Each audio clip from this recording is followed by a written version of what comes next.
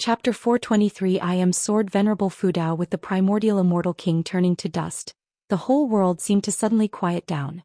Supreme Sex cultivators were all left staring at Guan, their eyes brimming with shock, while Wuxia standing before Guan was dumbfounded, his body rigid.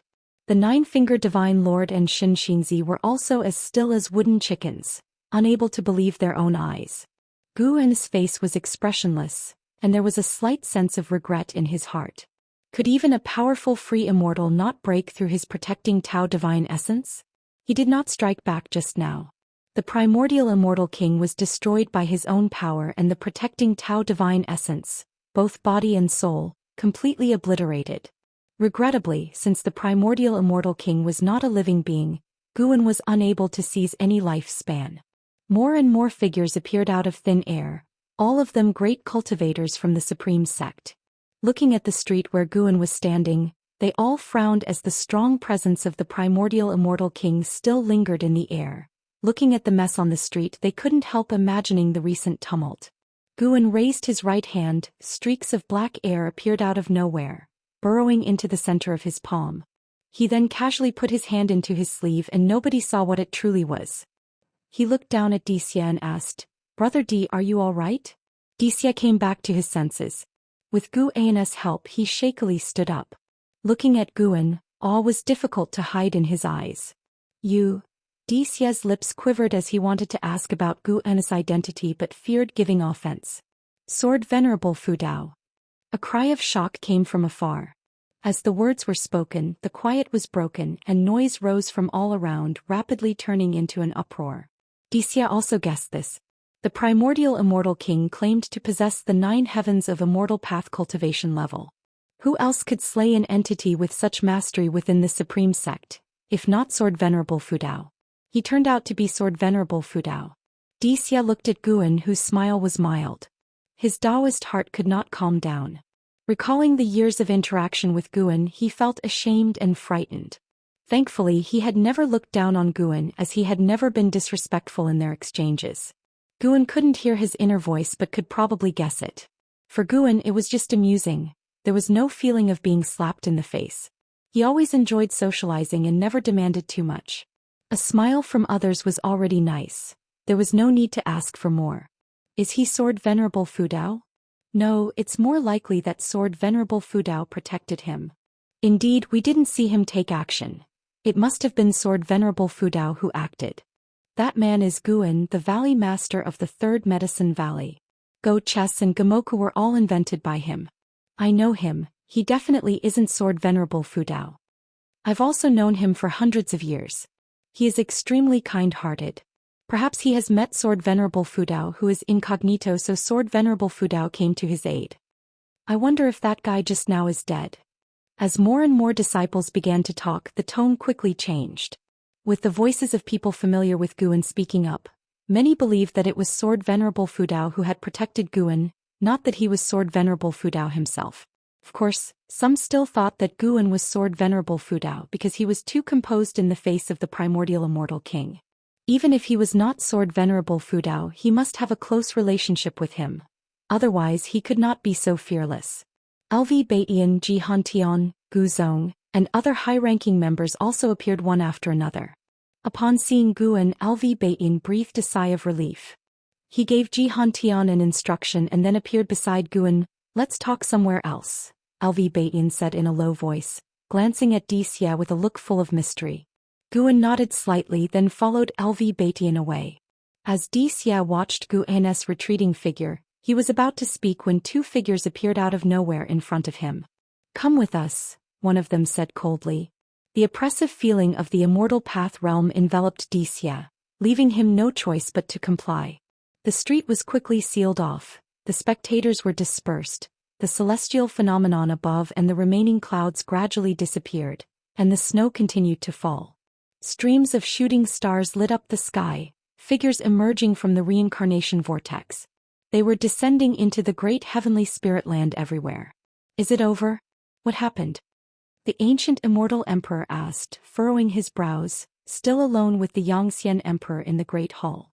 Xianxian emperor also sensed that the presence of the primordial immortal king had abruptly ceased. He pondered and said, probably Sword Venerable Fudao made a move. The place of the primordial immortal king's descent, Xianxia Emperor would not forget. That was a place that brought shame to the immortal dynasty. Slain by Sword Venerable Fudao, a powerful heavenly spirit, the immortal dynasty dared not seek revenge, a situation that naturally caused extreme dissatisfaction within its ranks, towards the higher-ups and towards Xianxia Emperor. Although Xianxia Emperor was wary of Sword Venerable Fudao, he did not expect Sword Venerable Fudao to cause the momentum of the primordial immortal king to vanish so quickly. Taizong continent. What exactly happened there? Xianxia Emperor suddenly wanted to take a trip there. At this moment, not only he but even the holy minister of the holy court wished to visit the supreme sect. Such a domineering primordial immortal king. It was not likely that he would have subdued his presence upon arrival. It was highly possible he had been suppressed. Sword Venerable Fudao, who exactly are you, a sacred being, and what is the purpose of hiding your identity? The holy minister sat on his sacred chair, his gaze deep in thought. The holy gods in the hall were also discussing the matter. The sudden disappearance of the aura of the primordial immortal king made them uneasy regardless of the outcome. An hour later, Guan leisurely returned to the Third Medicine Valley. Just as he got back, he was surrounded by a throng of disciples. News about what had happened in the Outer Gate City spread rapidly. Guan's name and that of Sword Venerable Fudao were widely circulated, though stories varied. However, one thing was certain, Guan was very likely related to Sword Venerable Fudao. The disciples had heard before that their master's cultivation level was extraordinary. Now hearing this, how could they not be excited? Facing their inquiries, Guan said helplessly, I must confess I am Sword Venerable Fudao. I have always interacted with you in the guise of an ordinary valley master of Medicine Valley, but in return, you have not shown enough reverence for me. This intervention was unexpected. As soon as these words were uttered, they immediately provoked exclamations from the disciples. Yu Yingying in the crowd couldn't help but snort, what an act. She also harbored doubts in her heart. Previously, Xianxia had wanted to kill her but then suddenly stopped. Could it be related to Guan? Is Guan truly Sword Venerable Fudao? That should not be the case. She had heard from Xian Tianyi about his life story, and he was just over 700 years old now. At such an age, how could he be Sword Venerable Fudao? His flippant tone made it impossible for her to speculate wildly. Not just her, the other disciples also felt that way, always feeling that Guan seemed to be joking. Guan did not elaborate further, letting them guess. Was it true or false? Letting a bit of suspense remain in life was rather interesting. It's worth mentioning that previously, LV Baitian had assured him that he would find a way to suppress this incident. LV Baitian thought that Guan's intervention was to protect the supreme sect. Of course, he had more reasons hidden in his heart. He feared the exposure of Sword Venerable Fudao's true identity, which was also the thought of the supreme sect's core leadership. If other powers learned of Sword Venerable Fudao's true identity, that would not be good. They were not afraid of Sword Venerable Fudao getting into trouble, but rather someone enticing him away. The holy court was the best example. Guan freed himself from the disciples' entanglement and went to his own loft, and then was properly blocked by Ji Xiaoyu. Was that commotion caused by you? Ji Xiaoyu asked. Guan shook his head and said, somebody fell from the sky, wanted to steal my crown. He was about to chop at me, then suddenly he vanished. As he spoke, he patted his chest, showing a scared expression. Ji Xiaoyu, pensive, couldn't help but feel a sense of familiarity with Guan's description. Seeing her distracted, Guan didn't continue talking and entered alone. When Guan closed the door, Ji Xiaoyu was startled awake. She turned her head to look at the second-floor door, her eyes filled with disbelief. Could it be the Heaven and Earth Path gang? Even so, to think of extinguishing such an existence. Ji Xiaoyu was filled with shock, Guan becoming incredibly mysterious in her mind. As time passed, the incident at the Outer Gate City quickly spread, and even with the efforts of the Supreme Sect to suppress it, the name couldn't be stopped. Various powers heard of one name. Guan. After returning to his room, Guan took up the Green Hero Travelogue. He could feel that the followers of the primordial immortal king had all descended to the mortal world, and they were going to bring disaster. He had no interventionist ideas. Because this disaster would cause the immortal dynasty and the holy court to temporarily cease hostilities, which was actually a good thing. The Immortal Dynasty and Holy Court's war affected even more creatures. Moreover, with Gu An's current insight into the laws of fate and karma, he could see farther calamities. No matter how he intervened, the fate of the great heavenly spirit land would never disappear permanently. There is birth and death, fortune and misfortune. These are the laws of all things in great heaven and earth. After the extinguishing of the primordial immortal king, the winter snow fell even heavier. In the following days, more and more people came to the Third Medicine Valley for Go games and visits to see Guan. Guan didn't meet with strangers. He continued to linger in his various medicine valleys, harvesting medicinal herbs. When he went to the Nianchu cave, Tian Yaoer and the other two girls inquired about the roaring of the primordial immortal king. He comforted them briefly and then began to give them guidance in their cultivation. Life was quite busy. Apart from picking medicinal herbs, Guan also had to teach Tian Yaoer, Tian Qing, Tian Bai and an Exin. Aside from that, he had to take time to cultivate and nurture his body. In the blink of an eye, the spring festival arrived. On the morning of the spring festival, Guan made a trip to the inner sect city, drinking with Wu Ju at an inn while listening to a storyteller talk about overseas matters. That immortal Lord Qin is said to be an ancient great power from 10 million years ago, resurrected from reincarnation, needing to devour the souls of countless immortal cultivators to reconstruct his body. The storyteller's tone was filled with emotional provocation. Even Guan and Wu Ju were captivated by his words. Wu Ju turned his head to look at Guan, curiously asking, "What exactly is your relationship with Sword Venerable Fu Dao?" Guan glanced at him and said, "I am Sword Venerable Fu Dao." "What do you mean by what relation?" "How could that be? I've watched you grow from the Foundation Establishment realm to today. If you are Sword Venerable Fu Dao, then I must be the Xian Emperor." Wu Ju exclaimed with wide eyes. Gu An's gaze followed to the stairway entrance. Someone was coming up. Xian Emperor, Free Immortal Realm Level 16, 908, 922/50, 000, 000/100, 000,000. Chapter 424. Giving Face to Seniors Over 6 Million Years Old. A Free Immortal. A lifespan of 50 million years. The ultimate lifespan of 100 million years. Truly worthy of being the current lord of the Immortal Dynasty. Guan looked at Xian Emperor and felt deeply moved as these numbers demonstrated the Emperor's formidable power. Wu Ju continued to refer to himself as the Xian Emperor, oblivious to the true Xian Emperor approaching. The Xian Emperor, dressed in a purple robe with a handsome face, exuded a transcendent aura even without donning the golden robe and crown of an immortal emperor. His eyes were particularly bright and piercing, his brows hardly concealing his pride. The arrogance nurtured over millions of years made him unforgettable at a glance. The Xian Emperor did not glance around the second floor, his gaze fixed directly on Guan. He walked towards Guan, reaching Wu Ju's side, and upon hearing the name Xian Emperor mentioned, he remained unperturbed. Looking at Guan, he extended his hand in greeting and said, "Daoist friend, may I sit and chat with you?" Guan glanced at him and nodded slightly, following which the Xian Emperor sat down. Wu Ju observed the Xian Emperor, sensing an extraordinary poise in him. "Do you know each other?" Wu Ju curiously asked, aware of Gu An's strong networking skills and friendships across the Supreme Sect, which he greatly admired. Before displaying his talent, he had not one friend. Guan replied, "We do not know each other, but to meet is fate, is it not?" Upon hearing this, the Xian Emperor smiled and nodded in agreement.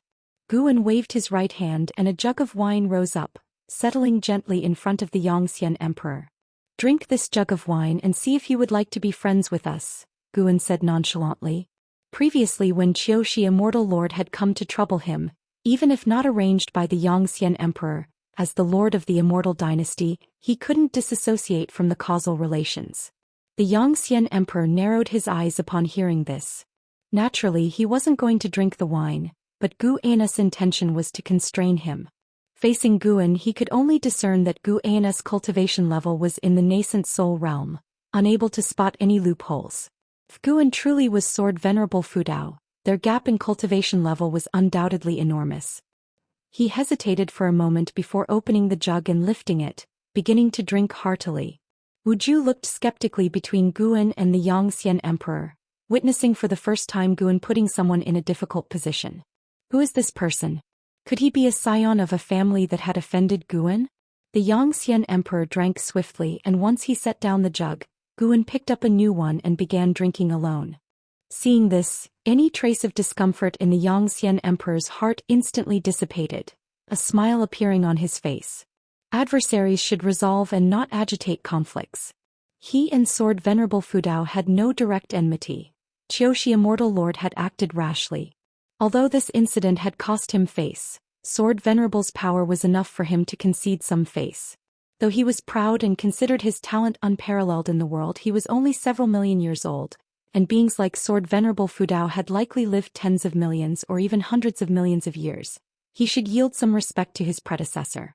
After finishing his drink, Guan put down the jug and started making casual conversation with the Xian emperor. The two tactfully avoided revealing their true identities, acting as if genuinely curious about each other. Wuju joined in, guided by Guan, and they returned to discussing the Xian emperor. Wuju admired the Xian emperor, who had faced interventions from the Holy Court during his tribulation crossing and had boldly initiated war. Perhaps it was a calculated move, but it was done openly, which he liked about the Xian emperor. For some reason, Guan felt like he was being scolded. Little bastard who says he isn't straightforward and honorable. The Xian emperor, however, was all smiles, finding Wuju more and more agreeable. The three drank and chatted, growing familiar with one another when Guan sighed, "I feel like we were born in the wrong era. Why does it seem like our generation always faces endless tribulations?" Wuju nodded, sharing the sentiment. The Xian emperor said, "Every generation feels like this, remembering only the hardships. But such is life, continuously experiencing trials." He thought Sword Venerable Fudao was hinting at him and felt compelled to explain. With the Immortal Dynasty and Holy Court vying for power, the world seems embroiled in great turmoil, but in fact friction between the two powers had always existed. To the major sects, the past might have seemed peaceful, but for the common people, every century brought various hardships. It is said when immortals fight, mortals suffer, and the battles between immortal path cultivators also bring disasters to mortals. Our very reason for pursuing immortal cultivation is to withstand the incessant trials that follow, the Xian emperor earnestly stated, clearly implying that the turmoil between the Immortal Dynasty and Holy Court affected the world's structure. Yet for ordinary beings, it's just a change in who causes their sufferings. Life is always filled with suffering, a common worldly norm. Wuju felt this made sense and remarked thoughtfully, "Who knows how long this tribulation will last? It always feels like it will be difficult to end within 100 or even 1,000 years. Of course, because this great heaven and earth is too vast, far beyond your imagination. In ancient times, when the primordial immortal king unified the great heaven and earth, it took 1,000,000 years. When the Holy Court rose and swept across the world, pushing back the Immortal Dynasty, it took 3,000,000 years. The battles of heaven and earth are beyond mortal comprehension," the Xian emperor replied, nodding. This response made Wuju look at him quizzically. This person seems very knowledgeable. What is his origin? Suddenly, Guan asked, "Do you think in the struggle between the Immortal Dynasty and Holy Court, they might both end up weakened, leading to a new ruling power in the great heaven and earth?" Xian emperor's expression suddenly turned unnatural, and his gaze toward Guan became complex. Wuju frowned and said, "That's not possible, right? Is there any other sect that can compare with them?" "Now there isn't, but what about in 10,000, 100,000, or 1,000,000 years?" Guan shook his head. He paused, then added, "Besides, I've heard that strong beings always descend from outer heaven, and even heavenly demons reincarnate in the mortal world. Couldn't they be preparing their own forces?" Wuju frowned, thinking there was reason in Guan's words. Xian emperor's complexion returned to normal.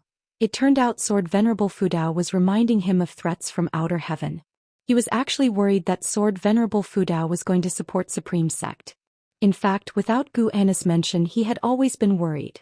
The primordial immortal king was the best example. Though a fallen spirit of the Immortal Dynasty, he knew nothing about it. He even felt that there were unknown forces stirring within the Immortal Dynasty. He couldn't help but think back to those immortal spirits who had supported him in starting the war, each one of them seeming suspicious. The storyteller's voice continued to spread. But the trio's conversation didn't attract anyone else's attention because the inn was filled with people boasting.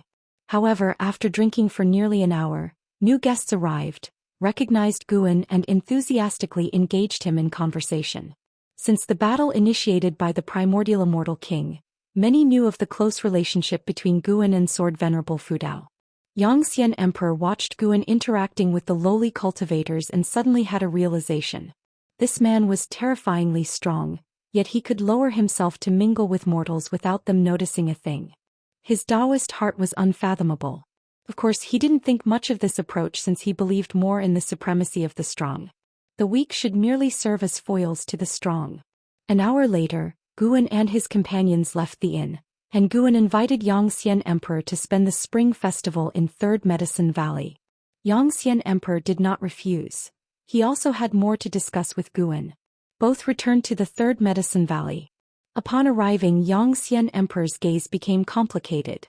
Divine thought, true immortal. Reincarnation, tribulation aura. And mortals with strong chi blood and not a trace of spiritual power. He even saw 2 reincarnated heavenly demons. Something was off about this valley. The Third Medicine Valley was festively decorated. Even Zhou Xian and the Sun and Moon Netherworld Emperor, who rarely shunned cultivation, were playing chess with disciples everywhere. The Sun and Moon Netherworld Emperor turned his head toward Guan. His pupils contracted sharply on seeing Xian Emperor. His first instinct was to flee, but then remembering Guan's strength, he reassured himself. Guan would protect him. There was no need to be afraid here. Would Xian Emperor dare oppose Sword Venerable Fudao? That day, the aura of the primordial immortal king was overwhelmingly strong, yet he was reduced to ashes before Sword Venerable Fudao. From that day on, Guan was regarded by the Sun and Moon Netherworld Emperor as the most powerful being in the great heavenly spirit land. He even suspected Guan was Xingtian. Apart from Xingtian, who else in the great heavenly spirit land could be so powerful?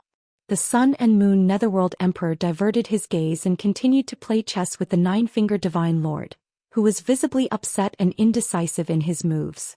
Guan walked further into Medicine Valley, introducing the situation of the Third Medicine Valley to Xian Emperor. Xian Emperor grew interested in the Third Medicine Valley. Subsequently, Guan asked Longqing to entertain Xian Emperor. He had himself to meet Shenzhen. Shenzhen was messing around in his bookshelf again. Ever since learning about Guan's strength, Longqing had taken very seriously any tasks given by Guan. This was his chance to perform. He was very enthusiastic with Xian Emperor, who found him quite interesting as well. Not sure why, Xian Emperor felt that Longqing seemed familiar, as if he had met him in a previous life. He guessed that he might have encountered Longqing's past life. However, this was Sword Venerable Fudao's territory, and Longqing addressed him as master, so Xian Emperor wouldn't dare act recklessly. As dusk approached, all disciples gathered in the loft area. Some sat drinking, others stood arm in arm, and yet others were sparring to enhance the festive mood, keeping the atmosphere lively. Xian Emperor's attention was on Guan. He saw Guan surrounded by Shenzhen, Zhenqin, Yilan, Zhou Xian and an Exan with Shenzhen and Zhenqin directly beside him, sparring verbally. Zhenqin was nearly putting her feet on the table. This gave Xian Emperor a deeper understanding of Sword Venerable Fudao. This man truly was a hidden hermit. Yilan watched Zhenqin verbally sparring with Shenzhen, a smile on her face. Not that she found Zhenqin's actions appropriate, she simply enjoyed the atmosphere. It was different from the subsect where people revered her, making her feel as though she had returned to Mystic Valley 700 years ago. After so many years, how could recalling the original intentions not be wonderful? Zhou Xiaoyu watched Guan intently. He could see the displeasure in her eyes. What could he do? Everyone insisted on coming to Third Medicine Valley to celebrate the festival with him. It was unstoppable. At least Jiangqiong was better, waiting for him in the 8 scenic caves. How good it was to interact privately. More crowds always lead to trouble. Chapter 425 Xianyu Divine Dynasty Sky Demon Great Sect. After the festival, Guan went to Mystic Valley on his own. He wasn't worried about Xian Emperor causing trouble in the Third Medicine Valley. If Xian Emperor dared to entertain such thoughts, Guan could make him disappear in an instant, even erasing all his karma, making all beings forget the Xian Emperor ever existed. When Xingtian and Jiangshi saw Guan, They were extremely excited. Guan had initially planned to just go through the motions, but he didn't expect them to be so thrilled. Thus, Guan let the two of them demonstrate their recent cultivation results, then gave them guidance one by one, to their immense surprise and delight. After fussing around for an ancient hour, Guan finally entered the 8 scenic caves. He emerged from the grotto and in the distance, he saw the immense green vine tree with a young woman in green swinging under it. It was Xianxia. She was barefoot with no jewelry on her hands, her long hair casually draped over her shoulders, exuding an aura of pure innocence, unlike her past demeanor as the demon cultivator of the Thousand Autumn Pavilion. She turned her head and upon seeing Guan approaching she couldn't help but snort coldly. As Guan drew near, Xianxia couldn't resist mocking, "Where were you indulging yourself last night?" Guan didn't indulge her and replied gruffly, "Do you need something from me? Aren't you the sect master of Zhuhua sect? I heard your sect also celebrates the spring festival, shouldn't you be overseeing everything?" "What's there to oversee? I've raised so many people, it's time I took a break," huffed Xianxia. She stood up, her feet pressing into the grass.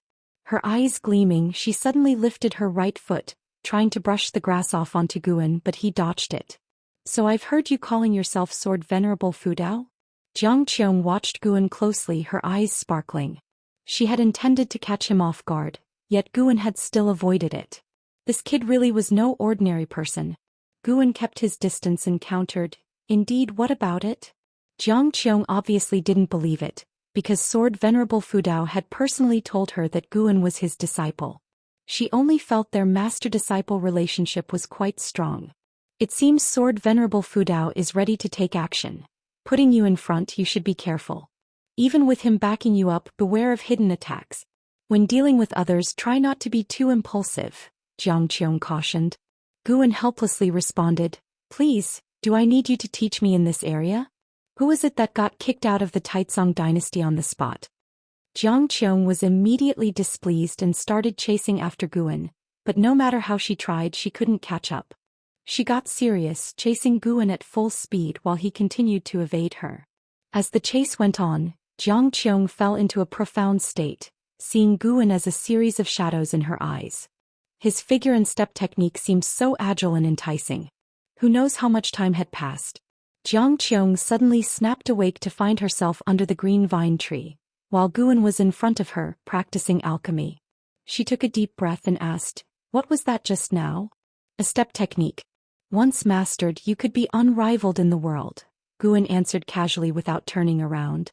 What he had taught was the eternal measuring heaven Dao step, an advanced version of the stepping path of ages step. Aside from himself, no one else had learned it yet. Towards Yi Lan and Zhen Qin, Guan could only encourage them to pursue their cultivation level as far as possible, and to cultivate other Daoist sorceries only after reaching nirvana. Xianxia was different. Her maximum lifespan was over 5,000 years, she would certainly achieve nirvana, so learning divine skills in advance wouldn't delay her cultivation. "What's it called?" Xianxia asked curiously, certain such a precise step technique had to be an inheritance from Sword Venerable Fudao. Guan glanced at her and said, "Eternal measuring heaven Dao step. Don't spread it around or it'll bring big trouble, and I mean trouble from beyond this world." Upon hearing this, Xianxia became both nervous and excited. She eagerly pounced towards Guan. She hugged Guan tightly, wanting to plant a kiss on his face, but was blocked by his palm. Instead she ended up kissing his palm, tickling him. "I haven't loved you for nothing, rest assured I will definitely succeed," Xianxia said joyfully. Guan pushed her away and said, "Then you'd better start practicing now. To master this divine skill, I'm afraid it might take 1,000 or even 10,000 years." Xianxia didn't believe it and immediately got up to begin her cultivation. Guan turned his gaze back to the pill furnace. Below the pill furnace, the flames flickered, burning out only to reignite, continuously cycling through a state of reincarnation. With time flying like an arrow, Guan once again seated himself in front of the pill furnace, kindled the fire and turned his head to look. Xianxia's figure shifted about, resembling a white swan, elusive and difficult to track. She suddenly appeared beside Guan, her right hand to her forehead, followed by a fall, her hands clasping Guan's upper body, resting her head on his shoulder. Why, after 100 years of practice, Can I still not even enter the threshold? Zhang Qiong said in anguish. It had been a century since she had received the eternal measuring heaven Dao step, and over the years she diligently cultivated but failed to grasp it, so she came to Guan for advice. She had just demonstrated it, and with her mystic heart realm cultivation level, she couldn't even take 20 steps. Guan remained leaned upon and said, I've told you before, this divine skill isn't so simple to master. The fact that you can take so many steps already proves your diligence. Zhang Qiong sighed, dispirited. After resting for a while, she brought up worldly affairs. The reincarnation shadows brought by the primordial immortal king wreaked havoc everywhere in the mortal world, and they were given a unified name, Xianyu Wraiths. A century had passed, and rather than being eradicated, the Xianyu Wraiths had grown stronger and had even established the Xianyu Divine Dynasty. Apart from the Xianyu Divine Dynasty, a sect named the Sky Demon Great Sect appeared in the mortal world, supposedly all reincarnations of heavenly demons. While the Immortal Dynasty and Holy Court were struggling against each other, they spared efforts to confront the Xianyu Divine Dynasty and the Sky Demon Great Sect. Not only did they not succeed, but they also suffered repeated defeats, allowing the enemies to gain tremendous momentum. Now the Immortal Dynasty and Holy Court had begun to cease their wars, turning their spears towards the Xianyu Divine Dynasty and the Sky Demon Great Sect, and the mortal world faced new uncertainties.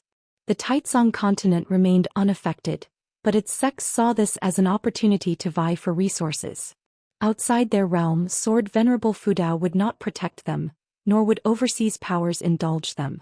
The Juhua sect was one among these, constantly expanding their reach. Last year they encountered a demon of the Sky Demon Great Sect and lost tens of thousands of disciples in the fray. This incident enraged the Juhua sect, but the power gap made them wary of seeking revenge. Zhang Qiong was telling Guan all this not to seek help, but just to discuss the outside situation, and Guan had no intention of intervening. Over the years, the reincarnation vortex continually spawned Xianyu Wraiths, bolstering the strength of the Xianyu Divine Dynasty. Certainly there were great karmic forces at play behind this. Who knows if the Immortal Dynasty and Holy Court have really reconciled?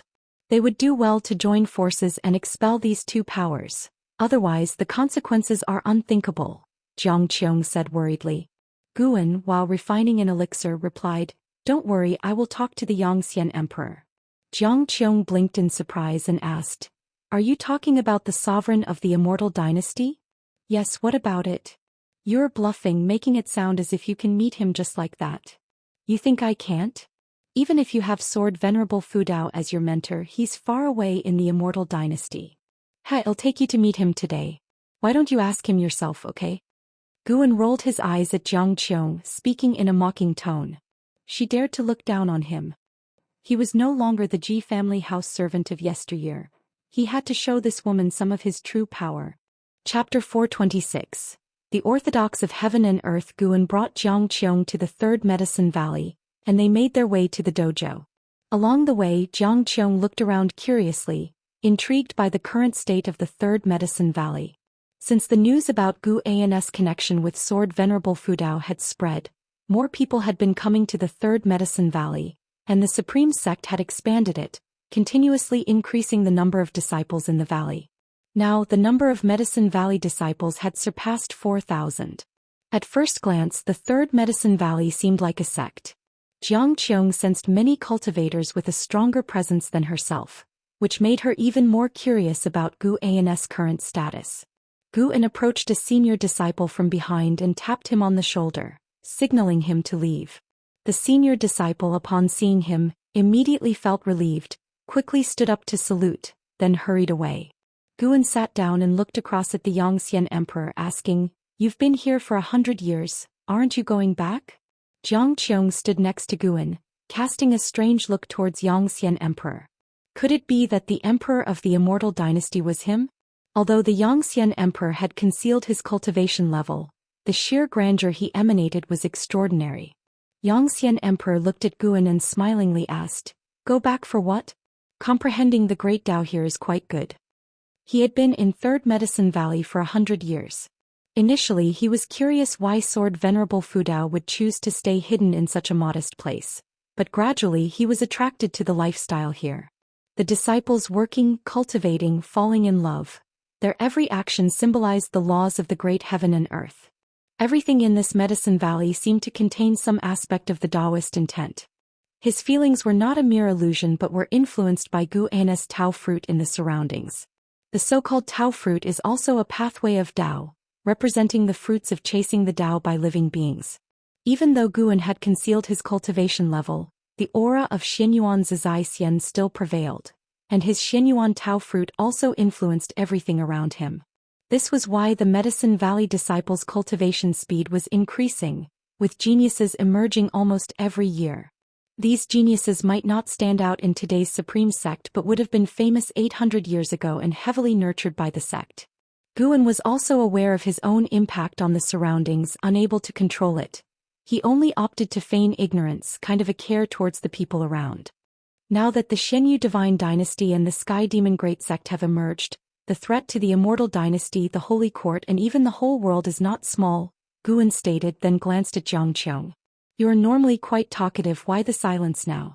Jiang Qiong was skeptical and didn't just blurt out anything, plus she never really intended to seek out the Xian Emperor. She just wanted a topic to discuss with Guan. Xian Emperor replied, "The world is in chaos. It's normal for variables to emerge, let them be." He watched Guan make his move on the board, his gaze subtly changing. He was about to win this game, but with Gu Anna's move, the situation on the board shifted. Though it wasn't a resurrection from death, it made him sense danger. It seems the Immortal Dynasty is not shouldering the mission of all living beings, rather pursuing the victory of the major trends, Guan muttered with a slight smile. Xian Emperor perceived the implications in his words. He didn't avoid them but rather said, in different periods the targets pursued will vary. Whether it's the Immortal Dynasty or the Holy Court, when they first rose, they surely won the hearts of the people and shouldered the mission of protecting all living beings. But once you unify the world and become the Lord of all, you will become the common enemy of all beings in misery. There's no power in this world that can satisfy all living beings. From my perspective, the Immortal Dynasty should pursue other things, like the legitimacy of the great heavenly spirit land. Guan remembered the Immortal Dynasty's spirits once said that the Holy Court was established by beings from outer heaven. For the Immortal Dynasty, no matter how well the Holy Court did, they wanted to overturn it as it concerned the honor and disgrace of the Immortal Dynasty. Some things are more important than peace. After hearing this, Guan made no comment. Different stances naturally lead to different perspectives on matters. Since Xian Emperor was already aware of the chaos in the outside world, that was sufficient. In Gu Anna's eyes, both the Immortal Dynasty and the Holy Court were headed towards destruction. He could see far into the future. Everything has its destiny, including the current supreme sect he was in. Guan had no intention of making the supreme sect last forever, knowing that one day as old friends departed, the sect would lose its significance to him. Without the supreme sect he could still flourish elsewhere. He wasn't worried at all. The deeper he delved into causality and fate, the fewer burdens Guan felt.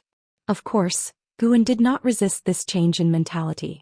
To live in this world, one should not be entangled by too many emotions and unnecessary worries. Jiang Qiong also pondered the words of Xian Emperor, curious about what he meant by the legitimacy of heaven and earth. Guan didn't linger. The current game couldn't be saved, his moves were just for play. He stood up and took Jiang Qiong to leave. Xian Emperor watched the few ingenious moves made by Guan, contemplative.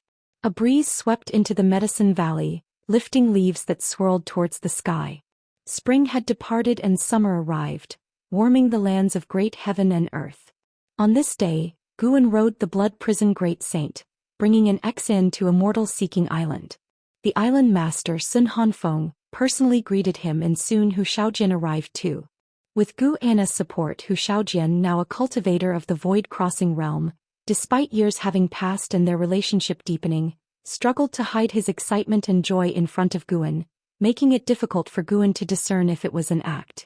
Guan asked Hu Shaojian to take an exean and the blood prison Great Saint for a stroll, while he discussed matters privately with Sun Hanfeng. With them gone, Sun Hanfeng finally said, "Master, demon cultivators from the Sky Demon Great Sect have been infiltrating Immortal Seeking Island frequently lately. I sense trouble brewing." Only places like the Taizong continent, protected by mighty beings, were relatively safe. Immortal-seeking island, despite its strong foundations, inevitably attracted covetous eyes. Guan had foreseen a tribulation awaiting Immortal-seeking island, which was why he had chosen to come. Do not worry, just manage the island calmly, no one will disturb Immortal-seeking island, Guan, holding his teacup, replied softly while blowing on the steam. Hearing this, Sun Hanfeng smiled. He was a disciple of Mortal World Peak, arranged by Guan to oversee Immortal-seeking island and treated well by Guan. The benefits he reaped each year were not small, and now he truly valued Immortal-seeking island, not wanting mishaps to befall it. Shortly after, Sun Hanfeng brought up various other issues, mostly regarding internal disputes or power struggles on the island. Guan spent most of the time listening, and when Sun Hanfeng asked for advice, he did not hold back his opinions. When Sun Hanfeng finished, Guan gestured for him to leave. After Sun Hanfeng departed, Guan remained seated, looking out toward the blue sky, his gaze reaching beyond the heavens and earth. He was looking at an old friend. Tattered clouds hung like torn fabric across the sky, and figures exuding demonic qi hovered in midair. Among them, one with the most intense demonic qi had a giant red fireball and deep red chains wriggling like snakes behind him. Their eyes were all fixated on a ruined and solitary island below, where trees were toppled and the ground upheaved, creating a pockmarked landscape. Dressed in black, Liya stood atop a pile of rubble, with a sword in his right hand and divine exotic city in his left, while divine exotic immortal spirit perched on his shoulder. Zhou Xian, is that all the capacity you have? Capturing me won't be that easy, Liya taunted loudly, a cold expression between his brows. Zhou Xian stood in front of the red fireball, toying with the chains around him, an indifferent expression on his face as he looked down at Liya. Liya, how long can you last relying on the power of divine exotic city? Join the Sky Demon Great Sect. Holy Court is not for you. You must sense the weariness of Holy Court. Without Xingdong, the chaos in Holy Court holds no merit for nurturing you. Liya frowned slightly upon hearing this. He had been in the holy position within Holy Court for many years but had not reaped significant benefits. Recently, the chi fortune of his position was extracted, making his cultivation unstable. He had no choice but to venture out, partly to clear his mind. As Zhou Xian raised his right hand towards the sky, he said, "The sect hierarch of Sky Demon Great Sect has yet to arrive here. When he does, he will transform this realm. There's not much time left for you. If you don't leave Holy Court soon, you'll perish along with it." Liya, frustrated, retorted, "So? Is living a lowly life really better than death?" At this, a fierce light flashed in Zhao Zihi's eyes. Liya said no more and tossed divine exotic city upwards. Quickly enlarging, it enveloped the whole island, emitting black mist from which divine souls and peculiar ghosts emerged, even revealing a colossal figure wielding an axe, instantly suppressing the momentum of the Sky Demon Great Sect's side. Divine exotic immortal spirit stood on Liya's shoulder, howling as if taunting the enemy. Zhao Xian huffed coldly, placing his right hand to his mouth, beginning to chant a spell. As he chanted, his own mana surged out, entering the red fireball behind him, which spouted explosions of intense flames and weird black spots wriggling on its surface. Just as the ghostly army burst forth from divine exotic city, the red fireball suddenly opened a chilling eye, freezing the whole realm as everything came to a standstill. While sipping tea, Guan observed that the Sky Demon Great Sect indeed possessed something powerful, utilizing the power of the silent destruction domain. He secretly passed mana to divine exotic immortal spirit. The stronger it became, the stronger divine exotic city would be, leading both parties into a stalemate. He had noticed some mighty beings stirring within the silent destruction domain, eyeing the great heavenly spirit land. These entities only dared to peer and feared to step into great heaven and earth. This disappointed Guan. The Sky Demon Great Sect borrowed the power of the silent destruction domain, while Xianyu Divine Dynasty tapped into the power of the reincarnation vortex. Both forces still tested the waters, uncertain whether they feared him or Xingtian. Guan indeed looked forward to their descent. If they provoked him, it would be the perfect time to harvest lifespans. Time swiftly passed. After battling for 2 ancient hours, Liya had escaped the encirclement, barely surviving this tribulation. However, Guan foresaw that Liya would be entangled in vendettas for many years to come. "Senior brother Li, the next millennium won't be easy for you," Guan murmured to himself, then stood up and walked outside the hall. Chapter 427. Divine Emperor's Descent. Autumn breezes wafted through Mystic Valley. Guan sat on a tree branch looking down at the sparring in the forest below. Xianxia and Xianxia were engaged in a close contest of martial moves and movement techniques. The master and disciple evenly matched. Xianxia possessed a maximum lifespan of 4,800 years, while Xianxia's lifespan could reach 5,000 years. Talent-wise, there wasn't a large gap between the two. After many years of cultivation, Xianxia had grown significantly. When it came to hand-to-hand combat, he could fight Xianxia to a standstill. However, their sparring didn't interest Guan much. Despite watching them, his thoughts were actually on Liya. Since escaping from a desperate situation, Liya had been chased by the Sky Demon Great Sect. Fortunately, no particularly strong entities had set their sights on him yet, and the strongest among his pursuers were only at the wandering Immortal realm. Liya was currently engaged in battle. Most followers within the Sky Demon Great Sect were reincarnations of heavenly demons, awakening their original souls, but there were also some infiltrators from outer heaven who had descended as demons, nearly all of whom had cultivation levels above the Immortal Dao fourth layer heaven. After years of warfare with the Immortal dynasty, the Holy Court's control over outer heaven was weakening. Guan lifted his gaze and saw figures coming and going from the great heavenly spirit land without anyone daring to block them. In such circumstances, the Sky Demon Great Sect was rising swiftly, spreading across the world like a wildfire. Guan's Immortal Seeking Island would be affected in the future as well. Watching Liya battling fiercely, Guan's thoughts drifted to the future, contemplating an appropriate time to reap the growth of the Sky Demon Great Sect. Guan had no intention of blindly playing the savior, but if threatened or if those he cared about were threatened, he would show no mercy. He lived in seclusion, but that didn't mean he would stand idly by. After observing Liya for a while longer, Guan's gaze shifted toward Anhao. Anhao was about to undergo nirvana. He was still imprisoned, waiting for the Xian Emperor to return. Once released after his nirvana, Anhao would re-emerge into the world, embarking on the path of the heaven-favored. Compared to Liya, Anhao's journey would be smooth, continuing his past grace. Guan then turned his attention to other old acquaintances, and as he did, his thoughts suddenly turned to Xiaochuan and Yangjian. Both had entered the reincarnation vortex, yet there had been no word from them, and Guan could no longer feel the destruction Dao seal on Xiaochuan's soul, indicating a great distance between them. After a long while, Xianxia came to the base of the tree looking up to ask, "Master, how did we perform just now?"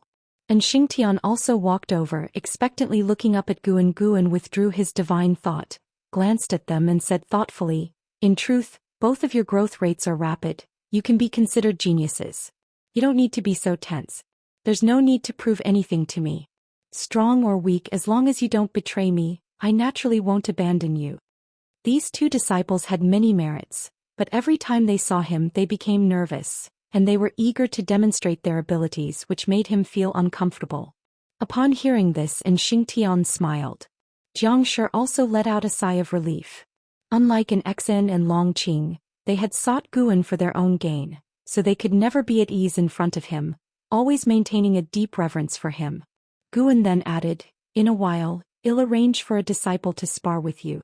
The two of you will take him on together to broaden your horizons." On hearing this, Xianxia's eyes brightened as he asked, "Is it a disciple from the Third Medicine Valley?" They had naturally heard of the Third Medicine Valley but had never been there. Even though Mystic Valley had a transmission array platform, the disciples from the two valleys were not permitted to use it for visits, a rule set by Guan himself. Anyone who violated this rule was expelled from Medicine Valley. "Yes, unlike the others, he's a direct disciple like you. This lad is combative, so don't underestimate him," Guan replied, and with that he descended from the tree. Upon hearing this, Xianxia and Xianxia tensed up again. Guan somewhat helplessly said, "Don't be nervous. Even if you lose, it's normal. My aim is just to enhance your practical experience." The two exchanged a glance, then forced a smile, clearly strained. Guan found it dull and shook his head, then turned and walked away, refusing their offer to follow. "Continue your cultivation. The tribulations of the world are increasing. Who knows, they might reach Mystic Valley one day and then we'll need you two to guard Mystic Valley." Upon hearing Guan's words, The pair stopped in their tracks, their fighting spirit suddenly ignited. They didn't believe Mystic Valley could be in danger. Clearly this was Gu'en's test for them. Gu'en made his way back to the Third Medicine Valley. As soon as he stepped from the transmission array platform, someone blocked his path. "I am Lu Changjing. I wish to have a word with the Valley Master if you may," said a middle-aged man standing before Gu'en, bowing respectfully. But before he could finish, Gu'en interrupted him. "Immortal Fall Gorge doesn't qualify." Gu'en walked past Lu Changjing heading towards his loft. Immortal Fall Gorge was Lu Changjing's sect, a great sect on the seas. Gu'en knew of it through the causal threads he saw surrounding Lu Changjing. The strongest within Immortal Fall Gorge had attained the divine immortal of wondrous Dharma realm, which in Gu'en's eyes indeed did not qualify. Upon hearing Gu'en's words, Lu Changjing's face flushed. He turned around wanting to speak, but seeing Gu'en's retreating figure he dared not show anger or figure out how to retain him. For Gu'en to speak directly of Immortal Fall Gorge indicated he truly did not regard it highly. Is he Sword Venerable Fudao himself or a disciple of Sword Venerable Fudao? Lu Changjing frowned and thought. Being rejected was regrettable, but the thought that the other party might indeed be Sword Venerable Fudao filled him with excitement. The Sword Venerable Fudao was an existence comparable to the Xian Emperor. Lu Changjing took a deep breath and turned to visit the main city of sect of the Supreme Sect. As he turned around, a figure barred his way. He looked up and involuntarily furrowed his brows. This emperor has some connections with Immortal Fall Gorge. "Take me there," the Xian Emperor said indifferently to Lu Changjing. Overwhelmed by the Xian Emperor's imposing aura, Lu Changjing cautiously asked, "May I inquire who Daoist friend is?" "Xian Emperor, have you ever heard of him?" "What?" Lu Changjing's face changed dramatically, a look of terror etched on his features. Passing disciples who heard the three words Xian Emperor instinctively turned their heads to look, as the Xian Emperor with a wave of his sleeve disappeared into thin air along with Lu Changjing. Far away, Xianxia, who was meditating under a tree, furrowed his brows, his eyes filled with a look of shock. That man was actually the lord of the immortal dynasty, the Xian Emperor. Over the past 100 years he had played many games of chess with Xian Emperor and always found him inscrutable. He hadn't realized his origin was so extraordinary. If even the Xian Emperor would come to spend a century in the Third Medicine Valley, what kind of legendary figures might appear in the future? Xianxia turned his head towards where Gu'en stood, feeling that Gu'en's silhouette was so majestic as if he could bear the weight of the heavens collapsing. 30 years later. At the subsect of Supreme Sect Yi Mansion. Gu'en and Yilan were enjoying tea in the courtyard. The fragrance of the tea pervaded the air, attracting several spirit birds to perch on the branches. It was a rare occasion without Zhengqin causing a nuisance. Gu'en and Yilan were both enjoying the moment. With one hand propping her chin, Yilan looked at Gu'en and asked with a smile, "Recently, Sujie from your Third Medicine Valley has become quite famous. Even the news has reached our subsect, hasn't it?" "That kid's talent is indeed outstanding.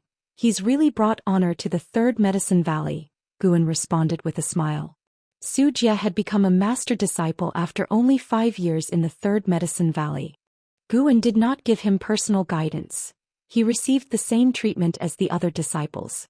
This resulted in Sujie not having a strong sense of belonging to the Third Medicine Valley, treating it merely as a stepping stone in his journey of cultivation. Sujie was not particularly enthusiastic about Sword Venerable Fudao, and Gu'en even heard him privately telling other disciples that he would surpass Sword Venerable Fudao one day. Yilan chuckled, "More and more geniuses have emerged from the Third Medicine Valley over the years, and your disciples all show up under my command." Her eyes held admiration as she looked at Gu'en. Even setting aside the fact that Gu'en was a disciple of Sword Venerable Fudao, she had always respected his own capabilities. Ever since they were young, it seemed there was nothing that her senior brother couldn't do. "Then he'll have to trouble you to look out for them more," Gu'en replied with a smile and picked up a piece of pastry from the table, which was made by Yilan herself. Although the taste was not particularly delicious, the sentiment behind it meant the most. Yilan curiously asked, "Would you say Sujie is your most outstanding disciple?" Sujie, with his lifespan limit of 9,000 years and dazzling talent, was someone Yilan also wished to recruit. Gu'en shook his head and said, "How could that be?" My most talented disciple is currently making a breakthrough. Oh, breaking through to which realm? The Nirvana realm. The Nirvana realm? Impossible. You're joking, right? Isn't this disciple much older than you? Not at all, he's 34 years younger than me. Someone over 800 years old breaking through to the Nirvana realm? I don't believe it. You're teasing me again, Yilan exclaimed with skepticism. She had never heard of anyone succeeding in reaching the Nirvana realm before 1,000 years of age. Guan laughed, offering no further explanation. He was talking about An Hao, who was undergoing tribulation with the help of immortal spirits from the Immortal dynasty, and even the Xianxia emperor himself was present to witness his tribulation. Boom! The sound of thunder rolled in from the skies. Yilan looked up to see dark clouds rushing in, carrying the potential to envelop the heavens. Yilan teasingly asked, "That wouldn't be the celestial phenomena triggered by the breakthrough of that disciple of yours, would it?" Guan also looked up and said, "Of course not. However, this commotion is indeed caused by a breakthrough." The holy minister was making a breakthrough, advancing to the free immortal realm. Guan sensed it was going to be an interesting event. With the eruption of this phenomenon, many powerful existences quickly flew towards the holy court. The Immortal dynasty, the Xianyu divine dynasty, and the Sky Demon Great Sect certainly wouldn't let the holy minister have a peaceful tribulation. After a quick calculation, Guan realized that the future held new variables. A free immortal could change the fate of the world. Yilan's eyes sparkled with curiosity upon hearing Guan's words. What kind of realm was capable of causing such a breakthrough phenomenon? It was at that moment that Guan saw a powerful aura coming from the depths of the cosmos. A meteorite wrapped in demonic chi was hurtling out of the silent destruction domain, bearing down on the great heavenly spirit land with unstoppable force. Such momentum suggested it had the cultivation level of the 9th layer of the free immortal realm. Guan hadn't been particularly concerned, for in recent years, there had been more than a handful of free immortals arriving in the great heavenly spirit land. But suddenly he felt a familiar presence. His aura was the Annihilation God Emperor. With memories of Long Zhan, Guan vividly remembered the aura of the Annihilation God Emperor. Indeed, this aura belonged to him, albeit not as powerful as what Long Zhan remembered. Chapter 428 Long Qing's fear Holy Minister broke through, Annihilation God Emperor descended. Guan recalculated the momentum of great heavenly spirit land and found that the future became blurred. Many things could not be thoroughly predicted. Most critically, Guan was unclear about the purpose of the Annihilation God Emperor's visit to the great heavenly spirit land.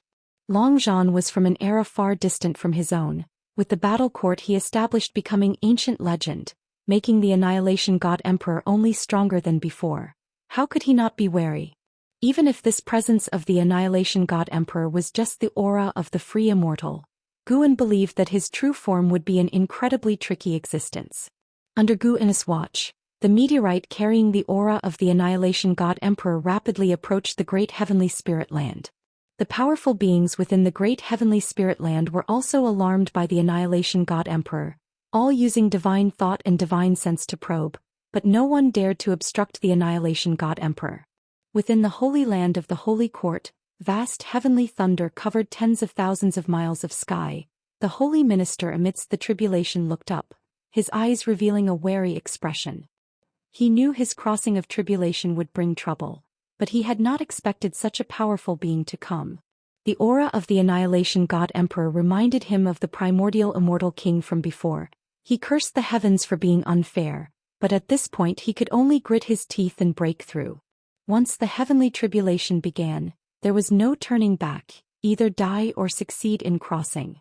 He leveraged the chi fortune of the holy court to break through. He could not afford to lose because if he failed the entire holy court would suffer greatly, chi fortune connecting every living being of the court.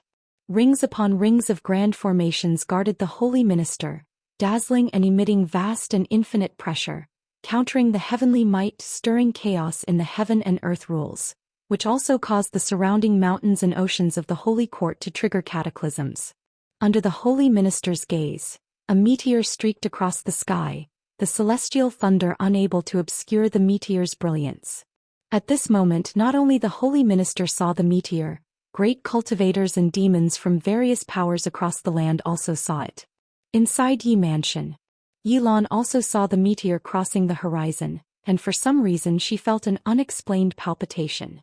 She couldn't help but look towards Guan and asked, "Did you see that meteor just now?" Guan nodded, said, "Did you make a wish?"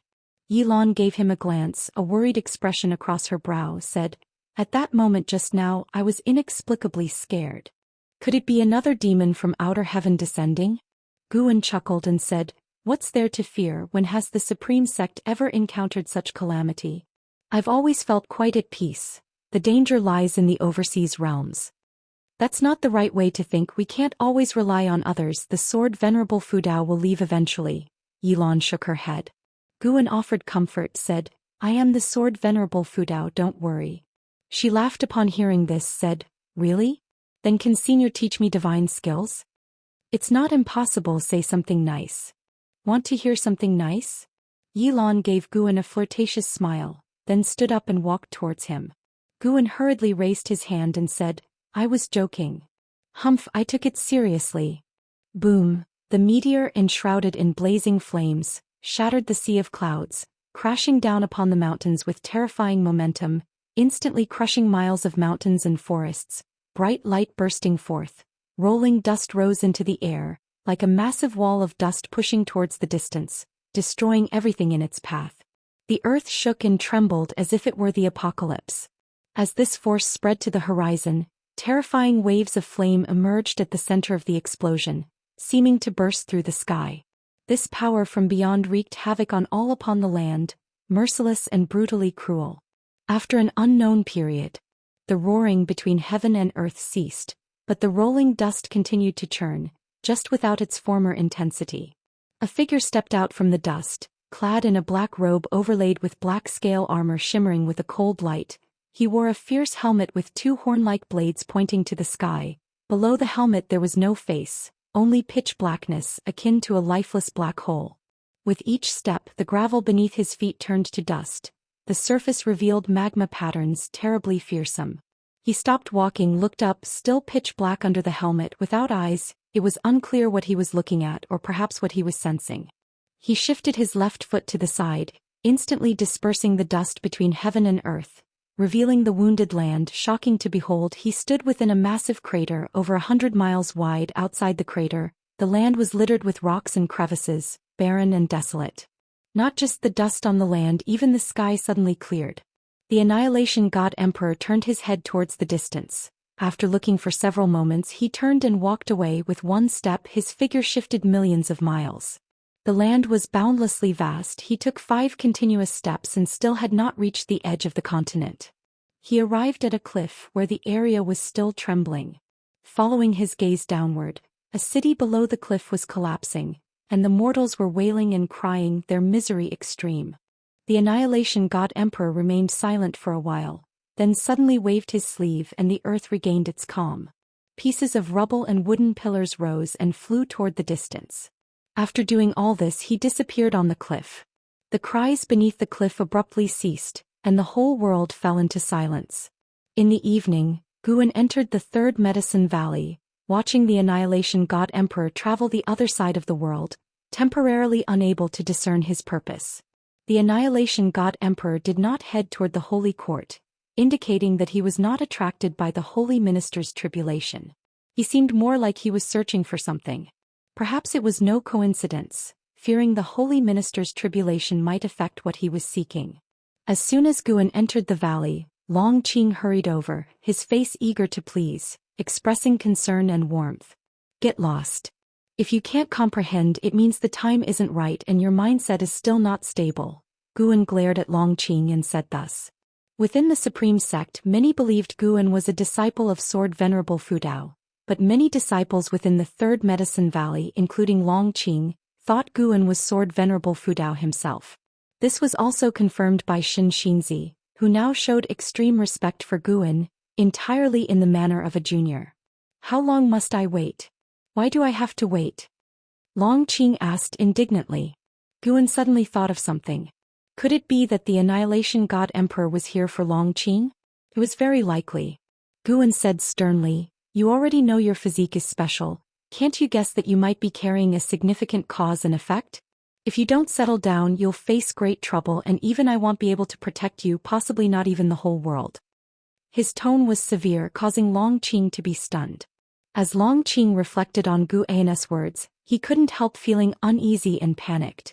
Guan was influencing his emotions with his Daoist intent. He had to scare the young man. Without absolute certainty, Guan dared not let Long Qing reveal his true identity. The cause and effect of the Dragon Clan were too significant, likely to draw the real body of the Annihilation God Emperor and the current battle court. Long Qing's expression shifted uncertainly, but Guan did not continue to frighten him and instead walked past him. Just a few steps away, an Xian arrived, reporting that some disciples were fighting and needed his intervention. Hearing the names of the fighters, Guan understood why an Xian had to seek him out. Two geniuses. Ranked among the top in talent within the valley, they had not yet completed their training, but already great cultivators and notable families were trying to recruit them. It's typical of geniuses. They tend to be arrogant, and when arrogant individuals meet, conflicts are inevitable. Guan followed an Xian, not feeling troubled, his thoughts still on the Annihilation God Emperor. The setting sun was like blood, but it didn't add a touch of tragedy over Third Medicine Valley. It was still full of vitality.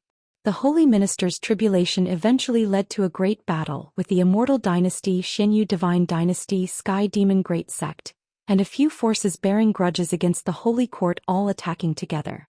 The battle was spectacular, prompting even Guan to watch. Despite the perilous process and countless casualties, the Holy Court survived the ordeal, and in the end, the Holy Minister made a breakthrough and even fought a great battle with Xianxia Emperor.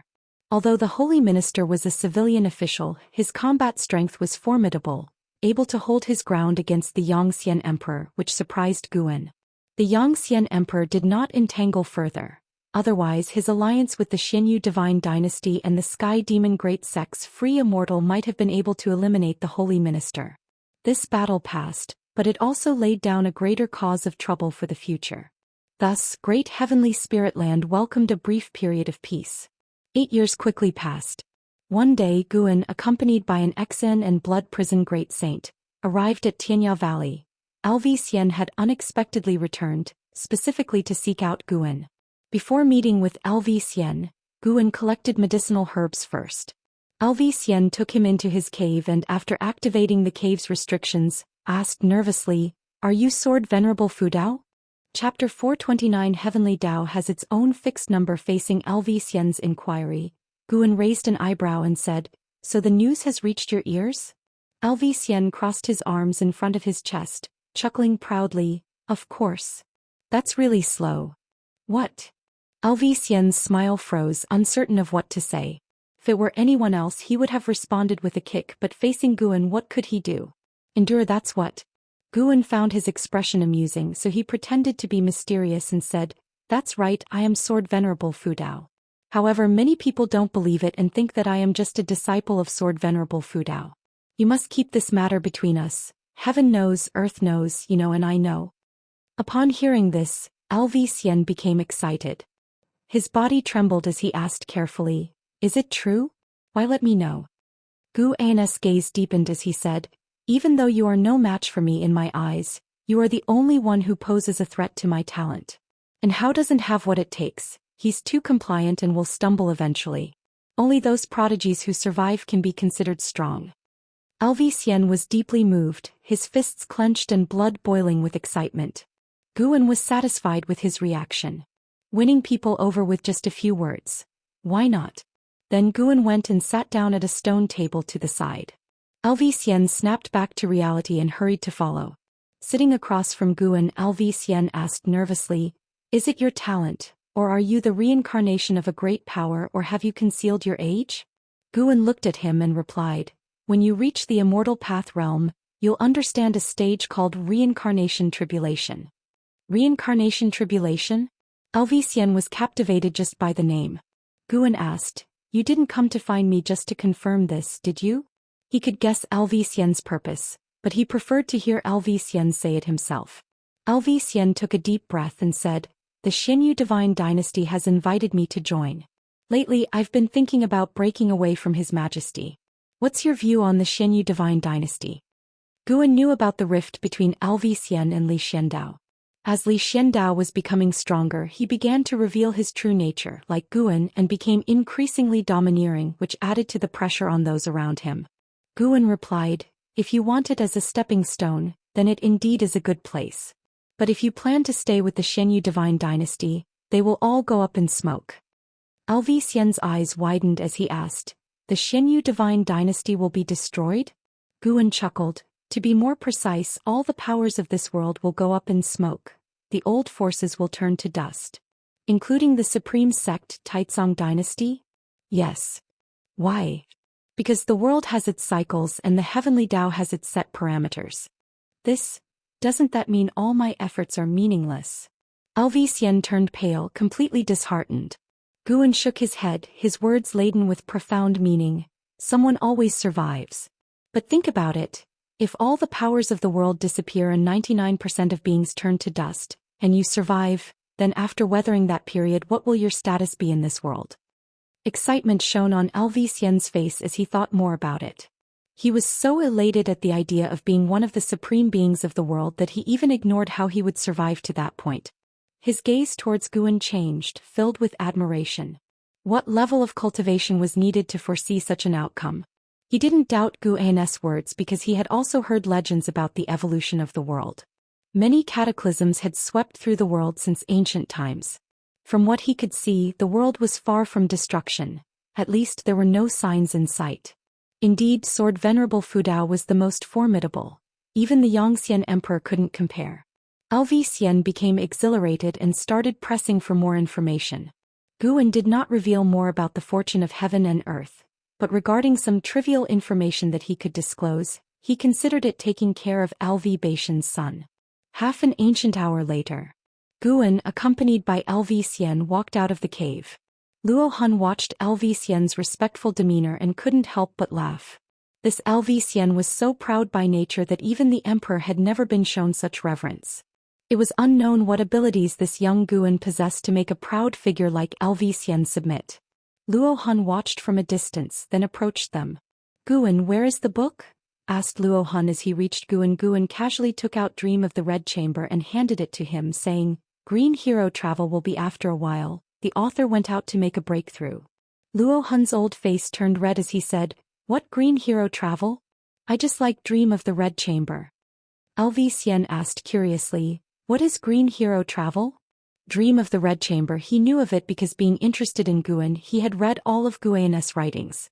An Exan walked over and, hearing their conversation, couldn't help but look at Luo Han with an odd expression, causing Luo Han extreme embarrassment, wishing he could find a crack in the ground to hide in. After Guan left Tianya Valley with an Exan and Blood Prison Great Saint, an Exan began disparaging Luo Han, saying she hadn't expected the esteemed Luo Han to read such vulgar books. Guan looked ahead, filled with dissatisfaction. Stinking girl, daring to scold indirectly.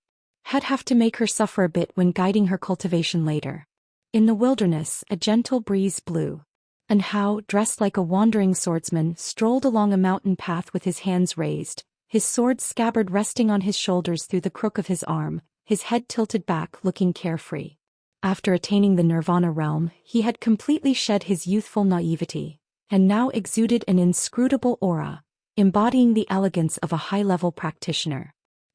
A gust of wind blew towards him from up front, rustling in Hao's hair. His half-closed eyes suddenly opened wide. He looked towards the top of the hill in front of him, where a towering figure stood, its black robe fluttering in the wind. Annihilation God Emperor. And Hao found that he couldn't see the stranger's true face, which meant that the stranger either possessed an extremely high cultivation level or had some kind of treasure on him. He believed the former was more likely. And Hao, who had traveled far and wide for many years, had encountered many powerful beings, yet none were as mysterious and formidable as the person before him. He was not afraid and continued walking forward. The Annihilation God Emperor stood still on the hilltop. As Hao passed by him, the God Emperor suddenly said, "Your life grid is extraordinary. You are destined not to belong to this world." And Hao stopped in his tracks, didn't turn his head, and instead gazed at the distant rugged mountains, asking, "Oh? To which world do I belong then?" "To a higher realm. Once you transcend the 9 heavens of the immortal path, you'll be able to go there." "Is that so?" May I ask if your excellency comes from that realm? And Hao did not sound surprised, his tone as calm as ever. The Annihilation God Emperor turned around. And Hao turned to face him only 5 steps apart. Looking under the God Emperor's helmet at the pitch darkness, and Hao felt wary but not intimidated. Even before Nirvana, and Hao often faced beings far surpassing his own realm. No matter where he was, he had never been afraid. He had long regarded life and death indifferently. Suddenly, a purple vortex appeared under the Annihilation God Emperor's helmet. And Hao unconsciously looked at it, his gaze changing and losing its brightness. Chapter 430. The strongest loneliness. And Hao had a dream in which he found himself seated upon an immensely grand chair, with a qilin crawling at his feet and true dragons swirling around his hands. Below him was a radiant starry sky, and figures exuding powerful auras floated beneath him like a series of steps. The sensation was incredibly wonderful. He felt as if he had control over everything and even experienced a sense of loneliness. Immersed in this feeling, he lost track of time. He did not know how much time had passed when suddenly, a dazzling golden light burst from the depth of the universe below and rushed towards him, turning the powerful figures along its path into ash. The golden light shone on Hao's face, making it feel scorching hot to the point of burning. And Hao suddenly opened his eyes, gasping for breath with sweat covering his forehead and his pupils still trembling. What met his gaze was the twilight sky, and his eyes instinctively caught the sight of the figure of the Annihilation God Emperor. The Annihilation God Emperor stood nearby, gazing up at the sky, seemingly lost in thought. And Hao sat up and was about to stand when the Annihilation God Emperor's finger pressed on his forehead, rendering him immobile. At that moment, and Hao felt his mana and chi blood freeze, making him extremely uncomfortable. Having reached the Nirvana realm, he had felt so powerful, confident to handle anything. But at that moment he felt as if he had returned to the mortal realm, feeling his own insignificance once again. He looked up at the Annihilation God Emperor, his expression of shock rapidly turning into one of resentment. You have the same look in your eyes as he did, possessing the same life grid, but you are still far from his level, the Annihilation God Emperor said, looking down at Hao. And Hao gritted his teeth and asked, "Who is he? His name cannot be mentioned. This entire great heaven and earth cannot bear its consequences.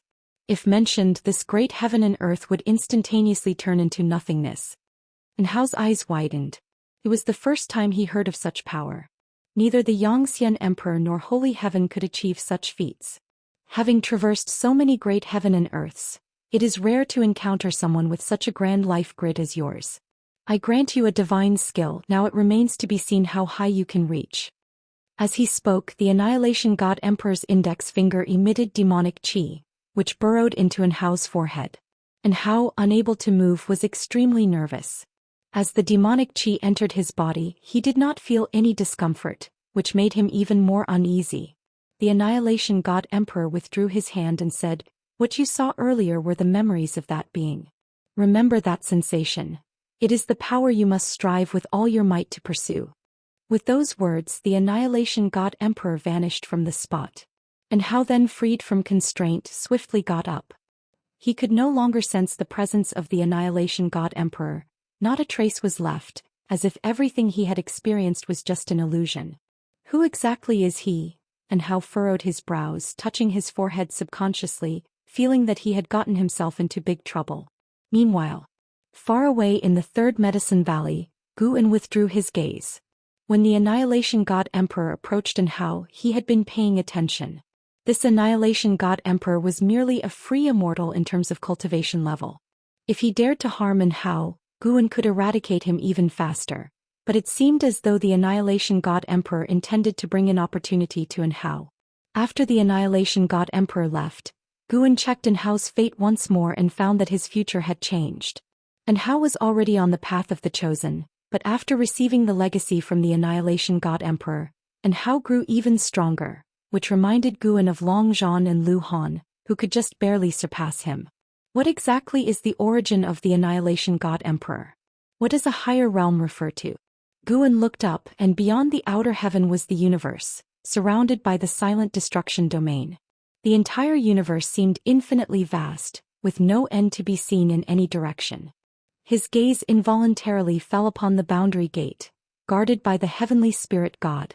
Perhaps to reach beyond the universe one must pass through that gate. But approaching the boundary gate would mean destruction by the heavenly spirit god, a terrifying existence capable of effortlessly annihilating the Daoist hidden immortal. Guan then thought of the immortals he had encountered. It seemed that there were even more terrifying and vast beings above the immortal path. Master, the sect leader is here to see you. A disciple ran up to Guan and whispered. Guan, standing in front of a wooden railing, withdrew his gaze and nodded to the disciple, then walked towards his loft. Returning to the room, Guan saw LV Baitin, who immediately rose to greet him. I've told you so many times, there's no need for such formality, it feels so alienating, Guan complained. As LV Baitin watched him walk over and sit down, he finally spoke. I was ignorant before. Knowing your true identity now, proper courtesy must be observed. Guan's face remained unchanged, but he was pleased inside. Old LV really understood people's hearts. He invited LV Baitin to sit and asked why he had come. Your disciple Xia had a conflict with the family. It was a misunderstanding and I have had the family release him and have tried hard to ease the relationship. However, Xia is still unhappy, LV Baitin began, his face showing helplessness as he spoke. Due to the prior incident with the Wuju, LV Baitin dared not be careless. With such extraordinary talent, Xia likely had Guan's guidance behind him. He had to handle the situation carefully. Guan replied nonchalantly, if he's unhappy so be it. The supreme sect must not indulge him. LV Baitin pondered the underlying meaning of Guan's words and responded, he's still young after all and his talent is indeed rare. He reminds me of An Hao in his earlier years. Mentioning An Hao made him think of an Exon, and his expression turned strange. When many things were connected they seemed so absurd. He also wondered what An Hao's feelings would be if he knew all this. An Hao didn't know who his own master was, only knowing that his master had transformed into Sword Venerable Fudao. Are there a shortage of geniuses in this world now? Just treat him normally, no need to consider me. He is just a passerby from the Third Medicine Valley and has not truly become my disciple, Guan said carelessly. Hearing this, LV Baitin became even more interested in Xia. Without the guidance of Sword Venerable Fudao, Xia had still shown such talent. Such a genius must be properly cultivated. The key was to bring him under his command to become his strength. Seeing Guan truly uninterested in Xia, LV Baitin started discussing other matters, hoping Guan would provide guidance for the future development of the Supreme Sect.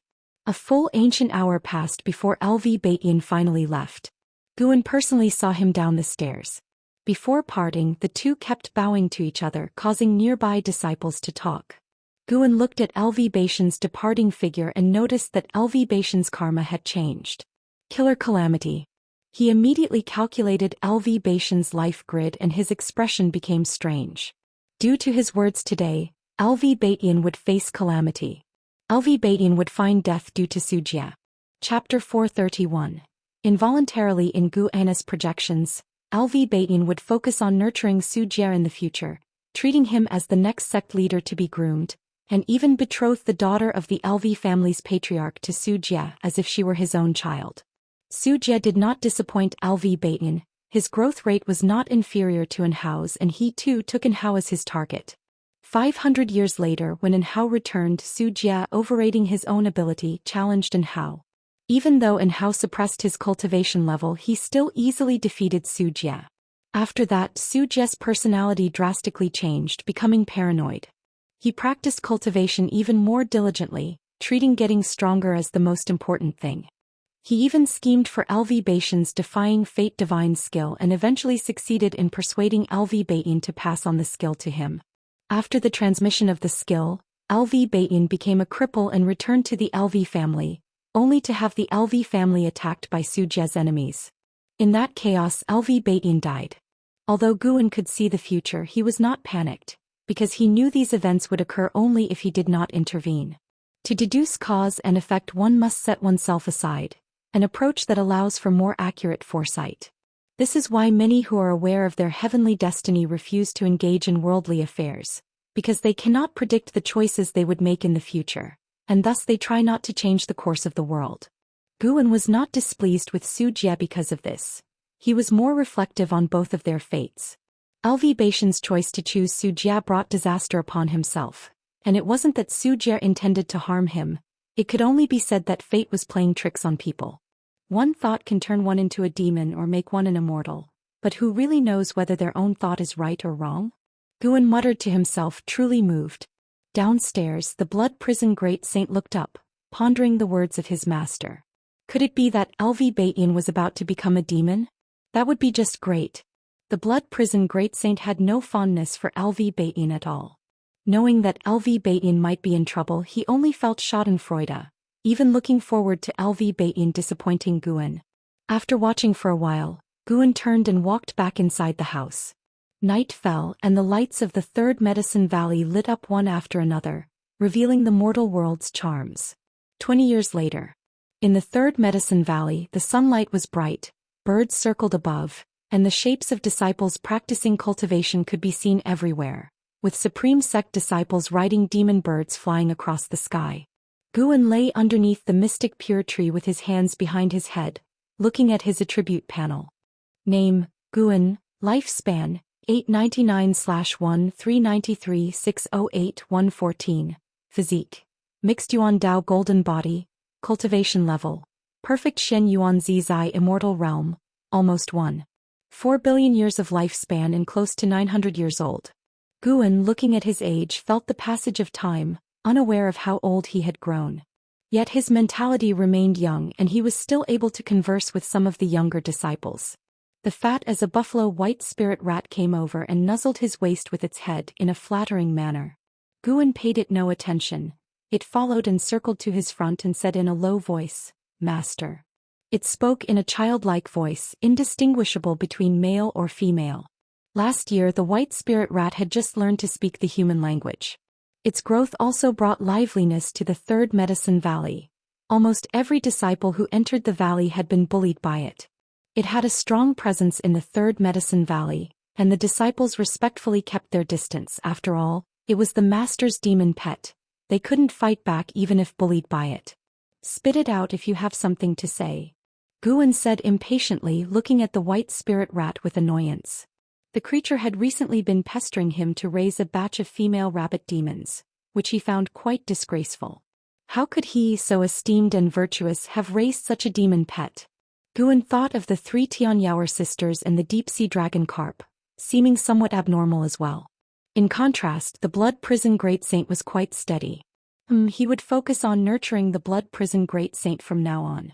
"Master, I had a dream earlier where I was cultivating and I still remember, it was a fist technique. Would you take a look?" The white spirit rat said softly, its beady eyes filled with excitement. Because of its obesity, it lacked the cunning look of a rat demon, appearing rather foolish instead. Guan sat up and said, "I want to see what fist technique you can comprehend." The white spirit rat spent years meditating under the mystic pure tree, consuming heavenly materials and earthly treasures, and its maximum lifespan kept increasing. In a way, this was also a talent, as not everyone could increase their lifespan just by being under the mystic pure tree. The white spirit rat jumped aside and then stood up, supporting its body on its fatty hind legs. Under Guan's gaze, the white spirit rat started to perform fists. As it threw its punches, gusts of wind kicked up the grass, drawing the attention of nearby disciples. Guan's expression was odd. The white spirit rat's fist technique was not impressive, clearly mimicking Long Qing's moves, yet a mountain of flesh-throwing punches was very bizarre. To say it was comical, but its body moved rhythmically. Each punch was executed with precision. After the white spirit rat had demonstrated a set of fist techniques, it turned to look at Guan with a hopeful expression. Guan pondered for a moment and said seriously, "Not bad, you can challenge Qing or Dao." Upon hearing this, the white spirit rat was overjoyed and immediately bade farewell to Guan. It was off to challenge Long Qing. After sending off the white spirit rat, Guan continued to lie down, enjoying his leisure time. Doing nothing but lying there was quite interesting too. However, this peaceful life was about to be shattered. The Annihilation God Emperor, who had been traveling the mortal world, had already arrived at the Supreme Sect. Judging by his pace, it would only be a matter of time before he entered the third medicine valley.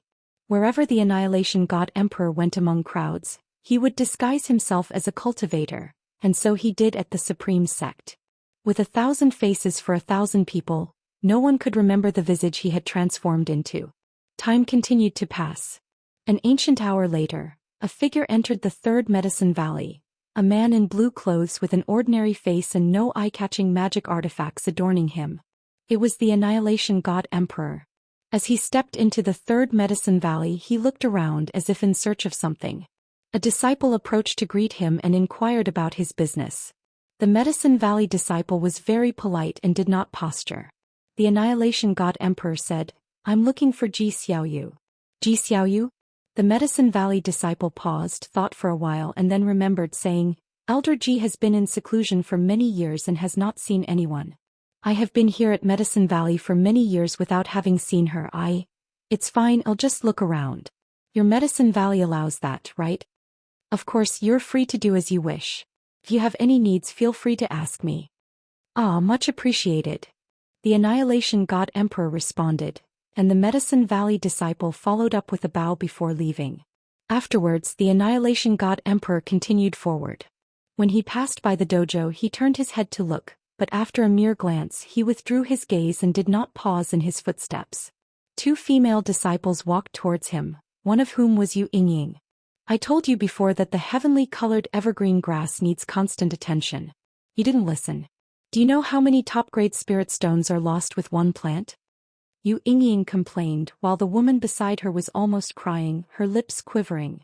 As the Annihilation God Emperor was about to pass by Yu Yingying, he suddenly said, "For one facing imminent death, you've managed to live quite tenaciously." Upon hearing this, Yu Yingying stopped in her tracks, looking suspiciously at the Annihilation God Emperor. She knew that she was a reincarnation of a heavenly demon, and with Gu An's help over the years, her cultivation level had been continuously growing. Although not a genius, at least she was far from her lifespan's limit.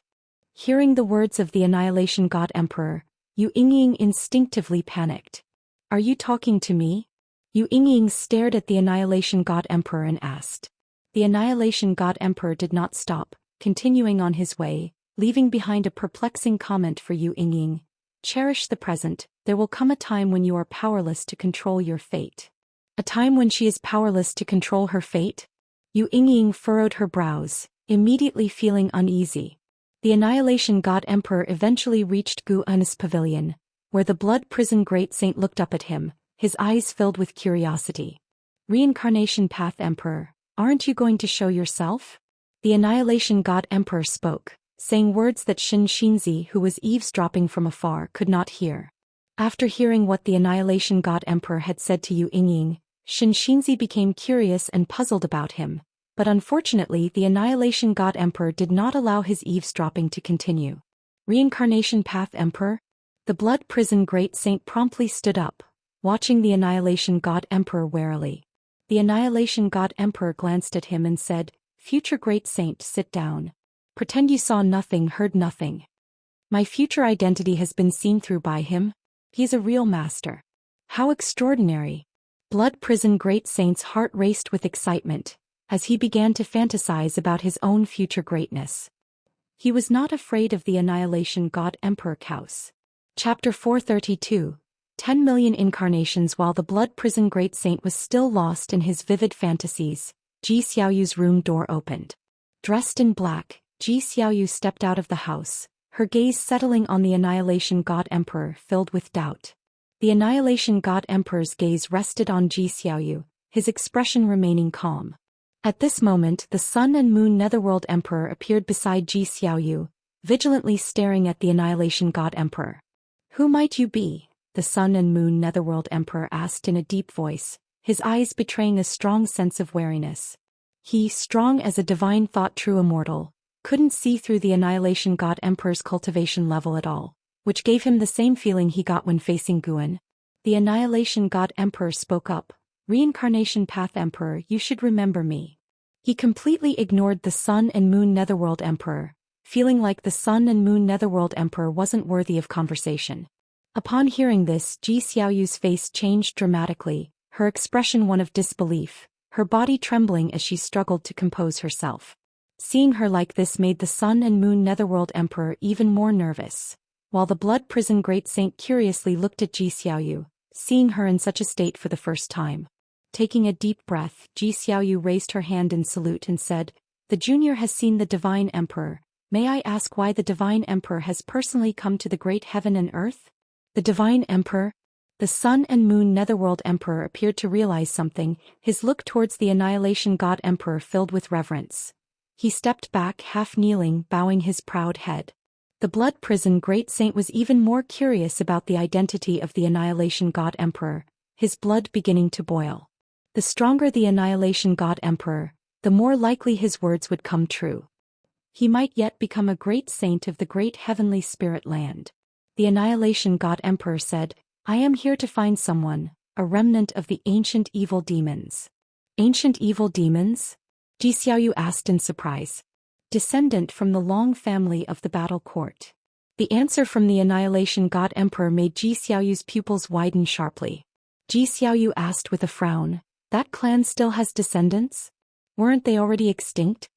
The Annihilation God Emperor stared at her and queried, "Do you really not know?" Ji Xiaoyu fell silent. The Annihilation God Emperor continued, "I am aware your master is from the Dragon Clan, but you must have seen their malice. Should a living person carry such hatred, the catastrophe he could cause is beyond what you or I could foresee. That would not be a catastrophe for one great heaven and earth, but a crisis for the entire universe." Ji Xiaoyu replied, "I really don't know, and currently I am undergoing the reincarnation tribulation. I have memories but not the genuine feelings of my true self." The Annihilation God Emperor turned around, his gaze sweeping over the third Medicine Valley. Ji Xiaoyu followed his gaze, her heart suddenly trembling as she realized his gaze had fallen on Guan. Guan lay beneath the mystic pure tree, his eyes covered by leaves as if he were sleeping. The Annihilation God Emperor looked at Guan, pausing for a while before shifting his gaze elsewhere. Ji Xiaoyu didn't dare disturb him, waiting for him to speak. If she felt this way, the Sun and Moon Netherworld Emperor was no different. After a long time, the Annihilation God Emperor turned his head towards Ji Xiaoyu and said, "Indeed, his aura and causality are nowhere in this land, but I will draw him out. Once you conclude this lifetime, you may come to assist me, and I will not leave you unrewarded." Having said this, the Annihilation God Emperor transformed into his true form, his black robe fluttering, his scale armor glinting with a chilly light, and the darkness beneath his helmet startled the Blood Prison Great Saint enough to widen his eyes. The Sun and Moon Netherworld Emperor glanced over subconsciously, equally intimidated by the Annihilation God Emperor's appearance. The Annihilation God Emperor vanished into thin air. Far away, Xianxia, though unable to hear their conversation, saw the true figure of the Annihilation God Emperor and was startled, rising involuntarily. Not just him. Some curious disciples also witnessed the transformation of the Annihilation God Emperor. However, the sudden disappearance of the Annihilation God Emperor gave them the illusion that they were seeing things.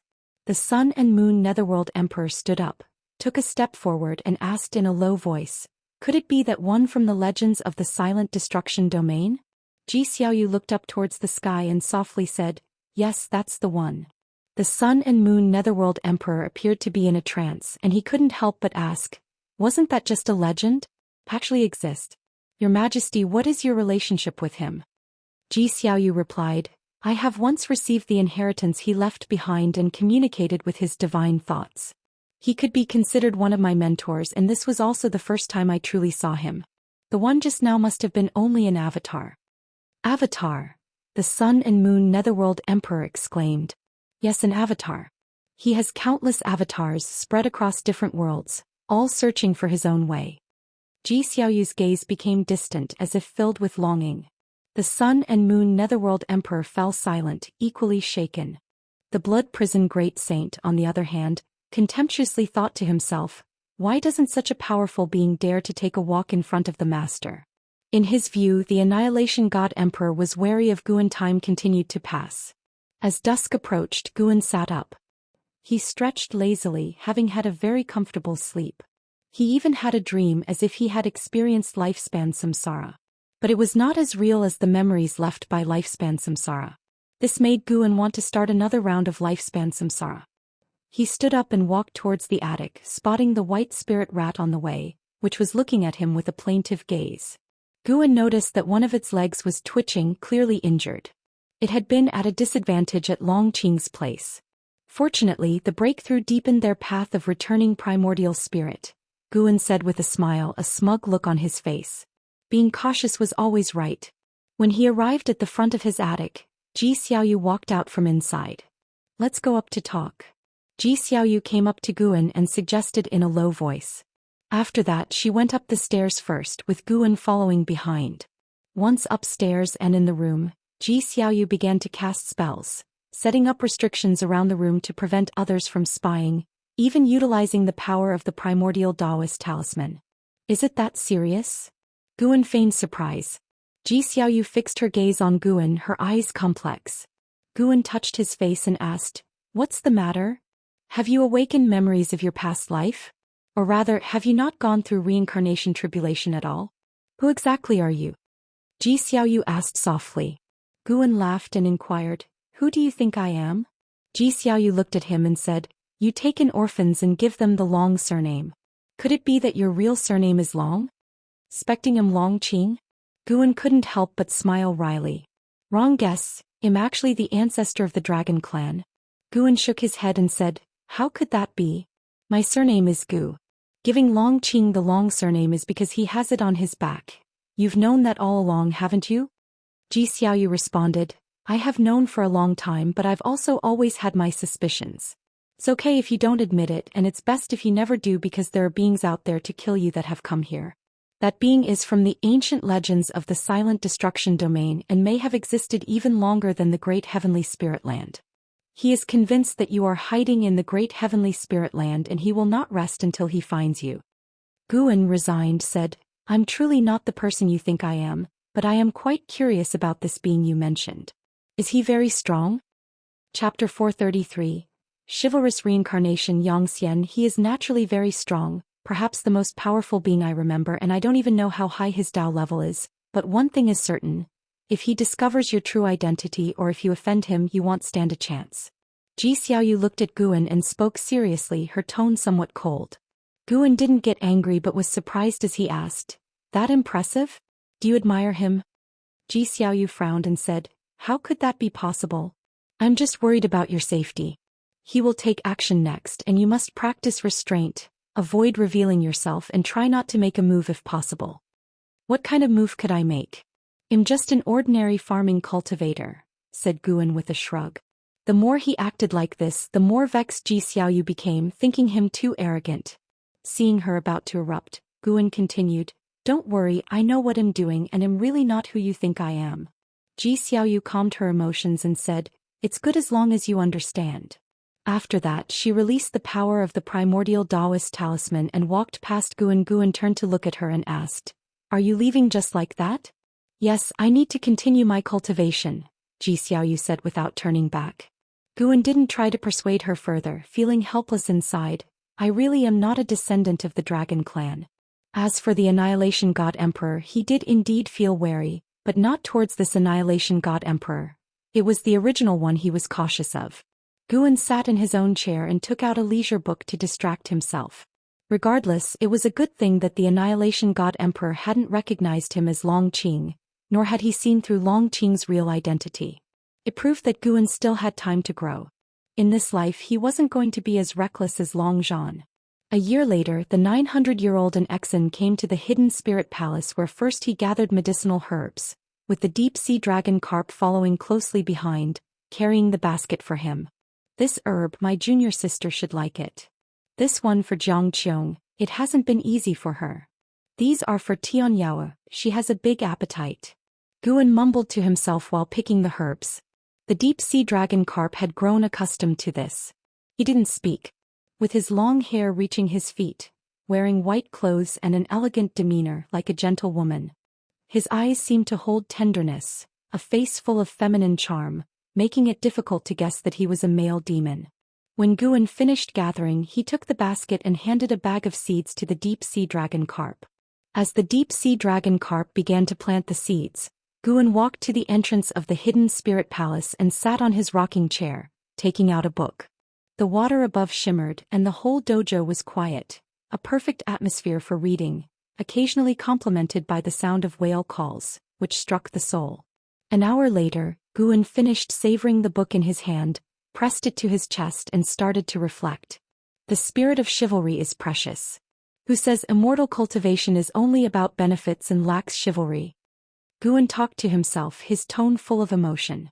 Having finished reading the swordman book, he wished to wander the mortal world, live the life of a chivalrous swordsman. However, he had to maintain his schedule of gathering medicinal herbs. If he had his clone do it or squeezed in the time, the experience wouldn't be the same. Forget about it. It's nice to think about. Wait, why not live a chivalrous life in the lifespan samsara? Guan opened his eyes, sprang up and tucked the book into his chest. It was time to start a new journey. And this wouldn't be a waste of lifespan. Lifespan samsara could enhance his understanding of the Tao rules. His character for this reincarnation shouldn't be so stubborn. He must have a compassionate heart. So Guan thought, and with a thought, a series of prompts appeared before his eyes. You will spend 10 million years of lifespan to initiate a reincarnation evolution. Beginning to connect with the Tao rules. Searching for a reincarnation world, you have the following great heaven and earth choices, pick any one. First, the dark heaven and earth. Second, the Dahong realm. Third, Xianxia great heaven and earth. It's the dark heaven and earth again. Guan really wanted to try his luck with the Black Profound Emperor, but his intuition told him that if he chose Black Profound Emperor this time, the Black Profound Emperor would surely be even more terrifying. Forget it.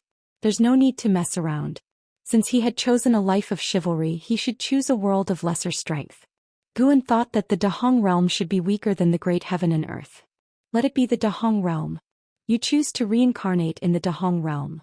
Given that the Tao rules of this world cannot conceal your talent, you will retain the ability to seize lifespan, but you cannot activate the phased functions. Reincarnation evolution begins. In the first year, you were born inside the purple micro-immortal mansion, and you were named Zhou Xian by your parents. At the age of 5, your father began to teach you the ways of immortal cultivation. That day you demonstrated exceptional insight, stunning the purple micro-immortal mansion. At the age of 8, you mastered your family's swordsmanship to great success and comprehended sword intent. At the age of 12, when the purple micro-immortal mansion hosted a banquet for cultivators from various sects, you met an old man who said you had an extraordinary life grid and wanted to tell your fortune. Will you choose to agree? Well, why is there another person trying to tell fortunes? Guan could hardly bear to let the other party suffer a loss, so he chose no. You refuse to let the other party tell your fortune. The person feels somewhat disappointed and bids you farewell. At the age of 15, you condensed a golden core with sword intent within, becoming an unmatched prodigy the purple micro-immortal mansion hadn't encountered in 10,000 years. At the age of 17, you were sent by the purple micro-immortal mansion to the 10,000 sword immortal ridge. On the way, you encountered someone being attacked by a demon cultivator, whose wife and children had already been slain. You felt compassionate, but the elder accompanying you advised you not to interfere too much. Will you choose to intervene and save them? Here it comes. Time to kick off the immortal chivalrous life. Save them. Ignoring the elder's advice, you forcefully step in. The attackers are relentless and even start to besiege you. Out of desperation, you execute your swordsmanship, slaying the demon cultivator leader and accidentally seize 87 years of lifespan, marking a turning point in your destiny. Here it comes. Guan had been wondering why there had been no prompt about seizing lifespan. It turns out this kid had never taken a life. Only at the age of 17 did he discover the ability to seize lifespan, indicating he truly had a heart of great kindness. Guan also grew curious. Could it be that before starting the lifespan samsara, what he had in mind could determine the nature within the reincarnation? That's quite possible. In his previous reincarnation evolution, he had thought about surviving as much as possible, so his character in the reincarnation was more paranoid. At the age of 18, you arrive at the 10,000 sword immortal ridge, where you stand out among the thousands of trialists, and you obtain your first immortal sword in this life, Jinghong. At the age of 19, after contemplating the sword intent of 10,000 sword immortal ridge, you gain the appreciation of the ancestor of 10,000 sword immortal Dao, who wishes to take you as his disciple. Will you choose to agree? Definitely agree. What's there to hesitate about? Start getting stronger. Guan thought this and made his decision immediately. You choose to be apprenticed to the ancestor of 10,000 sword immortal Dao. You receive his instruction, and you begin to delve into the 10,000 Sword Immortal Dao. At 21 you finally step into the 10,000 Sword Immortal Dao. All of the swords in the 10,000 Sword Immortal Ridge tremble for you. The ancestor is very satisfied with you and starts to personally train you in swordsmanship. Wait a minute. Chapter 434 Sword Dao Life. Although it was impossible to determine Xianxia's realm from the hints, he seemed very strong. Most importantly, he was only 21 years old. Guan contemplated as he read the information. He even felt that the Dahong realm was stronger than the usual great heaven and earth, casually decorated with the word immortal. At 25, your master, the founder of the Thousand Swords Immortal, summoned you alone, the message read. When you went to see him, he claimed he wanted to pass on the position of head of the Thousand Swords Immortal Peaks to you. If you accept the chief fortune of the Thousand Swords Immortal Peaks, you will be able to command all the immortal swords, divine swords and treasure swords there and even gain longevity, but the price is the loss of your freedom. Do you choose to accept the position? Lose my freedom? No way. No. Guan immediately refused. In this life he intended to experience the life of a chivalrous hero, not to pursue longevity. And what about the reincarnation Bodhi's original self if it obtained longevity? You refuse the position of head of the Thousand Swords Immortal Peaks. The founder does not coerce you but assigns you an experience task to track down the eldest senior brother who has betrayed the sect. At 30, you arrive at Blood Deer City where the eldest senior brother was last seen. You meet Feng Meng, the city lord's daughter, and after a stream of fateful encounters, feelings blossom between you. Under her lead, you sneak into the underground city and come across a heritage learning the killing sword technique. At 31, a mysterious cultivator attempts to sacrifice the entire city's population. You discover that he is the eldest senior brother you have been looking for. After a violent battle, he captures Feng Meng and threatens your life unless you destroy your sword intent. Do you choose to accept? Upon reading this, Guan mused that love was indeed a stumbling block for swordsmen. But as an aspiring swordman, how could he not save Feng Meng? If he listened to this eldest senior brother, he would be willingly surrendering. A dilemma. After a moment of struggle, Guan decided to trust Xian. If the eldest senior brother felt threatened by Xian, it indicated that he was wary of Xian, who must also have an ace up his sleeve. If he died just like that, then it meant the path of chivalry was not viable. He would just read books in the future and give no further thought to it. Guan silently chose to agree. You agree to destroy your sword intent. You dissipate the sword intent within you and sustain serious injuries. Your eldest senior brother laughs wildly, mocking your foolishness and threatening to execute Feng Meng. At the critical moment, your master, the founder of the Thousand Swords Immortal, acts. Using his finger as a sword from millions of miles away, he instantly kills your eldest senior brother. Enduring the pain, you catch Feng Meng as she falls from the sky. At 32, as you're contemplating the sword Dao in the courtyard, Feng Meng visits you. She confesses her true feelings, wishing to marry you and for you to inherit her father's legacy and walk the path of immortal cultivation again. Do you choose to accept her? No. Never marry. Without hesitation, Guan made the decision on behalf of Xian. If the original self has not married, what right do you have? You reject Feng Meng's heartfelt proposal, leaving her deeply hurt. That night, you secretly leave Blood Deer City and pursue your own sword Dao. The subsequent hints were all about traveling and performing chivalrous deeds. Xian did not return to the Thousand Swords Immortal Peaks, nor did he go back to the Purple Micro-Immortal Mansion. Seeing Xian walk the path he wished to, Guan felt gratified. Xian was more obedient than the previous reincarnation bodies. At 40, based on your years of acting heroically, you earn a good reputation, but you still cannot recondense sword intent, nor can your Dao level grow. You find yourself in a quandary, uncertain whether to engage in a killing tribulation, executing those extremely vicious to seize their lifespan and thereby restore your sword Dao. Do you choose to undertake the killing tribulation? Kill extremely vicious people, what's there to hesitate about? Guan felt that taking lifespan did not conflict with being heroic. Being a hero didn't mean killing no one. What he had to do was to punish evil and promote good. You choose to undertake the killing tribulation, but another voice within cautions you, placing you in another dilemma. Voices urge you to take up the butcher's knife, warn you of the Demon King's initial intentions, and in the end, you choose not to engage in the killing tribulation, remaining true to your Daoist heart. In the esoteric process, you sense a wisp of sword intent close to you, yet invisible and intangible. It actually resists my choice. For the first time, Guan encountered such a situation. Fortunately, Zhou Xian had his own realizations which made Guan even more hopeful. At 41, while saving someone, you are severely injured by a great cultivator. You flee into the river and drift down into an isolated island, where you find an abandoned bamboo tower to recover. At 43, having observed the mist in the forest for a long time and contemplating the natural world, you begin to create your own swordsmanship. At 45, you founded 1,000 forms of swordsmanship, reconvened your sword intent, and you welcomed the path enlightenment. At 48, your achievement in the sword Dao surpassed what came before.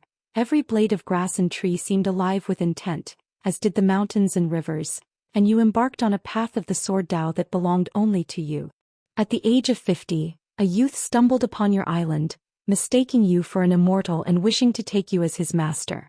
As soon as he arrived, the bamboo swords you crafted quivered, and you sensed a sword intent from him, realizing he was the innate sword intent the sword Immortal ancestor spoke of, a person naturally suited for sword practice. Did you choose to take him as a disciple? Innate sword intent? Is it that formidable? Without much thought, Guan chose to agree. Taking a disciple was not a bad thing. After all, he himself had taken disciples. Every choice brings both fortune and misfortune. As long as he did not resist in his heart, willingness was sufficient. You chose to take the youth as a disciple, hearing that he was raised by bandits and had no real name, thus you named him Yang Pingon. At 52, Yang Pingon had mastered all your sword techniques, but he could not yet perceive sword intent, nor could he refine his own. Moving on, Yang Pingan's name appeared in every prompt. Zhou Xian advanced his own understanding of the sword Dao while observing Yang Pingan's cultivation. Guan was astonished. The natural talent of Yang Pingan in the sword Dao was truly exceptional, even exceeding Zhou Xian's by some measure. At 60, your sword Dao reached even greater heights. That year, Yang Pingan desired to leave the island to gain experience. Did you choose to allow him to leave? No. Having only practiced for a few years? With such little skill going out, is he seeking death? You disagreed with Yang Pingan's departure. Dissatisfied, Yang Pingan thus agreed to the rule you set. He could leave to gain experience only after he defeated you. He dedicated himself to intensive cultivation. Reading this prompt, a bad premonition suddenly arose in Guan's heart. Could it be that master and disciple will turn on each other later? As Guan pondered, he watched the incessant flow of prompts before him. It was still about cultivation, yet now included the challenges from Yang Pingan. Every 5 years, Yang Pingan would challenge Zhou Xian, and according to the prompts, both master and disciple were growing rapidly. At 100, you once again ascended a step in your sword Dao, and your consciousness peered into the sword Dao river. You saw figures standing upon the river and yearning for it. You drew closer only to encounter one of the figures swinging a sword at you, damaging your sword Dao. Your consciousness retreated back to your body, and you found your sword intent temporarily dispersed, with your internal spiritual power also depleted. At this moment, your disciple Yang Pingan came to challenge you. Did you choose to consent to his challenge? Such terrible timing. Guan wanted to refuse, but on second thought, refusing meant showing weakness. Yang Pingan likely harbored no intent to kill him. It would be a good test of Zhou Xian's true strength. Without sword intent and spiritual power, could Zhou Xian still defeat Yang Pingan? You agreed to Yang Pingan's challenge, and after a fierce battle, both of you were injured, with Yang Pingan winning by a narrow margin. He shouted out excitedly, venting out years of repressed frustration, and you could only let him travel the world. Before parting, Yang Pingan gave you 3 deep kowtows, saying he would never forget the kindness of your teachings. At 101, your wounds healed, you reconvened your sword intent and gained new insights. Seeing Zhou Xian actually lose, Guan felt helplessly resigned, but thankfully Yang Pingan still had some conscience. The path of practice continued. Zhou Xian gave up the ability to seize lifespan, yet his growth rate remained swift. He secluded himself in the deep mountains without wandering out, delving into the sword Dao, his cultivation advancing by leaps and bounds. Yang Pingan, however, did not return again. One prompt followed another. Quickly, time brought Zhou Xian to the age of 500. At 507, you attained the accomplishment of perceiving everything in heaven and earth as a sword, and you buried all your swords at the bottom of a lake outside your island.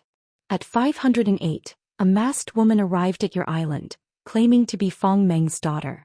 Feng Meng was near death and wished to see you one last time. Did you choose to agree? Feng Meng? She actually had a daughter, but that was normal. Not all women can wait forever, especially since she was rejected by Zhou Xian. With a sense of reminiscence in his heart, Guan then fell into hesitation. Chapter 435. Sword Saint, Great Hongdao Sky. After much hesitation, Guan still chose to agree. After all, it was Zhou Xian's life, and considering the affection between Zhou Xian and Feng Meng, even in the absence of love and with old acquaintances departing, a farewell was appropriate. You chose to agree to meet Feng Meng. You packed up and left that same day. In the same year you arrived in Blood Deer City and saw Feng Meng. She lay on her bed, her face devoid of any color, and you noticed an energy within her similar to sword intent but more complex and eerie. Upon investigation you learned that Feng Meng had never married. The masked woman was a descendant of the Feng family. With her impending death, Feng Meng sought to test your feelings for her. Understanding the truth, you felt a mix of emotions. At the age of 509, no matter how much you helped, Feng Meng still succumbed to her illness. You stood before her grave in contemplation, standing for months as your hair turned from black to white. Suddenly you felt a faint energy emanating from Feng Meng's grave, moving towards the distance. Believing this related to her death, you decided to investigate. Before leaving, you engraved wife of Zhou Xian on her tombstone. Seeing this, Guan suddenly felt ashamed. Had he originally agreed to marry Feng Meng, would the outcome have been different? The reminder for reincarnation continued. The mysterious energy moved slowly, and along the way, Zhou Xian avenged evil and promoted good. His reputation as a virtuous swordman began to spread. He also gradually realized that the people of the world were suffering under the oppression of the dynasty, while the Immortal Cultivation sects sat idly on their pedestals, not helping the people in misery but only extracting benefits from the secular world. Thus, Zhou Xian continued his charitable journey. Though his enemies grew more numerous, his mastery of the sword Dao was unmatched and unstoppable. Years later, following the mysterious force, he reached the outskirts of the imperial city, discovering bodies of commoners and cultivators piled up outside the city walls, discarded haphazardly into mountains of corpses, a horrifying sight. Seeing that the energy had entered the imperial palace, Zhou Xian faced another moment of decision, as the imperial city was closed for a ritual forbidding entry. Guan chose to forcefully enter. This was not a moment in Zhou Xian's life to shrink back. The reminder continued. Forced entry into the imperial city put Zhou Xian in a difficult position, but wielding the heavens and the earth as his sword, he managed to enter the palace unharmed. He discovered the source of that energy, the national master of the dynasty, who devoured others' life energy with a miracle skill, including that of Feng Meng, whom he had met briefly. This life energy was then pumped into the emperor to prolong his longevity. Zhou Xian slew the national master, avenging countless victims, but discovered that the emperor was even more terrifying. A heart-stopping battle erupted. In the end, with no one to aid him, Zhou Xian killed the emperor, sustaining severe injuries himself. As he departed, the city's populace knelt to thank him. A young girl asked his name and he did not hide it, choosing to bear the greatest hatred for this matter. Murderer of the Emperor Zhou Xian. The following year, Yang Pingon returned to a small island in the mountains to recover and continue his understanding of the sword Dao. But every few years people would seek his help, and if their suffering was indeed irredeemable, he would intervene. Time reached Zhou Xian's 1000th year, and Guan still could not discern Zhou Xian's realm, as the prompts did not specify. However, between the lines, it appeared that Zhou Xian had reached the Immortal Path realm. Zhou Xian's opportunities were not many, far less than other reincarnation bodies, and he had never resorted to usurping others' lifespan. His understanding of the Tao came entirely from his own revelations of nature. Guan felt an even stronger sense of enlightenment from him. Of course, his greatest asset was still his talent for combat, as if born solely for warfare. At the age of 1234, a cultivator came to your mountain island, claiming to be a disciple of the sword god, delivering an invitation. Opening the letter, You discovered that the sword god turned out to be your disciple Yang Pingon, who was about to become the sword master of the Heavenly Sword Sanctuary, and was inviting you to a festival. Do you choose to go? What's the point in going? After so many years of not coming back to see him, now that he is flourishing he wants to show off his power? Gu indirectly refused on behalf of Zhou Xian. After Zhou Xian refused, the cultivator had no choice but to leave. Afterward, another long period of cultivation years ensued. Although there were hardships, Zhou Xian always managed to handle them with ease. More and more place names and power names appeared in the hints, which also indicated that Zhou Xian's fame was constantly rising. During this period there were also women who admired Zhou Xian, all of whom were refused by Guan. 5,000 years later, someone came to visit Zhou Xian, pronouncing his current title, Sword Saint. This title not only praised his strength but also celebrated his deeds and spirit. No matter how high his cultivation level, Zhou Xian preserved his original intentions. When those in suffering sought him out, he would help without asking for anything in return. He had slain a great demon that shocked the world, exposed the evil plans of a reputable sect, and even stopped the demon path from massacring the people of the dynasty. His deeds were widely known and had become legendary. At the age of 9,999, after meditating for 10 years, you finally attained enlightenment, transformed your golden core into a primordial elixir, and achieved the carefree Taoist skill. Wow! A carefree primordial immortal not even 1,000 years old? What kind of talent is this? Zhou Xian didn't possess vast immortal cultivation resources and didn't even have a great power often giving him guidance, yet he cultivated so quickly? After becoming a carefree primordial immortal, Zhou Xian could do even more. He even came into contact with the greatest evil of the Dahong realm. Dahong Dao Heaven. This was the strongest force in the Dahong realm, located above heaven and earth, like an immortal overseeing all living beings. They took mortal spirits as food, indiscriminately plundered the Dao level of cultivators, all while remaining excellently concealed. Even if someone knew, those with knowledge dared not speak out. Zhou Xian was approached by a cultivator, whose family had been slaughtered by the Dahong Dao Heaven for help. Thus he learned of their heinous acts.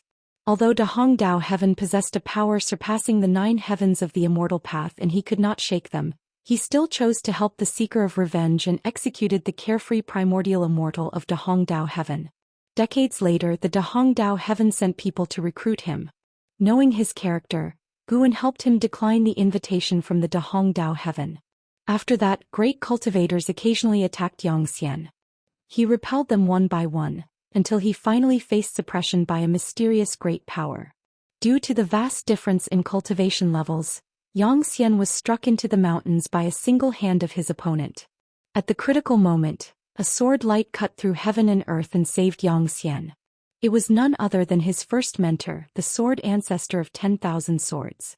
The sword ancestor of 10,000 swords rescued Zhou Xian and took him out of the Dahong realm, to hide in a secluded minor heaven and earth.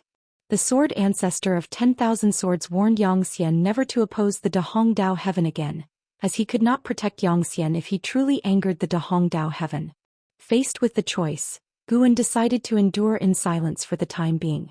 Once Zhou Xian's injuries healed, the sword ancestor of 10,000 swords began to instruct him in cultivation, and after 10 years of personal teaching, the sword ancestor left. Zhou Xian resumed his cultivation and leveling up. He no longer sought to rescue individuals from suffering. He wanted to help all the living beings of the Dahong realm. This cultivation lasted tens of thousands of years. At the age of 70,000, Zhou Xian reached the free immortal realm of the 9 heavens of the immortal path. Chapter 436.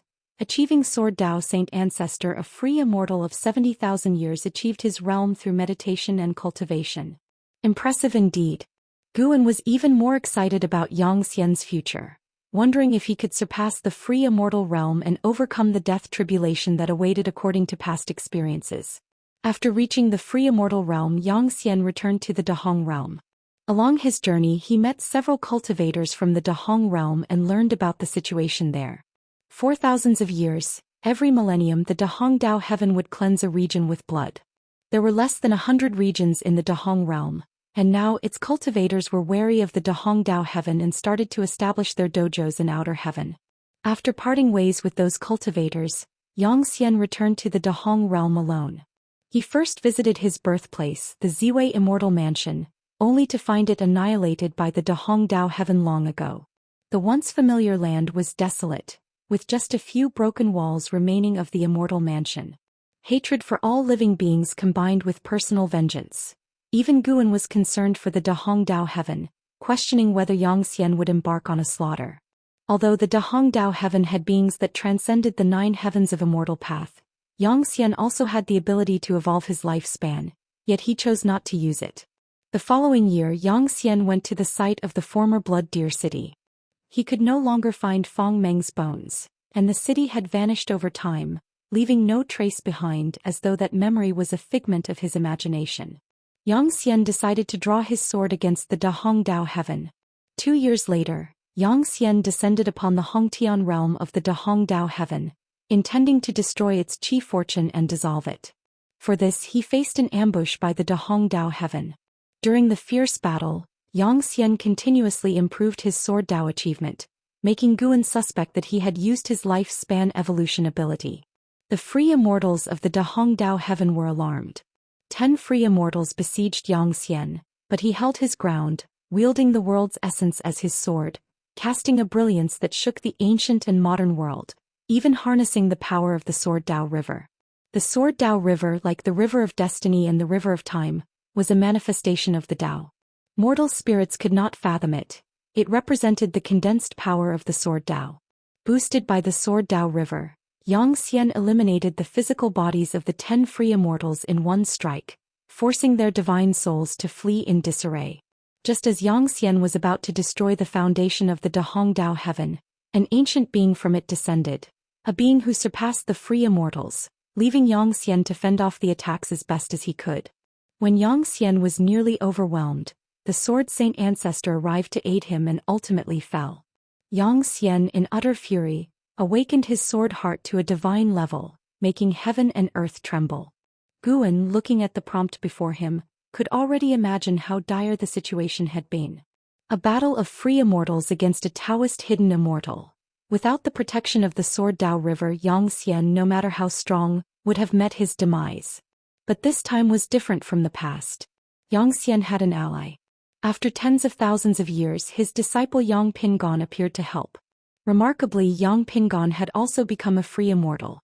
Together, teacher and student united in their Sword Dao, critically wounded the old ancestor of the Dahong Dao Heaven, and forced him to flee beyond the heavens. In the end, Xian and Yang Pingon together destroyed the foundation of the Dahong Dao Heaven. The heavenly Dao sensed their action and grand heavenly Dao merit fell upon them. Their cultivation levels skyrocketed and they both condensed Tao fruits. Taoist hidden immortal. A Taoist hidden immortal of less than 100,000 years and moreover a teacher and student duo. Guan was deeply moved.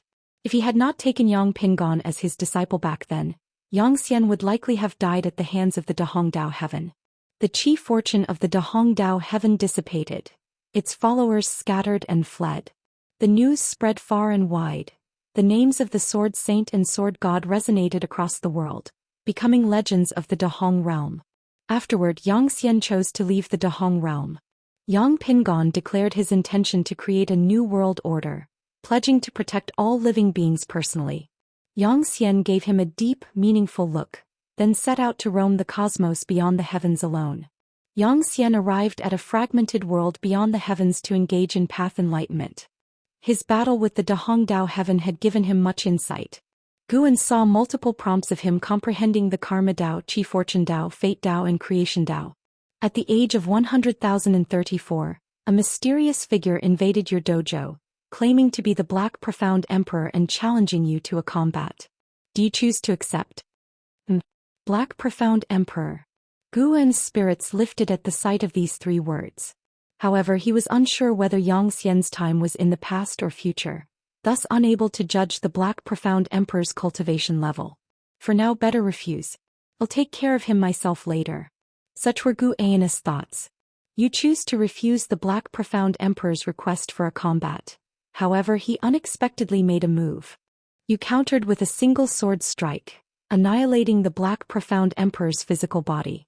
His divine soul manifested in shock and fear, leaving behind a harsh threat before escaping with an Xian Miao method beyond your pursuit, leaving you sinking into contemplation, watching the direction he fled. Huh. Victory with a single strike. Guan was filled with surprise and delight. Xianxia was more formidable than Lu Han, Xiao Tian and Chu Lu. However, it was regrettable that the Black Profound Emperor had escaped. From this life, it was clear that the Black Profound Emperor had been relentlessly pursuing his reincarnation. Why was that so? What grievance did they have that warranted the Black Profound Emperor to persistently hunt down his reincarnation body? Guan couldn't figure out why, but he began to look forward to Xianxia encountering the Black Profound Emperor again. After surviving the attack of the Black Profound Emperor, surely Xianxia should be able to reach an even higher realm? After the Black Profound Emperor fled, Xianxia reflected on the path enlightenment for 1,000 years, and then he ventured deep into the cosmos, entering the silent destruction domain, and made the acquaintance of people whose mere titles were extraordinary. There were still female cultivators at the Tao fruit realm who wished to become his Daoist friend, and Guan still helped him refuse. At 300,000 years old, Xianxia achieved the status of Xian Yuan free immortal.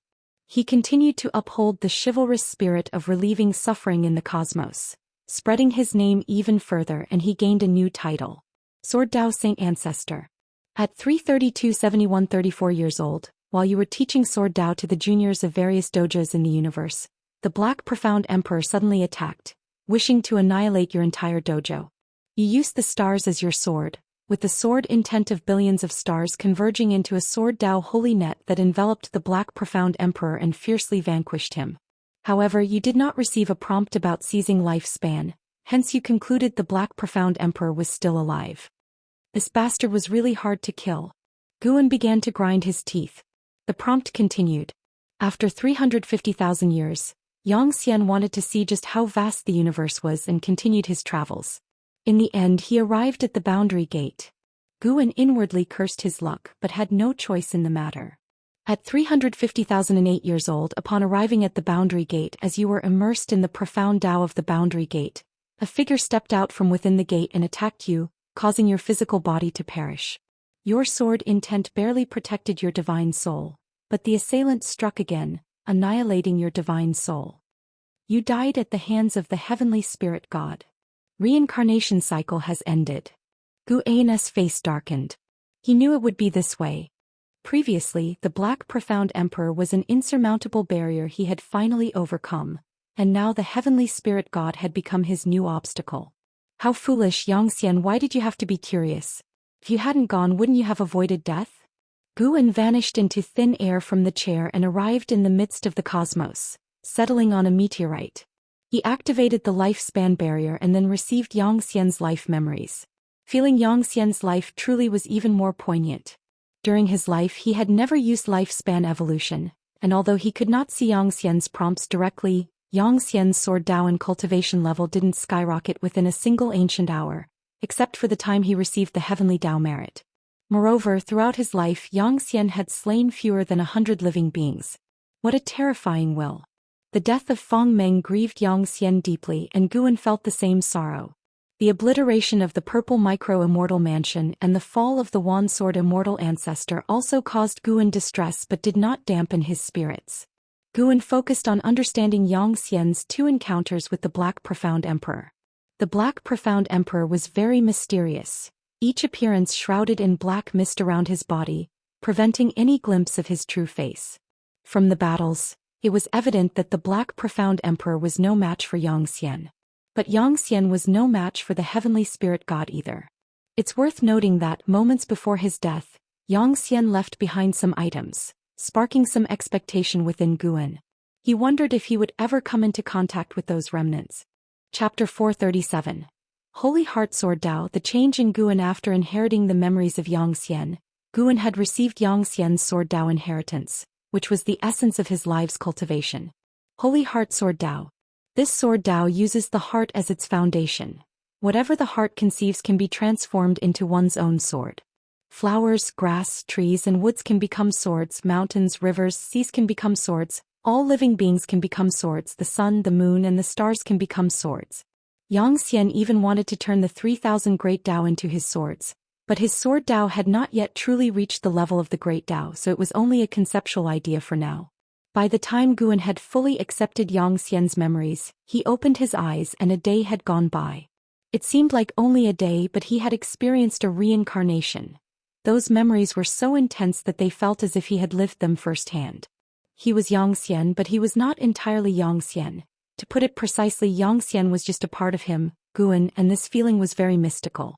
Xian brought Guan not only the Holy Heart Sword Dao but also a profound understanding of the many great Dao.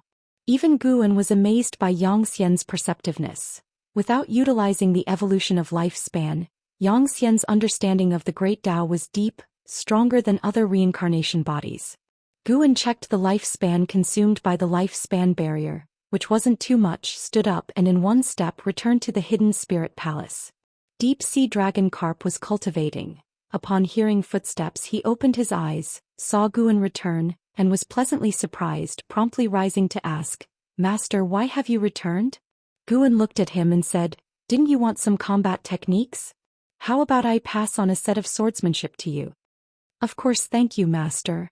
Deep sea dragon carp immediately thanked Guan and excitedly approached him, full of expectation. Guan didn't say much and began to impart the swordsmanship to him, guiding him to practice the Holy Heart Sword Dao from some simple techniques. Deep sea dragon carp felt a change in Guan's aura, but he couldn't quite pinpoint what had changed, instead feeling an even greater respect for Guan. This was the influence of Xian's memories on Guan. Xian, often referred to as the Sword Dao Saint ancestor, who regularly lectured, couldn't hide the refined dignity about him, and it had already begun to affect Guan. Integrating reincarnation memories inevitably affected Guan to some extent. An ancient hour later, Guan returned to the Third Medicine Valley and after stepping off the transmission array platform, was greeted by disciples. "Do you feel any changes in our teacher? You all noticed too?" "Indeed, there is a change. Has the old man made another breakthrough? Our teacher's understanding of the Tao is beyond our imagination. Remember who's backing him."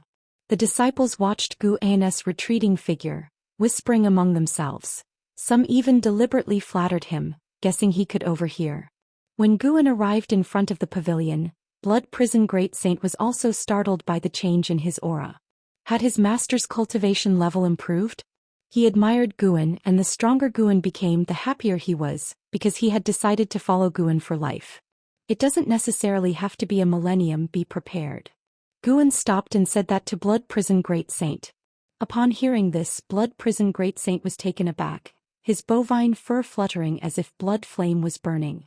Guan continued upstairs, returned to his room, sat at his desk, took out paper and ink, and began writing down the sword techniques and cultivation techniques from Xian's memories.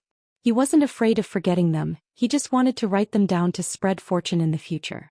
He could even create a pavilion in the future dedicated to these secret books, not for profit but to display. Cough cough. To show off. Half an ancient hour later, there was a knock on the door. Guan responded and an Exan pushed the door open and entered. She closed the door behind her, then came to the desk, not saying anything, but simply observed Guan. Guan did not stop writing, and without lifting his head he asked, "Is something the matter?" An Exan giggled. "I heard that Master's temperament has undergone some changes and everyone is speculating that you've had a breakthrough, so I came to see for myself. Indeed, you've changed, seeming even more like a great power than before." Guan smiled but did not respond. Suddenly, he thought of Xian's experiences and asked, "Do you ever harbor affection?"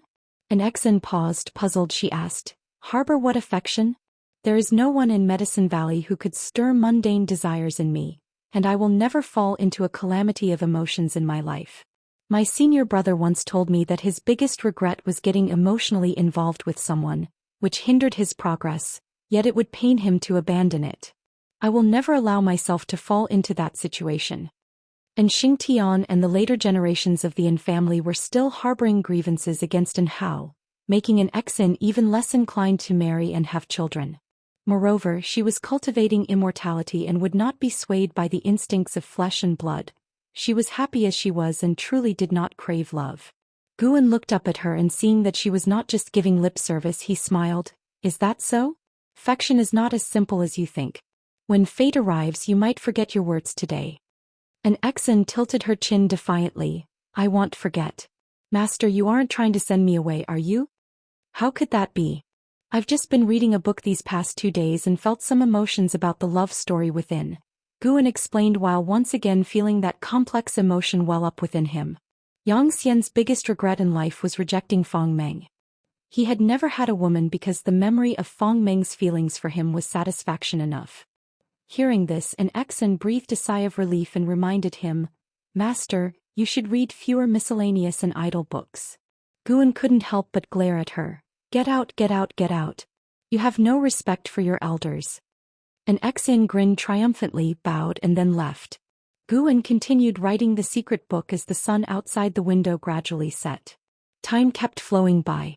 3 years later, all who knew Guan had grown accustomed to the changes in his temperament. Through integrating the Holy Heart Sword Dao, his sword intent had also improved, making swordsmanship once again his strongest technique. On this day, Guan stood on the cliffs at the edge of the third Medicine Valley, gazing up at the sky.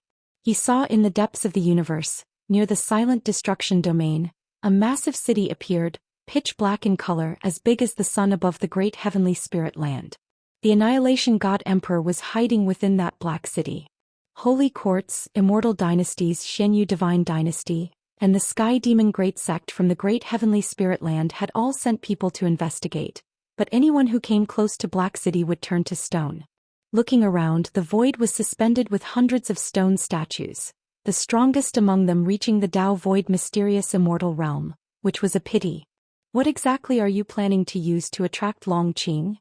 Guan wondered to himself, noting that the Annihilation God Emperor was shrouded in a causal force stronger than even the free immortal, indecipherable, surely the true body of the Annihilation God Emperor. Just then, a figure descended from the sky and landed beside Guan. It was Wuju. In recent years, Wuju had just broken through to the Mahayana realm, making a name for himself in the Supreme Sect, and had drunk day and night with Guan. Guan looked at him and smiled, asking, What brings you here? Wuju with excitement said, I have news about and how. He has now attained nirvana and has arranged a time for a decisive battle at sea. The Supreme Sect plans to send a group of cultivators to the array platform to support him, and I will go too. And how? This was the most talented genius in the history of the Supreme Sect, still a legend to this day, constantly spoken of by many disciples. Guan pretended to be surprised, raising his eyebrows. He's advanced so quickly? Is his opponent formidable? The opponent is a loose immortal. He's challenging a loose immortal beyond his realm, so this has caused quite a stir overseas. Your disciple in Exan has a good relationship with him. Do you want me to pass on a message? Wuju said with a smile, unable to wait to watch the battle. After a moment's thought, Guan said, Never mind, don't tell her so she doesn't worry. That makes sense. Wuju nodded and continued, You know just how powerful is and how now. He dares to challenge a loose immortal at the Nirvana realm. It's said that it gets increasingly difficult to surpass others in the higher realms of the immortal path. And even within the same realm, defeating one another is as hard as reaching the heavens. And Hao was younger than Wuju, who had just reached the Mahayana realm, yet and Hao was already challenging loose immortals. How could he not admire and Hao? For a long time he had been the #1 talent of the Supreme Sect, but both he and everyone in the sect felt he was not the strongest talent in the sect's history, because someone else was firmly holding that position. Guan pointed to his own face, feigning astonishment. You're asking me? Wuju laughed. Aren't you the self-proclaimed sword venerable Fudao? After all, and how is your disciple? Do you want me to tell him about this? Guan gave him a sidelong glance. You don't believe me anyway. Say what you want. I'm not afraid. Wuju got excited. Since you're not afraid, I'll tell him. I'm looking forward to the scene when you two meet. Chapter 438. Dahong Sword Heaven. Wuju argued with Guan for a while before leaving in a hurry. Today the Supreme Sect had just received news, and because the journey was long he had to leave immediately. The Hall of Elders of the Supreme Sect was also anticipating An Hao's strength, so the arrangements were made urgently.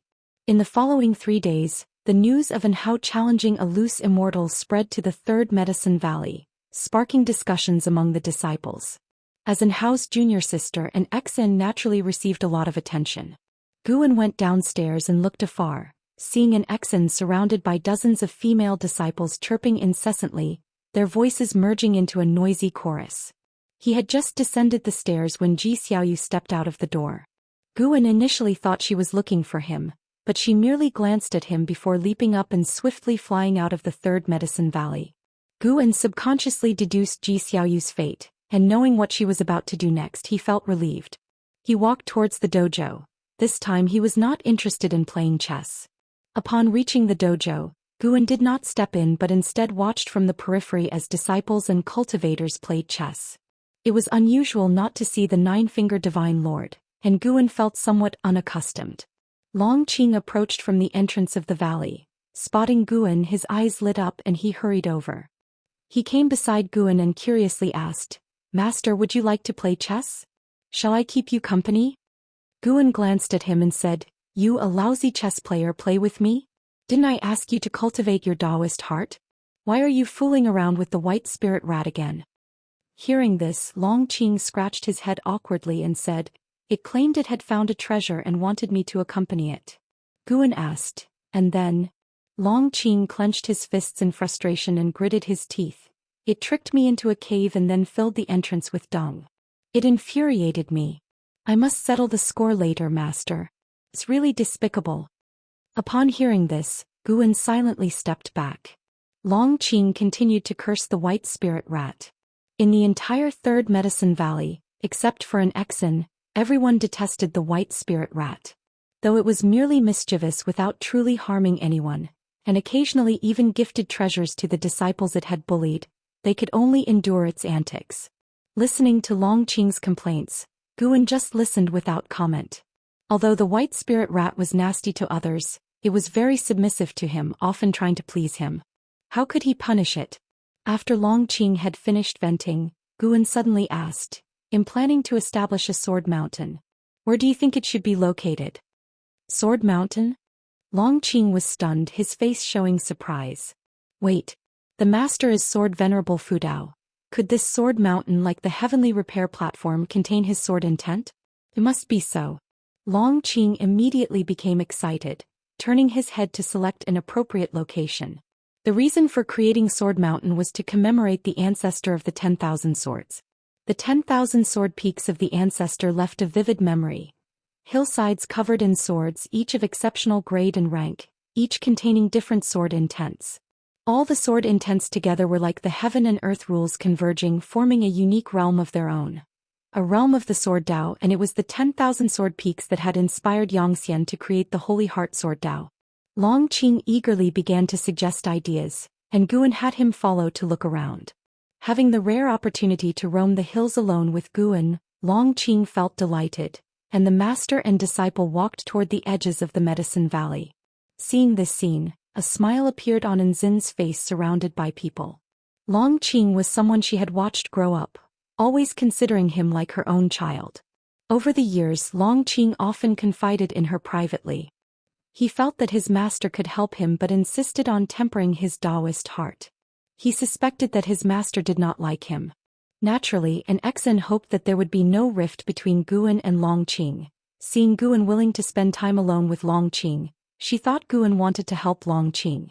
An hour later, Guan and Long Qing reached the top of the mountain. Side by side they looked out over the forests outside the Medicine Valley, a sight so magnificent it was breathtaking. "Do you still think I'm singling you out?" Guan suddenly asked, his gaze following up to the sky. The reincarnation vortex was fluctuating again. A massive amount of spiritual energy was emanating from it, clearly indicating that a force was arriving on the scene, likely with hostile intentions. Long Qing quickly waved his hands, saying, "How could that be? Master, why would you single me out? If not for you bringing me back to the Medicine Valley, I would probably have been devoured by demon beast." He had indeed once thought that his master disliked him, but after Guan had made it clear last time that he carried significant karma and revealing it would invite catastrophe, he no longer indulged in wild thoughts. Now he was more eager for Guan to teach him cultivation. Master is Sword Venerable Fudao. Even teaching him just a couple of moves is enough for him. Guan heard Long Qing's words and smiled with satisfaction. "If you truly think that way, I'm relieved. Rest assured, I do look forward to nurturing you, but not now. Do you know who the Bull Demon King is?" "The Bull Demon King? He has a background." Long Qing was astonished. To him, the Blood Prison Great Saint was the second most lowly existence in the Third Medicine Valley, only inferior to the White Spirit Rat. Such a guy has a background? Guan proceeded to tell the origin of the Blood Prison Great Saint, leaving Long Qing dumbstruck. The Blood Prison Great Saint is this formidable? And he's an ascender from the lower realm? The most crucial thing was that the Blood Prison Great Saint was actually a human, who only turned into a bull after devouring divine beast True Blood. Long Qing felt as if the sky had fallen. It was one thing for his master to hide his cultivation level, but even the Bull Demon King had an extraordinary background. He then thought of an Xen Yu Inying and other acquaintances in the valley. Could they all have backgrounds or hidden strengths? The Blood Prison Great Saint has to be a bull for 1,000 years, and he has already endured most of that time, Guan said profoundly. Long Qing's expression kept changing. After pondering for a while, he took a deep breath and said, "Master, I understand now. I am indeed very lucky. I really should settle down. I've been too impatient. Your second master treats you well. When you have time, you can sit in meditation with him to calm your mind," Guan continued, his gaze shifting towards outer heaven. Along with a large number of figures flying out of the reincarnation vortex, both the Holy Court and the Immortal Dynasty could no longer sit idly by and began to join forces to block them. Over the years, they had been fighting the Xianyu Divine Dynasty and the Sky Demon Great Sect. The Xianyu Divine Dynasty and the Sky Demon Great Sect had become increasingly strong, making it difficult for the Holy Court and the Immortal Dynasty to defeat them. This made the world situation more chaotic. Although the world is difficult, it is only the lowly beings who suffer. Yet for prodigies like Hao, it is actually a rare opportunity to rise. They could gain fame and fortune more easily. "Master, what are you looking at? Is there another movement in outer heaven?" Long Qing suddenly asked curiously. Although he had never left the Taizong continent, he knew that outer heaven was much bigger and even had heavenly demons descending to the mortal world. With his master's ability, he must be able to see what's happening in outer heaven. Guan replied, "The reincarnation opened by Yuanshu ancestor is connected to many places similar to the great heavenly spirit land. Now, forces from other lands have arrived, and the Holy Court and the Immortal Dynasty are blocking them. A great battle is likely to erupt." Upon hearing this, Long Qing's eyes widened. There are many places like the great heavenly spirit land? Why do they have to come here? Who knows? Guan casually answered. His eyes showed a slight change. This mysterious force from the reincarnation vortex actually had a connection with him. More precisely, it was connected to Xianxia, because he felt the sword intent of the Holy Heart Sword Dao in many people of this force, although it was nowhere close to Xianxian's. It indeed originated from the Holy Heart Sword Dao. Before Xian perished, he entrusted his sword intent to the Sword Dao River. The sword intent lived on, hence, anyone who practiced the Holy Heart Sword Dao would strengthen this sword intent, helping Xian's sword intent to become a great Dao. Sword Dao Eternal. This was the terrifying aspect of Xian. Even before he encountered the heavenly spirit god, he was considering his own death, so he left his sword intent in the Sword Dao River. His plan wasn't resurrection but to keep his sword Dao eternal, to prove he had lived. Guan couldn't help speculating if Xian had guessed that he was a reincarnation body. Although he had Xian's memories, he couldn't hear Xian's thoughts at every moment. Guan began to deduce this force. Dahong Sword Heaven. Only one word differed from the Dahong Dao Heaven that was annihilated by Xian and his disciples, but it was certain that Dahong Sword Heaven came from the Dahong realm. "Master, have you been to other worlds? Is our world considered powerful in outer heaven?" Long Qing kept asking. Just then, a vast sword intent suddenly burst forth from the horizon, shooting up to the sky, startling Long Qing to turn and look. He saw a sword light rising in the sky as if wanting to split the heavens in two, rapidly stretching to the zenith. "What is that?" Long Qing asked in astonishment, feeling the sword intent which made him want to submit. Guan did not respond, but he had already seen the master of the sword intent. From the Immortal Dynasty, it was a divine thought true immortal. Chapter 439 Zhu Luo Sword Monarch. Sword cultivators of the divine thought true immortal realm were formidable, their sword intent stirring the entire world, but to harbor illusions to obstruct Dahong Sword Heaven was undeniably a fool's dream.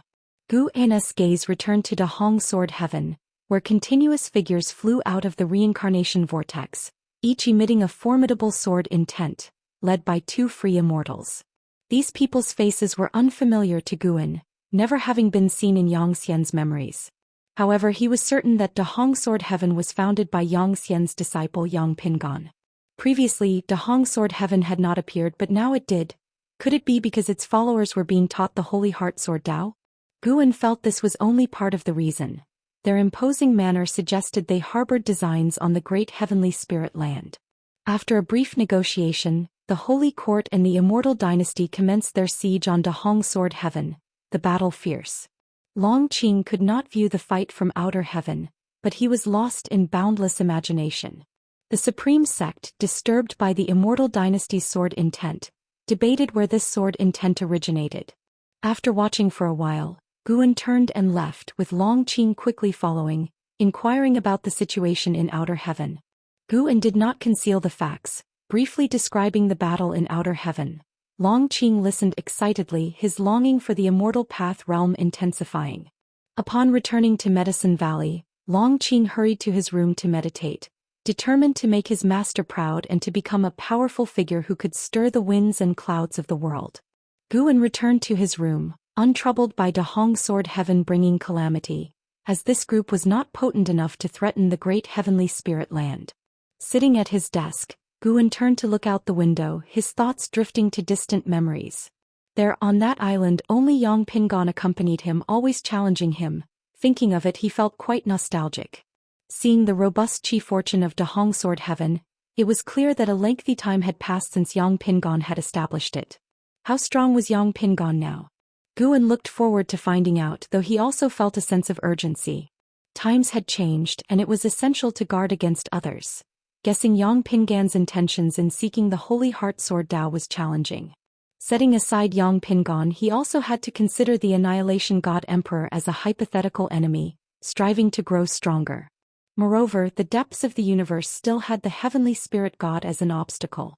What a long and heavy responsibility. With these thoughts in mind, Guan took out the latest volume of the Supreme Secret Records and began to consolidate his Daoist heart.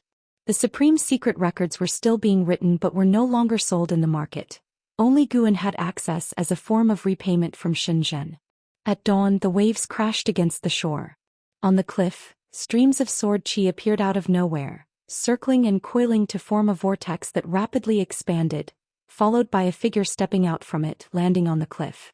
Bathed in sunlight, this was a man in black armor and a white cloak, his long hair tied under a white jade crown, and a treasure sword hanging at his waist. His handsome face emanated a commanding arrogance. After landing, he looked around. The sword chi vortex behind him quickly contracted. After looking around, he smiled, then raised his right hand, sword chi emerging in his palm to condense into a silver mirror, the mirror reflecting a gentle woman. Sword Lord, the fate of the great heavenly spirit land is in chaos. It is for this reason that I could help you infiltrate it, but this also implies unpredictable dangers. You must be very careful, the woman in the mirror spoke, her face filled with worry. The man with the mirror hailed from Dahong Sword Heaven, revered as Zhou Luo Sword Monarch. Hearing the woman's words, Zhou Luo Sword Monarch responded dismissively, "The great heavenly spirit land is not what it used to be. After that great battle, it's just a fragment of the great heavenly spirit land now. No one can threaten me, rest assured." The woman in the mirror frowned, then asked, "Can you tell me now why you want to infiltrate the great heavenly spirit land?" Zhou Luo Sword Monarch looked into the distance and said, "The Holy Heart Sword Dao has reappeared. Those above wish to find the reincarnation or inheritor of the Sword Dao Saint Ancestor to serve him, but I disagree. I will defeat him and prove that Dahong Sword Heaven does not need to pursue the Holy Heart Sword Dao. I will create an even stronger Sword Dao." Upon hearing this, the woman in the mirror's expression drastically changed, just about to speak when Zhou Luo Sword Monarch crushed the silver mirror, dissipating it into sword qi.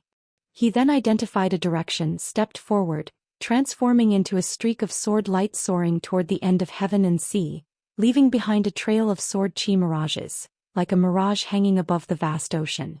At the same time, North Sea Mountain, Guan, wearing a mask, sat on the eaves reading a book, his divine thought locked onto Zhou Luo Sword Monarch. The ninth layer of the free immortal realm was intensely replete with the cause and effect of reincarnation. It was estimated that the reincarnation tribulation was about to end, only half a step away from the Tao fruit realm. When the other party descended onto the great heavenly spirit land, Guan had detected him immediately and also heard what he had said.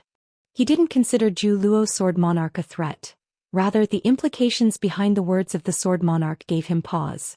Did Dahong Sword Heaven intend to serve the inheritor of the Holy Heart Sword Dao? Guan remembered that although Yang Xian had imparted the Holy Heart Sword Dao to Yang Pingon at the time showed no surprise but instead smiled, saying his own Sword Dao was not inferior to the Holy Heart Sword Dao. At that time Yang Xian's Holy Heart Sword Dao was merely rudimentary, nowhere near as strong as it was when contending with the Heavenly Spirit God, and countless years had passed since then with the Holy Heart Sword Dao having reached unimaginable levels through the Sword Dao River. Could it be that Yang Pingon had faced setbacks in his Sword Dao and come to believe his own was inferior to the Holy Heart Sword Dao? Guan speculated about what might have transpired after Yang Xian's death to make Dahong Sword Heaven so highly esteem the Holy Heart Sword Dao. As for Zhu Luo Sword Monarch seeking to trouble him, he wasn't too concerned. What waves could a mere free immortal stir up? If he dared to act against him, Guan wouldn't hesitate due to past feelings. He would kill if necessary. He wasn't Yang Xian. He didn't confine his actions within so many strictures. In the courtyard, Sage Xian Miao, holding a secret book, looked up at Guan and anxiously said, "Mountain God, this secret book is too profound. I can't understand it at all." Back at Three Pure Ones Mountain, he had been considered a prodigy, able to grasp any Daoist sorcery with just a glance. Yet when faced with the secret book bestowed by the Mountain God, he couldn't comprehend it at all. Guan nonchalantly replied, "If it were that easy to fathom, becoming an immortal wouldn't be so difficult." Centuries had passed and Sage Xian Miao had already achieved the Mystic Heart Realm Cultivator status. His talent was not lacking. It was just that Guan hadn't prioritized nurturing him. Upon hearing this, Sage Xian Miao could only manage an awkward smile and continued to delve into the secret book in his hands. Boom! A deafening boom suddenly came from the sky, startling Sage Xian Miao to look up and see a huge ball of light appearing and rapidly expanding, with strong winds soon descending upon the mountains and forests. Sage Xian Miao quickly stood up, frowning deeply. With the Mountain God still there, he was not panicked. Mountain God, a sword intent ascended to the heavens a few months ago, and now this bizarre phenomenon has occurred. What could be the reason? Sage Xian Miao asked, turning to Guan as the tempest tousled his long hair. Guan answered, "Obviously someone is fighting." Hearing this, Sage Xian Miao fell into silence. Though he was secluded from the world, people still passed by this place, allowing him to keep abreast of the major happenings overseas, which was currently in the midst of rare chaos. He wanted to ask the Mountain God why he didn't put an end to such turbulent times but feared it would be presumptuous. He always believed that the Mountain God was a true immortal, different from those powerful cultivators and demons. But he figured that the Mountain God had his own considerations, perhaps everything had its own natural laws of evolution, and even immortals could not disrupt them. Guan stood up and tucked the book into his chest, looking down at Sage Xian Miao. "Cultivate well. These days are long and when you are strong enough I can let you leave the mountain to alleviate suffering." As his words fell, he vanished into thin air from the eaves. Sage Xian Miao, rather than being ecstatic, looked down at the secret book in his hands, his eyes revealing a glimmer of hope. Above the boundless mountains and rivers, dust swirled as an house stood proudly in the air, his knight's robe fluttered wildly. He looked downward with 9 bright suns floating behind him tracing circular paths, the firelight illuminating his form, making him look like a deity. From all directions, cultivators and demons watched the battle. They stood outside the formation, each gaze towards and how filled with disbelief. Those from the Supreme Sect watched with surging emotions, excited beyond measure. Wu Ju watched and how from afar, his eyes unable to hide his stunned expression as he subconsciously looked at his own right fist. And how could overpower a loose immortal, but could his fist defeat a Nirvana realm cultivator? At this moment he truly felt the vast disparity between himself and Hao, as if it were the difference between an immortal and a mortal. Chapter 440 The Origin of Sword Venerable Fudao. It seems I have won. Hao's voice resonated between heaven and earth, silencing all the noise, allowing sects from all directions to feel his pride. A Nirvana victor over a loose immortal. Such a record was a marvel and shock throughout ancient and modern times. Looking at the peerless Hao, Wu Ju felt that he still shouldn't test him. If Hao learned that Guan was impersonating his master, Guan would probably be in big trouble. Such a domineering divine flame, the flame primordial treasure body, is truly powerful. How do I feel that he is even stronger than the treasure body? Our vast energy Daoist sect also has geniuses with treasure bodies, but none as dominant as him. His divine skills just now were no small matter. He could actually mobilize the heaven and earth rules, which is also why he was able to defeat the loose Immortal. No wonder the Immortal dynasty could recruit him. Such talent truly surpasses the Immortal spirit. Cultivators from all sects talked amongst themselves, but Hao did not pay attention. He raised his right hand through an elixir and it plummeted into the rolling dust below. Immediately after, he turned and flew in a certain direction. Great cultivators, led by the Supreme Sect, immediately ordered a pursuit of Hao. Wu Ju, having no time to ponder, hurriedly caught up with the group. Half an hour later, in the mountains and fields, Hao and the high-ranking members of the Supreme Sect stood beside a stream, talking and laughing heartily, while Wu Ju stood not far away, envying the scene before him. Without Hao, he would be the one everyone looked up to, the future of the Supreme Sect. But with Hao present, he was no different from the other ordinary disciples. No one paid him any attention anymore. Vice Sect leader Jihantian looked at Hao and said with a smile, "We are most comforted by your achievement today. You carry the hope for the rise of the Supreme Sect. Even when you're away, the disciples in the sect will inquire about your whereabouts. You have become the hope that the juniors chase." Hearing this, Hao smiled even more, and faced with such words, he chose to be humble. He had quite a fondness for the Supreme Sect, as in the early stage of his immortal cultivation life, the Supreme Sect had given him considerable help. Most importantly, his master and junior sister were in the Supreme Sect, and just by that fact alone, it was impossible for him to leave the Supreme Sect. Just as they were exchanging pleasantries, an immense sword intent descended, making everyone feel as if their throats were being choked, cutting off all speech. Hao looked up, his eyebrows furrowed, a wariness apparent in his eyes. A whooshing sound descended from the sky. Clang! A sword fell from the sky, landing in front of Hao. Stones shattered and flew off, and the cultivators from the Supreme Sect retreated in shock, while Hao remained as steady as Mount Tai, unmoved. The sword that was planted in the ground trembled non-stop, the blade vibrating to form afterimages. Before the cultivators of the Supreme Sect could speak, a figure descended from the sky, landing precisely on the hilt of the sword. It was Zhou Luo Sword Monarch. Hao looked up at Zhou Luo Sword Monarch before him, his eyes filled with confusion but no fear. Zhou Luo Sword Monarch ignored everyone else, his gaze fixed on Hao, burning with intensity as if he were looking at a rare treasure. "Who are you? What do you want?" The highest cultivation level elder of the Supreme Sect asked in a deep voice, clutching the Dharma treasure in his hand, clearly very nervous. Just one glance at Zhou Luo Sword Monarch was enough for everyone present to realize that they were no match for him. "Boy, what's your name?" Zhou Luo Sword Monarch stared at Hao and coldly asked, the breeze blowing his robe as he stood on the hilt, emanating an overwhelming pressure. Hao responded, "Hao, do you have a matter to attend to, Daoist friend?" Zhou Luo Sword Monarch's mouth curved upwards. "I am Zhou Luo Sword Monarch. Your life grid is quite decent. No matter which part of the great heaven and earth you are in, you will rise. Serve me and I can help you grow faster and raise your limits." Upon hearing this, Hao wasn't surprised. On his journey, too many people had already said such things to him. Hao remained composed. "Thank you for your kindness, Daoist friend. I have a master, a sect, and a power I serve. I cannot pledge allegiance to you." Zhou Luo Sword Monarch narrowed his eyes. "Do you know how high my cultivation level is?" Hao shook his head slightly while the others were extremely nervous, sensing that the situation was far from over. Zhou Luo Sword Monarch raised his right hand, and sword chi surged from his palm. Even though it was just a thread, the implied sword intent left everyone feeling cold.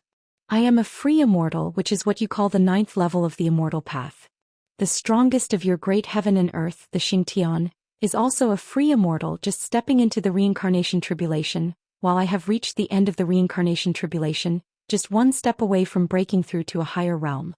At that time, with just a thought, I could obliterate the entire great heavenly spirit land." While declaring this, Zhu Luo Sword Monarch wore a defiant smile. He seemed eager to see Enhao's reaction upon knowing his power. Enhao's expression indeed changed unnaturally.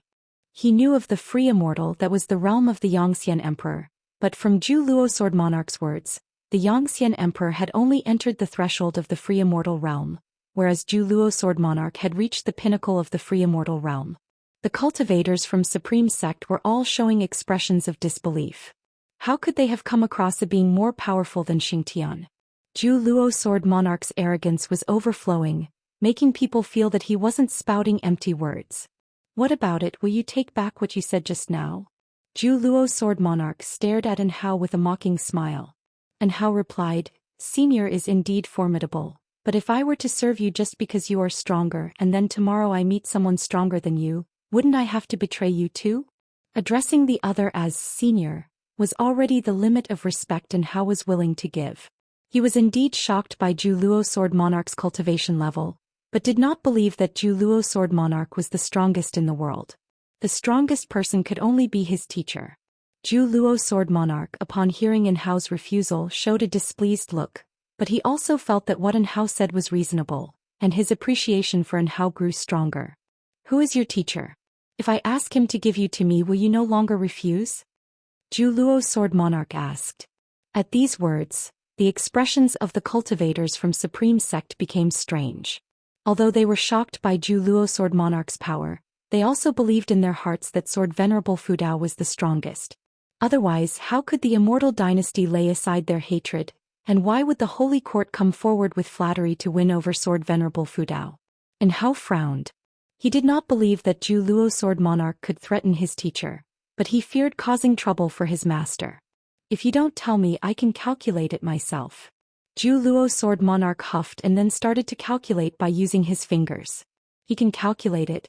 Enhao's expression clearly changed, and the cultivators of Supreme Sect were also frightened by such means. Wu Ju had been silent, but hearing this he suddenly grew worried for Guan. If that kid impersonates Sword Venerable Fudao, could he be found out by Zhu Luo Sword Monarch and bring trouble upon himself? Thinking this, Wu Ju grew anxious. All was silent in the great heaven and earth. Everyone was watching Zhu Luo Sword Monarch's calculation. However, after more than a dozen breaths of time had passed, Zhu Luo Sword Monarch's brows furrowed. Strange. Zhu Luo Sword Monarch was surprised in his heart but did not dare to show weakness. He could not calculate Enhao's teacher.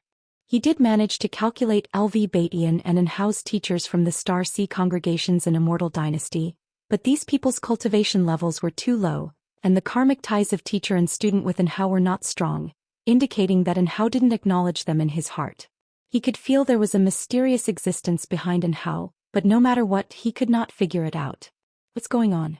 Zhu Luo Sword Monarch was filled with vigilance. Was there still an existence in the great heavenly spirit land that he couldn't calculate? Even for Xingtian, who had entered the reincarnation tribulation, he could still calculate some traces left by Xingtian before his death. Zhu Luo Sword Monarch's gaze flickered, looking at Enhao with a somewhat odd look. Could it be that Enhao's teacher was the inheritor of the Holy Heart Sword Dao, or a reincarnation of the Sword Dao Saint Ancestor? The more Zhu Luo Sword Monarch thought about it, the more possible he felt it was. He had come to the great heavenly spirit land for some time now, but could not find anyone or anything related to the Holy Heart Sword Dao. He even doubted whether the Holy Heart Sword Dao had appeared in the great heavenly spirit land at all. With thoughts as swift as lightning, Zhu Luo Sword Monarch put on a smile and said, "And how about you take me to see your teacher? We can put aside your matters, I won't insist on them any longer." Enhao asked in confusion, "Why do you want to see my teacher?" Zhu Luo Sword Monarch smiled and said, "To be honest, I come from another world and I am here to find your teacher. Your teacher is the existence our Daoist tradition has been searching for. As long as we find him, we will acknowledge him as our leader." Another world. Everyone was shocked. So Sword Venerable Fudao had such an origin? Upon further thought, they realized Sword Venerable Fudao's mysteriousness and unfathomable strength seemed to indicate that he could only come from another world. Any other origin would seem illogical. After hearing this, Enhao furrowed his brows tighter, falling into hesitation. Zhu Luo Sword Monarch's face turned solemn, while his heart stirred with excitement. "Holy Heart Sword Dao, finally I have found you. Do not let me down. My sword Dao will certainly be stronger than yours. Chapter 441 10,000 Sword Mountain. In front of a mountain on the north side of the Third Medicine Valley, Guan stood shoulder to shoulder with an Exin, as they watched the disciples embed treasure swords into the mountain. This mountain bore no flora at all. It was barren with rocks of a red hue. The mountain was not naturally formed but was constructed from special stone materials Guan had acquired. Materials often used to build array platforms and magic artifacts.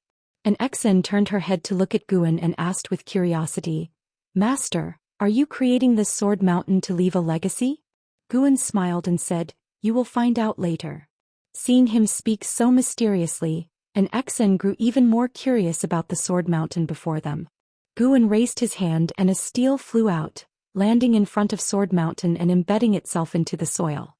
He followed by waving his hand in the air, using his finger as a brush to carve characters onto the steel.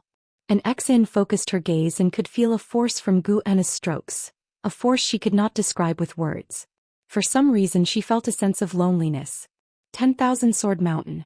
Guan avoided inscribing the full 10,000 Sword Mountain ridge, for fear of directly impacting fate.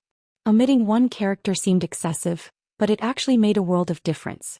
There were many 10,000 Sword Mountain ridges, and 10,000 Sword Mountains across different lands. As soon as the 3 characters for 10,000 Sword Mountain were carved, an Exin suddenly felt that this Sword Mountain possessed a spirit. Although many disciples were still embedding swords into the mountain, it somehow felt exceptionally distinct to her. Once they are done, disciples are not to set foot here in the future. With that, Guan turned and walked away. An Exin remained standing there, continuing to admire 10,000 Sword Mountain, always sensing that the mountain hid mysteries. In the following days, 10,000 Sword Mountain became a frequent topic among the valley's disciples and visiting cultivators. The very name 10,000 Sword Mountain carried immense force, and since Valley Master Guan was associated with Sword Venerable Fudao, they couldn't help but pay close attention. The news also spread to the Supreme Sect. Since Guan had claimed he was Sword Venerable Fudao, his fame had skyrocketed, and the major families had even investigated him. Pan En's true identity could no longer be concealed. Since Pan En was him, it led the major families to encourage their disciples to study Investiture of the Gods, Journey to the West, and Romance of the Three Kingdoms.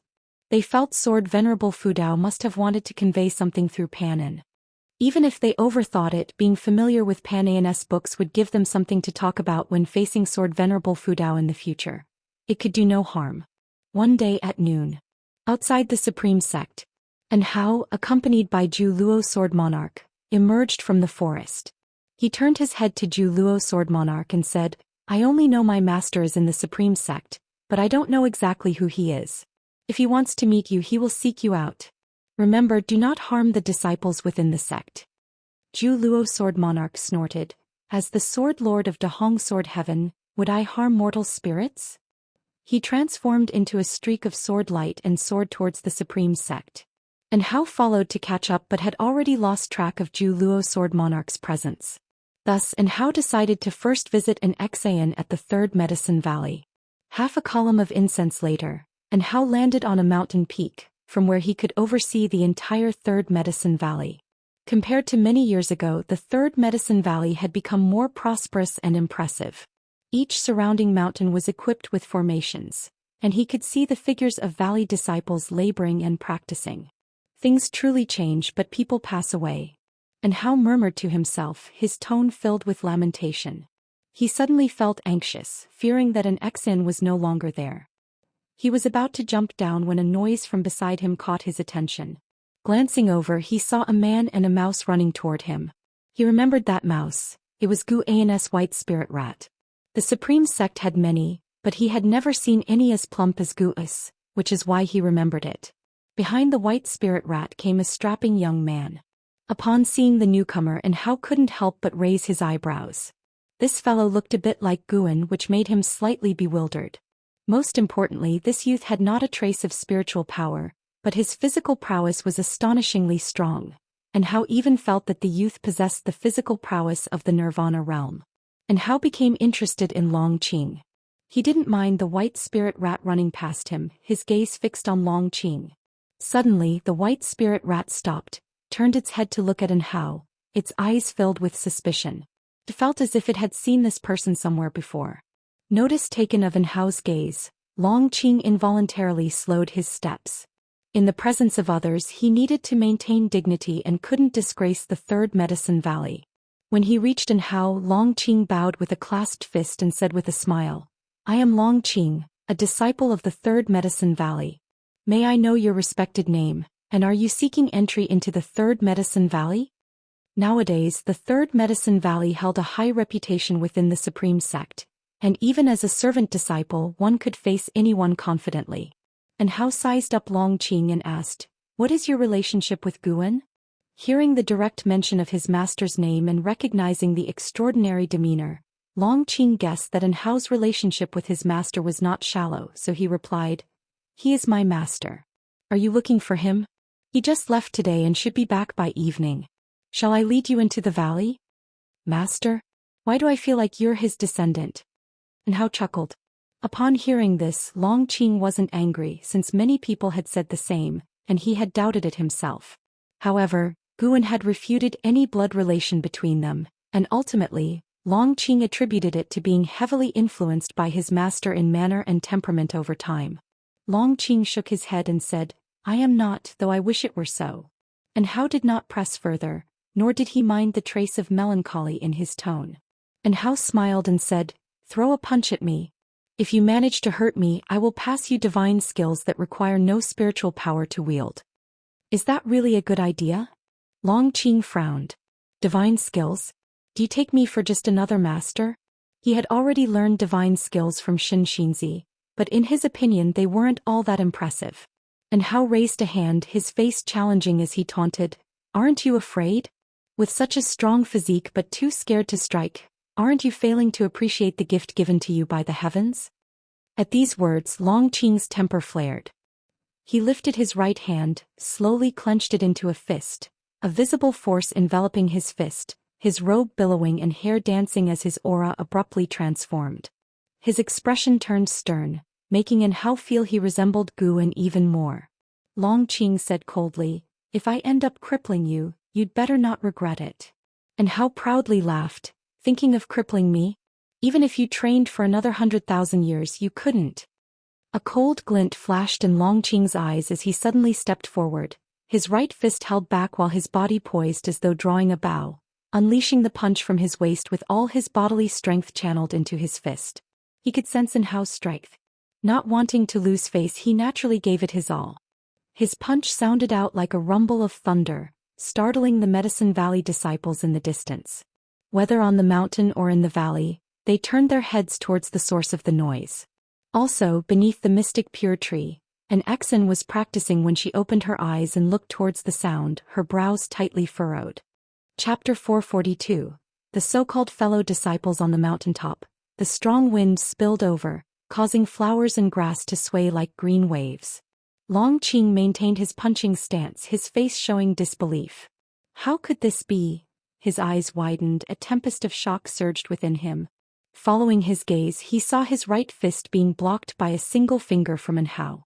His fist, being resisted by Hao's index finger, gave him the sensation of pushing against a mountain. No, mountains aren't this hard. Hao's hair fluttered in the wind as he stared at Long Qing, his lips curling into a smile. "Not a bad reaction, but it seems you haven't fully mastered your power, or rather, you don't really know the kind of power you possess at the moment." With a gentle push of his right index finger, Long Qing felt a force overwhelming like a mountain collapsing over him, throwing him backwards.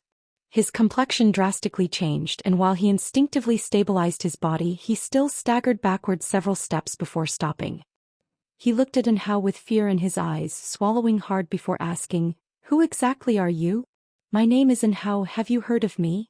Hao asked with a smile, his dominance and pride momentarily receding, now his smile seeming warm as a spring breeze. "Hao?"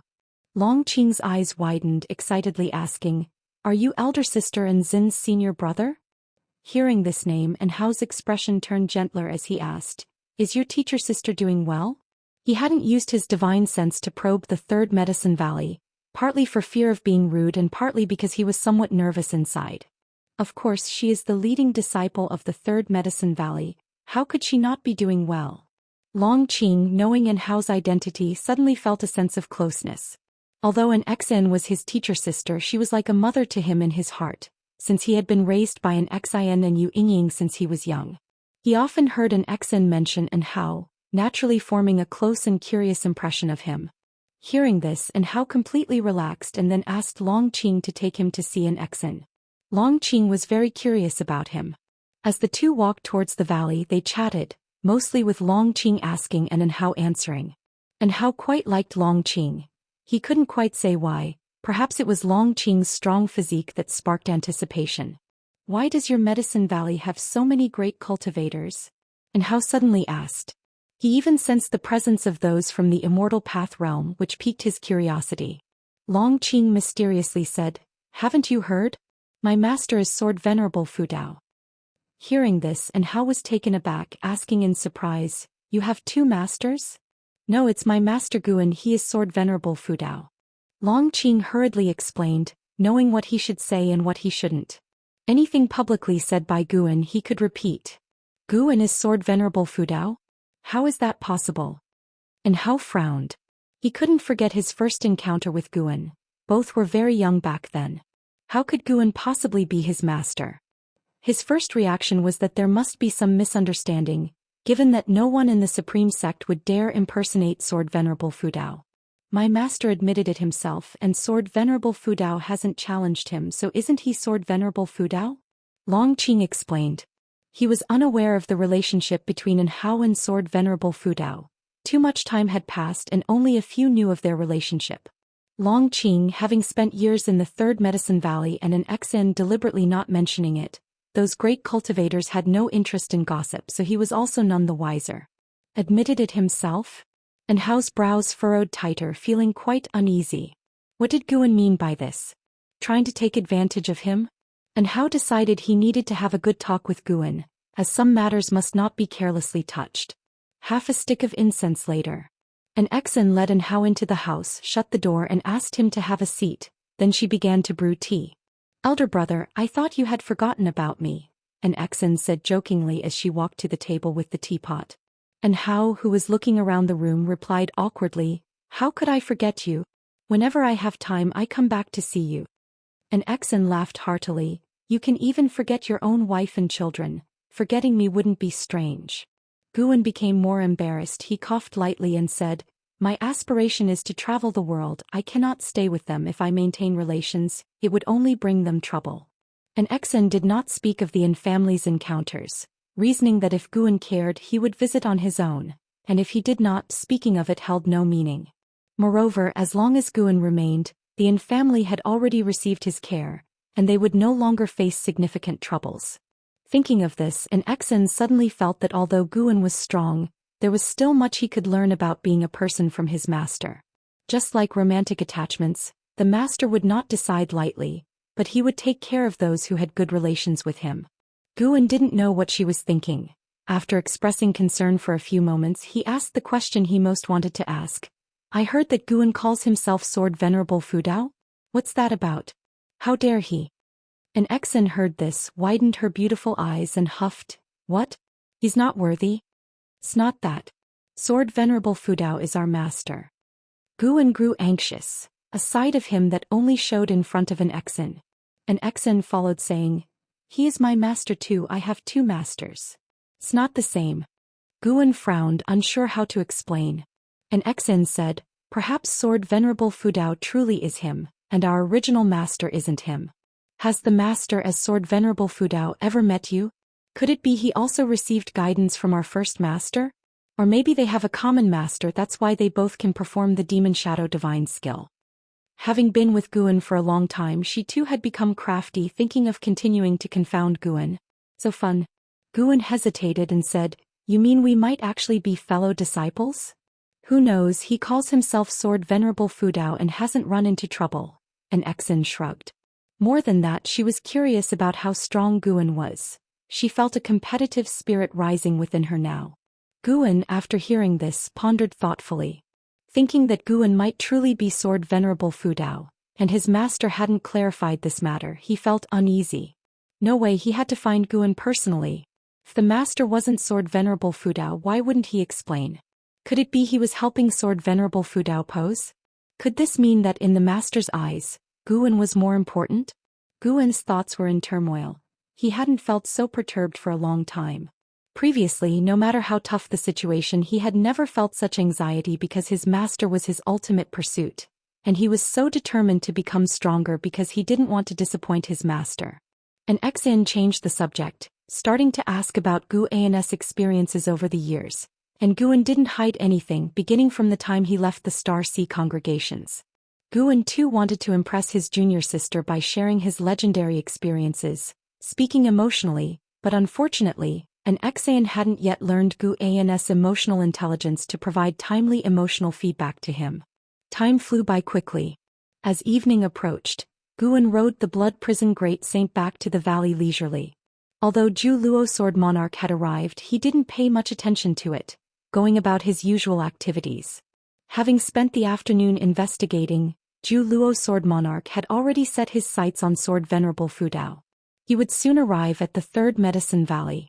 Guwen could sense a strong intent to battle hidden within Zhu Luo Sword Monarch's sword intent, an indication that Zhu Luo Sword Monarch was harboring ill intentions.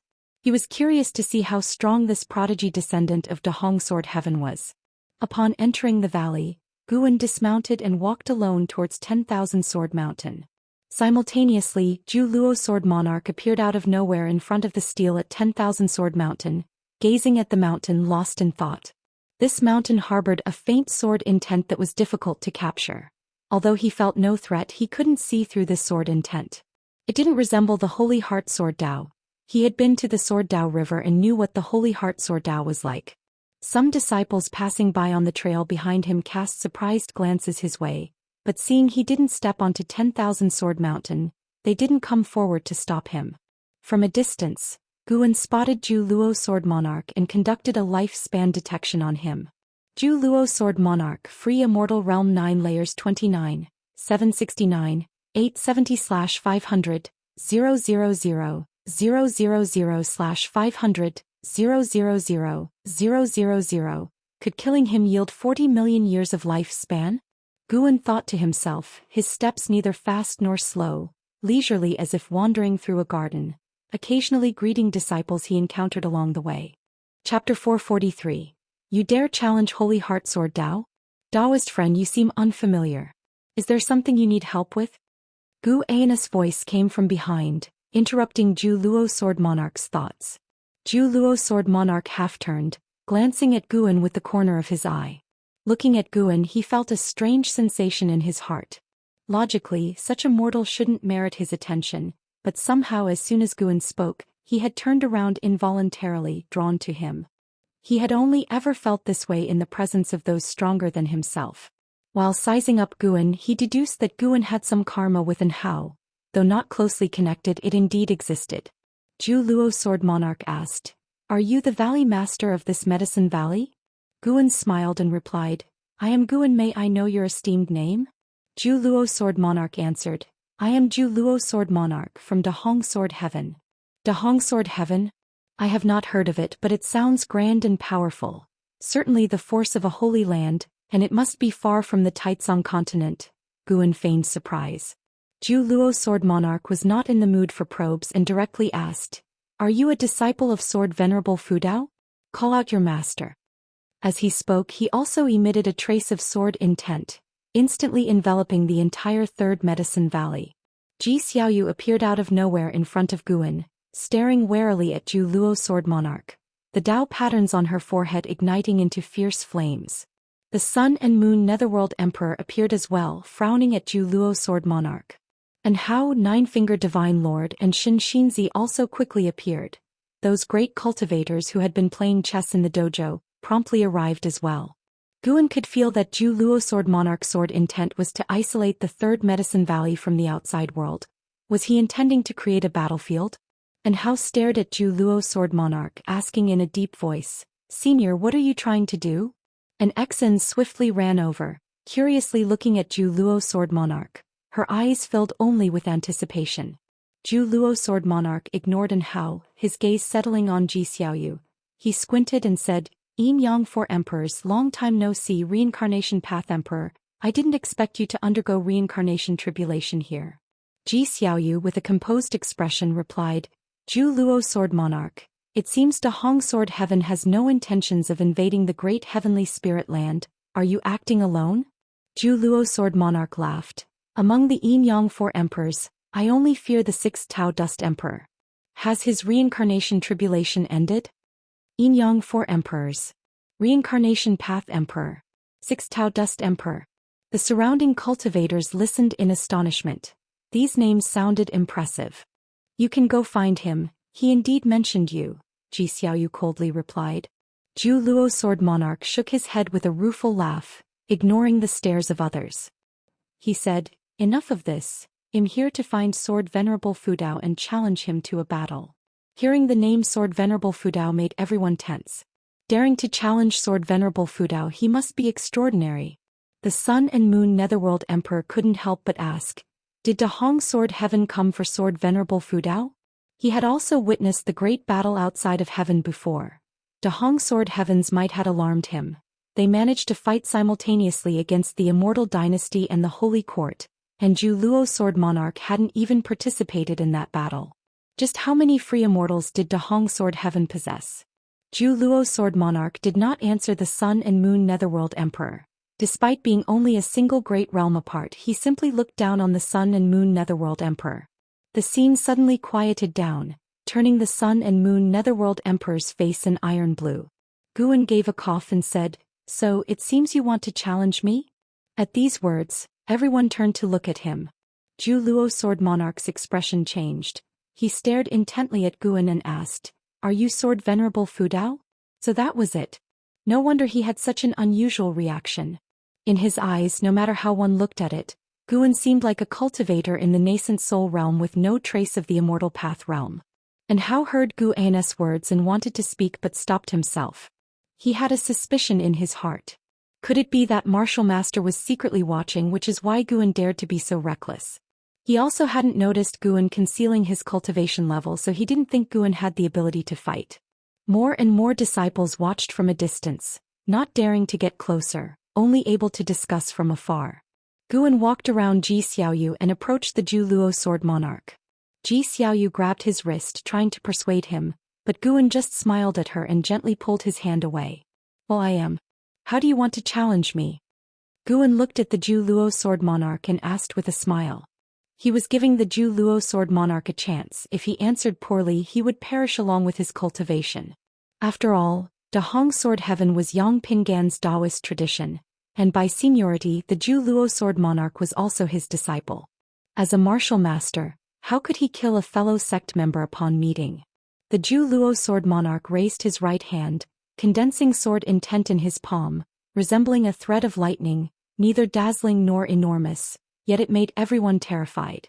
This thread of sword intent contained extremely terrifying power, making people shudder. Ji Xiaoyu, the Sun and Moon Netherworld Emperor, the Nine-Fingered Divine Lord, and others didn't even dare to move, feeling a terrifying sensation that any movement could lead to death. And Hao clenched his fists inside his sleeves, ready to make a move. Long Qing stood at a distance on tiptoe watching.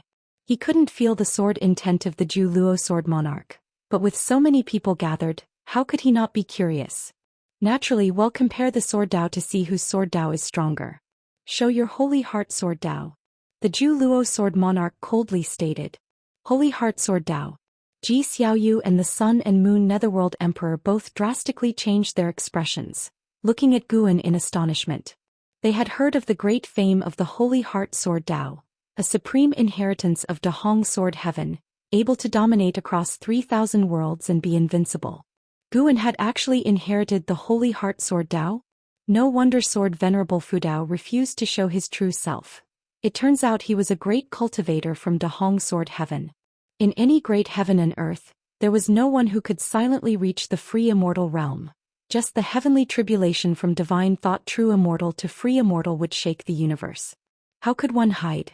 Hearing the words of the Zhu Luo Sword Monarch, Guan showed a faint smile. His smile, however, appeared as a provocation in the eyes of the Zhu Luo Sword Monarch. Just then, Guan suddenly shifted, appearing instantly in front of the Zhou Luo sword monarch.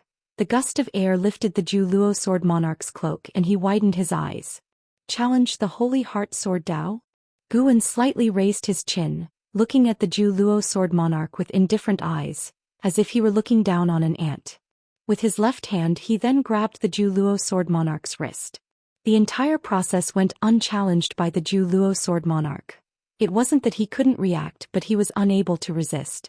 With Guan holding him, the Zhou Luo sword monarch's pupils dilated, and his heart was struck with shock. Guan looked at him and slowly said, "Let's not first discuss whether I possess the Holy Heart Sword Dao. To you all, what status does the Holy Heart Sword Dao even have? Are you even qualified to challenge the Holy Heart Sword Dao?" These words struck the Zhou Luo sword monarch like a hammer, causing his body to tremble and cold sweat began to bead on his forehead. Everyone else could feel Guan's dominance, and what surprised them most was how the usually arrogant Zhou Luo sword monarch had suddenly become mute. And how was the most shocked and unable to stay composed. He knew too well how strong the Zhou Luo sword monarch was. A mere breath from him could annihilate a cultivator in the nascent soul realm. Although he hadn't felt Guan's aura now, he knew something must have happened that made the Zhou Luo sword monarch dare not retaliate. Or rather, the Zhou Luo sword monarch simply couldn't retaliate. Chapter 444 Master. I want to be the heavenly emperor under the watchful eyes of the crowd. Zhou Luo sword monarch trembled all over, unable to speak. All gazes fell on Guan's hand, which held the wrist of Zhou Luo sword monarch. At that moment Zhou Luo sword monarch's aura was not a match for Guan, almost as if he was about to kneel at any moment. Guan's face was so cold and his gaze falling into the eyes of Zhou Luo sword monarch was terrifying. How can this be? The thought of utter disbelief crossed the mind of Zhou Luo sword monarch. Held by Guan, his sword intent dissipated instantly, and the mana within him was suppressed, rendering him unable to mobilize it. He was like a mortal incapable of resistance, let alone freeing himself of Guan's grasp. Tao Fruit Realm. This person must have surpassed the free immortal realm and reached an even higher level.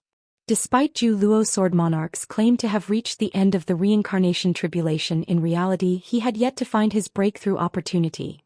This was also why he wanted to challenge the Holy Heart Sword Dao. He hoped to break his own limits through the swordsmanship exchange. The stronger the inheritor of the Holy Heart Sword Dao, the more he looked forward to it. Only tremendous pressure could break his shackles. Guan stared at him and asked, "Now tell me, do you still want to challenge me?" Zhou Luo sword monarch clenched his teeth attempting to speak, but he lacked the courage to voice his words. For him to bow his head was harder than death. Damn it! Why was the gap so vast? Zhou Luo sword monarch harbored a secret hatred, not towards Guan but at his own weakness. With such a vast difference in strength, his challenge to Guan seemed absurd. He despised those who were weak yet acted arrogantly, and now he was the very person he loathed the most. Zhou Luo sword monarch was extremely frustrated. He roared inwardly, wanting his sword Dao to break free. But Guan's power was like a wall of the Tao Fruit realm, crushing him mercilessly. No matter how furious, he couldn't shake it. For a moment the atmosphere was tense. The pressure on everyone vanished, replaced by shock. Could it be that Guan was truly Sword Venerable Fudao? They couldn't sense how strong Guan's aura was, still seeming like he was in the nascent soul realm. However, Guan was clearly suppressing Zhou Luo sword monarch, and Zhou Luo sword monarch's earlier arrogance and haughtiness could not have been an act. And Hao was shocked. He looked at Guan's retreating figure with complex emotions. Astonishment, delight, apprehension. Just then Guan suddenly let go, smiling and saying, "Since you're not speaking, I'll take it you've given up the challenge. Guests should be treated well. Stay at the Third Medicine Valley for a few days." Zhou Luo sword monarch felt the suffocating pressure lift instantly. His first instinct was to flee, but he resisted. If the other party didn't kill him, would fleeing not bring shame to the Dahong sword heaven? Looking at Guan's gentle smile, Zhou Luo sword monarch didn't know how to respond and wished he could vanish into thin air. Guan turned around and beckoned to an Exan who immediately ran over. "Accommodate this Daoist friend," said Guan, then turned and left. Ji Xiaoyu stared at Guan in a daze, once again astonished by his strength. Zhou Luo sword monarch was stronger than her true body, and such a being was completely suppressed by Guan to the point that he couldn't even speak. How high was his cultivation level, really? Others too were shocked by Gu An's cultivation level and conceived speculations about his realm. Zhu Luo Sword Monarch watched Gu An's departing figure, his face flushed with humiliation. When an Exan invited him into the valley, he could only nod and follow her. Although he was suppressed by Guan, no one dared to mock him. As he walked by, the great cultivators made way, fearing they might provoke his anger. And Hao kept pace with Gu An's steps without catching up immediately, maintaining a distance instead. The Sun and Moon Netherworld Emperor stood by Ji Xiaoyu's side and pondered, "Who exactly is this deity?" Ji Xiaoyu did not answer him and no one else could either. The Nine-Fingered Divine Lord was relieved that he hadn't underestimated Guan due to his cultivation level. Xianxia thought even further ahead. Faced with the provocation of Zhu Luo Sword Monarch, Guan had the power to kill him yet chose to give him a way out. Such magnanimity was beyond the capacity of ordinary individuals. This was the very path Xianxia himself should pursue. On another side, Long Qing ran over to Gu An's side, walking shoulder to shoulder with him, occasionally glancing back at An Hao. He could tell An Hao seemed to want to talk to Guan and was adopting a very humble posture. "Master, what just happened?" Long Qing asked curiously. His gaze followed and fixed on Zhu Luo Sword Monarch, whose presence was so powerful. Just walking down the road, he exuded an air of invincibility, as if even the heavens couldn't contain him. Guan smiled and said, "Nothing much, just chatted with someone. You can go talk to him directly, he is a senior after all. Remember not to forget your manners." Hearing Gu An's words, Long Qing really did want to go meet with Zhu Luo Sword Monarch. After a while, Guan went upstairs alone and An Hao stayed at the bottom of the loft, hesitating for a moment before he also went upstairs. He had just reached the door when he heard Guan's voice. "Remember to close the door behind you." Upon hearing this, An Hao instantly felt calm. All his doubts were washed away. This was definitely his master. Suppressing his excitement, he closed the door. He strode to the table and then knelt down, kowtowing to Guan. Guan did not stop him, graciously accepting his gesture of respect.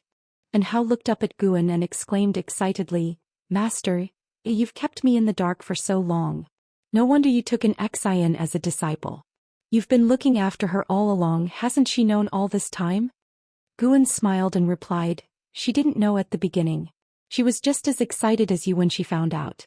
Stand up and speak." And Hao hurriedly stood up. He had too many things to tell his master. Guan invited him to sit down and then inquired about his experiences over the years. And Hao did not dare to hide anything. He did not overly embellish his narrative, sharing both his hardships and achievements. After a long time, Guan asked, "What are your goals for the future?" Unlike an Exan, An Hao had been wandering outside for years, and his ambition only grew higher and higher, so Guan had no intention of keeping him.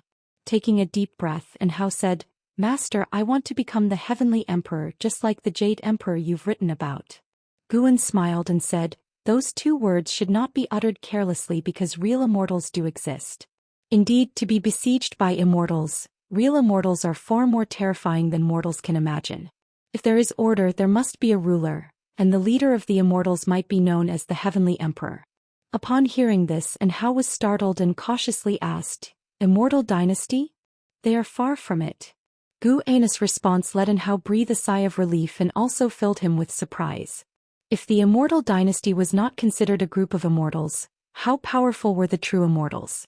Guan looked at An Hao and also discerned his life grid. Life grid, the combination of fate and chi fortune, indicates that the stronger the life grid, the better the chi fortune and longer lifespan. And Hao had a continuous stretch of chi fortune, and his life seemed to have no visible end, which Guan saw for the first time in such a life grid. Indeed, the limit of 9,999 years was simply the upper limit of mortal realm, not the limit for An Hao. After reaching the Nirvana realm, An Hao's lifespan limit became 6 nines, and Guan estimated that breaking through further great realms would continue to extend it. Chapter 445. Want to become a disciple? Do you aspire to be the Heavenly Emperor because you want power and influence? Guan asked curiously. The Jade Emperor in Journey to the West wasn't described as particularly strong, at least not the strongest, and An Hao had always wanted to be the strongest. Could it be that his mindset had changed now that he was considering becoming the Heavenly Emperor? An Hao answered, "I want strength and I want power and influence." Along the way I've been to many places, left behind many people, but I feel that this path is not right. However, to become stronger, even if it's not right, I still have to continue on. By becoming the Heavenly Emperor, I can protect those I wish to protect and shelter all living beings from suffering. I didn't expect you to still have such a benevolent heart, Guan remarked. And Hao's face turned red and he said, Master, what do you mean? Do you see me as someone ruthless without bottom lines? After all, I have inherited the righteousness of the supreme sect. No matter where I go, when I encounter people in suffering, as long as I can help, I will take action. Guan smiled. He indeed had seen such behavior from Hao, though it wasn't frequent. Compared to Xian, Hao still had a long way to go. However, Guan never had specific expectations for what Hao should become. He imparted the technique of immortal cultivation to Hao due to fate. As long as Hao didn't do evil, he was loath to nitpick. Guan continued to chat with Hao, which gave Hao a deeper understanding of his master. It seemed no different from their previous interactions, but Hao felt his master's vastness, like the Songhai Sea. With the ability to conquer the world yet able to recluse here, laughing and chatting with anyone. Every word Guan said seemed sincere in Hao's eyes.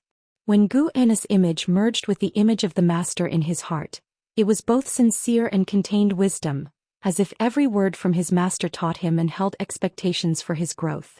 Suddenly Hao thought of something and asked, Is Yang Jian your direct disciple? Guan smiled and nodded, saying, Yes, he knows I am Sword Venerable Fu Dao. I even told him he has an impressive senior brother, just didn't say it was you. Upon hearing this, Hao's face broke into a smile. He had a profound memory of Yang Jian, and they had even agreed to a duel at the Sky Ranking Tournament. He had never forgotten it. Where did he go? Why haven't I seen him? Hao asked curiously. Guan recounted Yang Jian's background and current whereabouts, leaving Hao silent. The Holy King of the Holy Court. He had visited the Holy Court, witnessed the demeanor of the Holy King, and suddenly felt pressure. Yang Jian's talent had already won his approval. Coupled with the background of the Holy King, he might indeed surpass him. Guan continued, Besides Yang Jian, I have taught others, including demons. Don't underestimate them. His tone seemed joking, but his eyes were sharp. Hao felt his fighting spirit ignited after hearing this. Full of confidence, he said, Master, rest assured, I will always be your most outstanding disciple. Guan smiled and nodded, but his heart disagreed. If that were the case, wouldn't it mean that my teaching ability is inferior to your talent? He had to cultivate a disciple stronger than Hao. Hao thought of the Annihilation God Emperor and began to say, Master, previously I encountered. Don't speak. Guan interrupted him, causing him to look puzzled. Guan continued, Your realm is still low. When you delve into the way of cause and effect, you'll understand that even when you speak of certain beings in secret, even without naming them, merely describing their likeness and deeds can alert them. We'll keep an eye on that existence. His help for you is casual, without any ulterior motives. You can rest assured. Longing was evident in Hao's eyes. What kind of realm must one reach to be so powerful? He adjusted his emotions and stopped thinking about the Annihilation God Emperor. Moonlight streamed through the window as the master and disciple continued their chat. The atmosphere was pleasant, with Hao occasionally standing up, using actions to describe the scene he was talking about, while Guan looked on with a smile as if enjoying a storytelling session. Hao was excited because he could finally sit and talk with his master. Guan too was content. Watching the vigorous Hao, he thought of the resolute youth who, in order to protect his sister from the village, had boldly faced an invincible wolf demon. In the blink of an eye, over 800 years had passed. The young ones had begun to stand on their own, while many of Guan's contemporaries had passed away. Considering this, Guan was not sad. He still wore a smile on his face. The old friends had passed, but the younger generation was still there. Such was life. The moon set and the sun rose. In the early morning, Hao stepped out the door, looking towards the vast ranks of disciples in the distance, watching them practice. His gaze drifted. Previously, he too had watched the Medicine Valley disciples' morning practice, but he had never felt quite like he did today. He realized that the movements of the Medicine Valley disciples carried a profound mystery, truly worthy of being the body-strengthening method created by his master, embodying the simplicity of the Great Path. Guan stepped out of the house, standing behind him and looking towards the distant spectacle of the practice. Over 4,000 people practicing together was stirring the spiritual energy in the valley, a magnificent sight. "Hurry up, what are you looking at?" Guan urged. Coming to his senses, and Hao turned back with a smile and then started walking down the stairs. Reaching the corner of the staircase, he turned his head toward Guan and asked, "What kind of person do you hope I will become?" Guan glanced at him and then looked up to the east, saying, "I hope you become like that proud sun, radiant and shining. Even if you fall into the lowest valleys, you always rise up, climbing to a height that all living beings find unreachable." After hearing this, and Hao unconsciously looked towards the rising sun on the horizon. His smile faded, his expression turning serious. Chapter 445. Want to become a disciple under... I definitely will. And Hao said determinedly, then turned his head and continued down the stairs. Guan didn't see him off. Instead he kept looking toward the east. The morning sun rose, streaking across the sky, only to be chased down by darkness again. When the world fell into darkness, new sunlight broke through the earth's surface, illuminating all things and banishing the darkness. After daylight, Guan stepped out of his room again. He faced the blazing sun and stretched languidly. "The first day after 1,000 years seems no different than the rest," Guan said with a smile, talking to himself. Today he turned 1,000 years old. In his eyes, this marked a brand new page in his life. He followed the stairs down and, just as he reached the bottom, Zhou Xian walked out from inside the house. "Will you intervene in Hao's conflict with the Sky Demon Great Sect?" Zhou Xian looked at Guan and asked. 97 years had passed since Hao left. While the world's events changed each year, Guan's life in the Third Medicine Valley remained the same, and he was content with that. Guan casually replied, "Why intervene? I'm just an ordinary cultivator who loves to garden. I have no wish to get entangled in trouble." Having said that, he moved forward with his steps. Since Zhou Xiaoyu had learned of his strength, she no longer behaved like a petulant girl, which actually made him find her rather dull. As Zhou Xiaoyu watched him walk away, she followed up with, "But as he continues like this, the Sky Demon Great Sect surely will not let him go. You will definitely save him. According to my investigation over these years, behind the Sky Demon Great Sect stands the Heavenly Demon, who is also at the peak of the free immortals." Guan stopped his steps and turned his head to look at her, asking, "What if you surpass the free immortal in this life? What will you do?" Zhou Xiaoyu paused, then said, "I am just a reincarnation body. It's impossible for me to reach the realm of my true self." With more of her memories reviving, her reluctance was fading. She was gradually becoming her true self, or rather reverting to her original temperament. After listening, Guan appeared thoughtful, then continued on his way.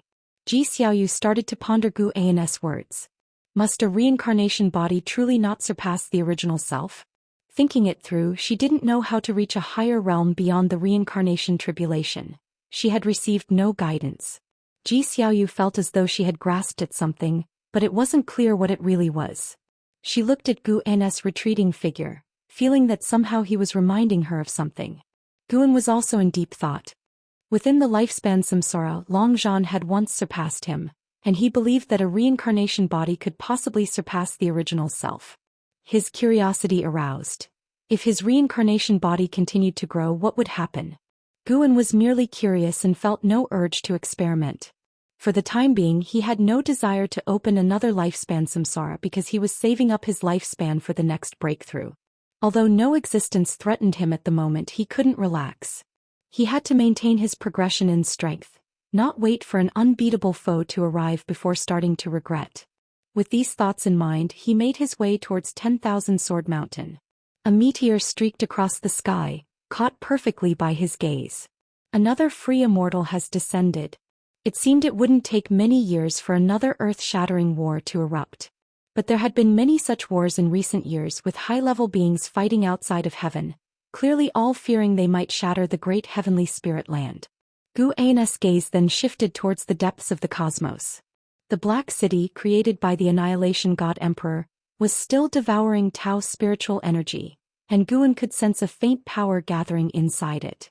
The Annihilation God Emperor seemed to be refining some kind of supreme treasure, but it was unknown whether it was an immortal path supreme treasure.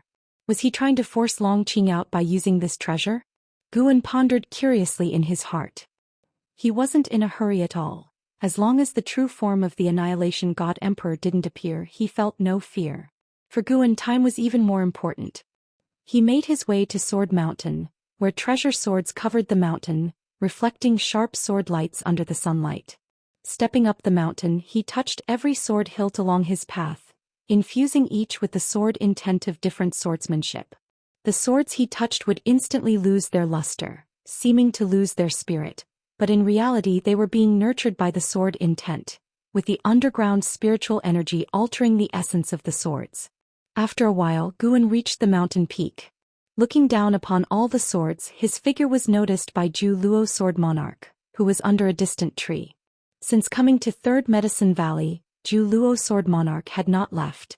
He acted properly, no longer arrogant and imposing. He wanted to understand Guan. Although Guan didn't acknowledge that he had inherited the Holy Heart Sword Dao, instinct told the Sword Monarch that Guan must be connected to it. Perhaps it was because of the relationship between the Holy Heart Sword Dao and Dahong Sword Heaven that Guan had spared him. Putting himself in Guan's shoes, the way he had previously addressed Guan was enough to warrant death 10,000 times over. It was precisely because he understood this that he acted so properly and would occasionally give pointers to the disciples in the valley. A figure rode a sword through the air, landing beside Zhou Luo Sword Monarch. This was a man in blue attire holding a treasure sword. He saluted Zhou Luo Sword Monarch, saying, "Senior, I have learned the swordsmanship you taught me." The standoff between Guan and Zhou Luo Sword Monarch had not spread. Firstly, because the Sword Monarch had isolated Third Medicine Valley with his sword intent at the time, and secondly, since the Supreme Sect saw that Guan didn't kill Zhou Luo Sword Monarch, they thought to win him over. This was a being of the 9 heavens of the Immortal path, and if they could successfully win him over, the Supreme Sect could leap to become a powerful force under heaven. The blue-attired man was Zhou Xian, the disciple with the strongest talent in the history of Third Medicine Valley. Zhou Xian had heard from LV Baitan that a powerful sword cultivator had appeared in Third Medicine Valley. He loved using swords, so he took the initiative to visit Zhou Luo Sword Monarch. Considering Guan's face, the Sword Monarch gave pointers to many valley disciples. Faced with Zhou Xian, he was not stingy. "Just learned it then," Zhou Luo Sword Monarch said indifferently, his gaze fixed on the silhouette of Guan. Zhou Xian indeed had exceptional talent, but he was not the strongest he had seen, certainly not compared to how he had met before. Thus he had no intention of taking a disciple. He was now focused on becoming a disciple of Guan. How could he have the time to take on his own disciple? Zhou Xian followed Zhou Luo Sword Monarch's gaze and saw Guan. His feelings towards Guan were complicated. He even felt a bit defiant. He believed his own talent was strong, even comparable to Hao, but during his time in Third Medicine Valley he didn't receive special attention from Guan. He felt overlooked. Of course he still had fond feelings for Third Medicine Valley. Although Guan hadn't given him special treatment, he was kind to him. He didn't dislike Guan. He just wanted to prove himself to Guan. More than 90 years ago he had witnessed Hao's strength. This was why he was so eager to seek out Zhou Luo Sword Monarch. Catching up to Hao was not going to be easy. Zhou Xian turned back to Zhou Luo Sword Monarch, asking, "Senior, wouldn't you like to see my swordsmanship?" Zhou Luo Sword Monarch replied impatiently, "Not interested." Upon hearing this, Zhou Xian's expression became unnatural. Suddenly, the Sword Monarch remembered the Valley disciple's assessment of Zhou Xian. He was the pride of Third Medicine Valley. Guan must be paying attention to him too. Though he couldn't offend Guan, he still wished to become his disciple. Zhou Luo Sword Monarch looked at Zhou Xian and began to scrutinize him. Chapter 446. Pure Land Under Heaven. Zhou Xian had been feeling quite stifled, but seeing the Zhou Luo Sword Monarch reassessing him, hope rekindled in his heart. "Do you want to learn the most superior swordsmanship?" the Zhou Luo Sword Monarch asked seriously. Upon hearing this, Zhou Xian quickly responded, "Of course I do. Would the senior be willing to teach me?" The Zhou Luo Sword Monarch raised his right hand, and a piece of silvery white jade appeared between his fingers. He tossed the jade to Zhou Xian, who caught it instinctively. "If you can comprehend the swordsmanship contained within this, I will pass on my sword Dao to you. After that, dominating the great heavenly spirit land will certainly not be difficult," the Zhou Luo Sword Monarch said calmly. Upon hearing these words, Su Jie immediately bent at the waist to bow and thank the Zhu Luo sword monarch. The Zhu Luo sword monarch waved his hand, indicating that Su Jie could leave. Su Jie didn't dare to linger and turned to leave. Yet he couldn't help but glance toward Guan. He wasn't foolish.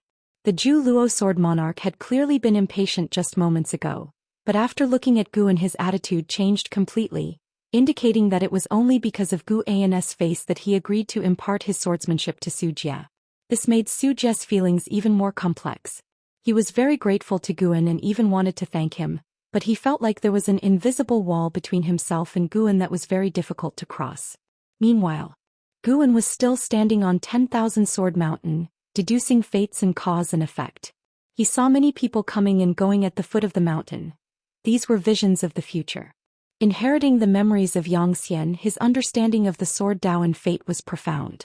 Using the sword intent of 10,000 Sword Mountain to deduce the future, he could see the shadows of times far away. Suddenly, he spotted a figure standing still at the foot of the mountain looking up at him. Guan slightly raised his eyebrows, focusing on the figure, his eyes revealing a hint of surprise. He deduced that this figure and 10,000 Sword Mountain had the closest connection of fate. This individual would inherit all the sword intent of 10,000 Sword Mountain and even boost its chi fortune. He could even deduce the person's name and identity. A talent like this in the new epoch, Guan thought to himself, feeling somewhat emotional. The talent of this individual in the sword Dao was extremely terrifying, almost like he was seeing another Xian.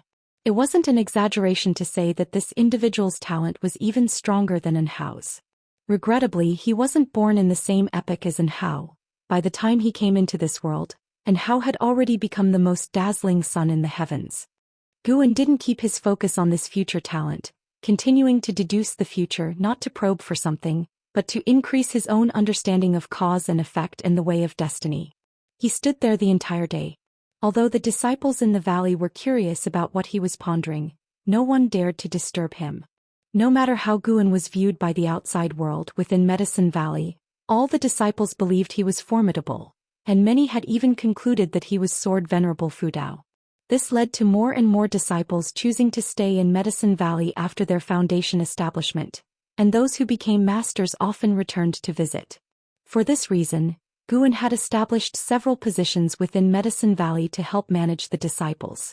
And an Exon also delineated several other positions, causing Third Medicine Valley to unavoidably form a hierarchy of power, much like a mini Immortal cultivation world. The next morning, Guan rode the Blood Prison Great Saint to Tianya Valley. Over the years, Tianya Valley had expanded, providing a steady income to Gu An's lifespan. The valley also fostered many talented individuals cultivated by Li Xiandao, who had established good relations with Guan. Guan loved to mingle with the talented, and no matter what they played, they would not give up easily after losing, always coming back to challenge Guan. While Gu An's outward cultivation level was at the divinity transformation realm, the disciples of Tianya Valley all knew he was very strong. The change in demeanor and appearance enabled Guan to no longer deliberately conceal his strength, though at most he didn't appear overly strong. Currently, his undefeated record in the battles of combat at Tianya Valley made him want to laugh whenever he thought of that prince consort challenging him again. The Blood Prison Great Saint, too, was looking forward to the upcoming battle of Tianya Valley. He also wanted to see those arrogant individuals suffer setbacks. Guan, admiring the scenery along the way, said with a light laugh, "Next spring festival I will unseal you. Are you ready?" Blood Prison Great Saint didn't react with too much surprise as he had long been prepared. In a low voice he said, "Master, I have been ready. Even if I regain my cultivation level, I will never betray you and will always follow you." He had already begun cultivating the primordial reincarnation skill, and once unsealed his cultivation level would soar, perhaps achieving nirvana in one fell swoop. Guan laughed, "Cultivate well in the future. Your strength also represents my face." These words instantly excited Blood Prison Great Saint. He had been waiting for this. He wished to always be by Gu An's side. He had come to realize that those who left, despite their wandering, could hardly compare to those who stayed with Guan. And Hao was an exception. If Enhao had stayed by Gu An's side, his achievements would have only been greater. And he felt that, in the future, there would definitely be individuals who would appear with even greater talent than Enhao. "Master, rest assured I will cultivate hard." First said, and how is my goal? Blood Prison Great Saint said excitedly, trembling all over. Guan said no more, letting him continue on. In the following journey, Blood Prison Great Saint felt as if he was floating, his thoughts lost in boundless imagination. Autumn arrived. At the Supreme Sect's subsect within Yi Mansion. Guan sat at a table sipping tea, watching Yi Lan instruct a young girl in the ways of spellcraft. The autumn breeze blew into the courtyard, making everything seem perfect. Yi Lan turned to Guan and asked, "Senior brother, do you have anything to say?" The practicing girl cast a doubtful glance at Guan.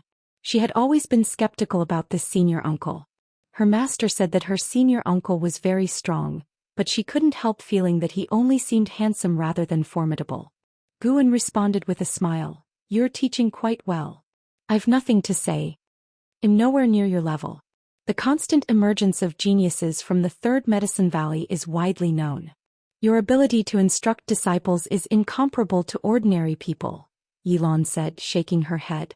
She was sincere. There was no need for her to flatter given the relationship she had with Guan. Guan replied, "It's all due to the disciples' hard work. It doesn't have much to do with me." He wasn't interested in the disciple Yi Lan had recently taken on. The girl's maximum lifespan was around 3,000 years, considered a prodigy indeed, but now a true talent was approaching the Supreme Sect's subsect. That ultra-talented individual with the Tai Chu swallowing yuan body. Guan had been keeping an eye on her, witnessing her crossing the ocean to reach the Taizong continent. She came to the Taizong continent because she had heard it was one of the few pure lands left in the world, and she wanted to cultivate in peace under the protection of Sword Venerable Fudao. She had previously received the Stepping Path of Ages step from Guan, and now she had made some progress being able to use it in battle. Although in Guan's view her Stepping Path of Ages step was rather unrefined, this divine skill was difficult to cultivate. To be able to master it and employ it in combat at less than 600 years of age, her aptitude was definitely terrifying. Hearing Guan's words, Yi Lan couldn't help but pout. She could see that Guan was not interested in her disciple Yi Qingxue. Indeed, compared with a talent like Su Jia, Yi Qingxue did indeed seem mediocre.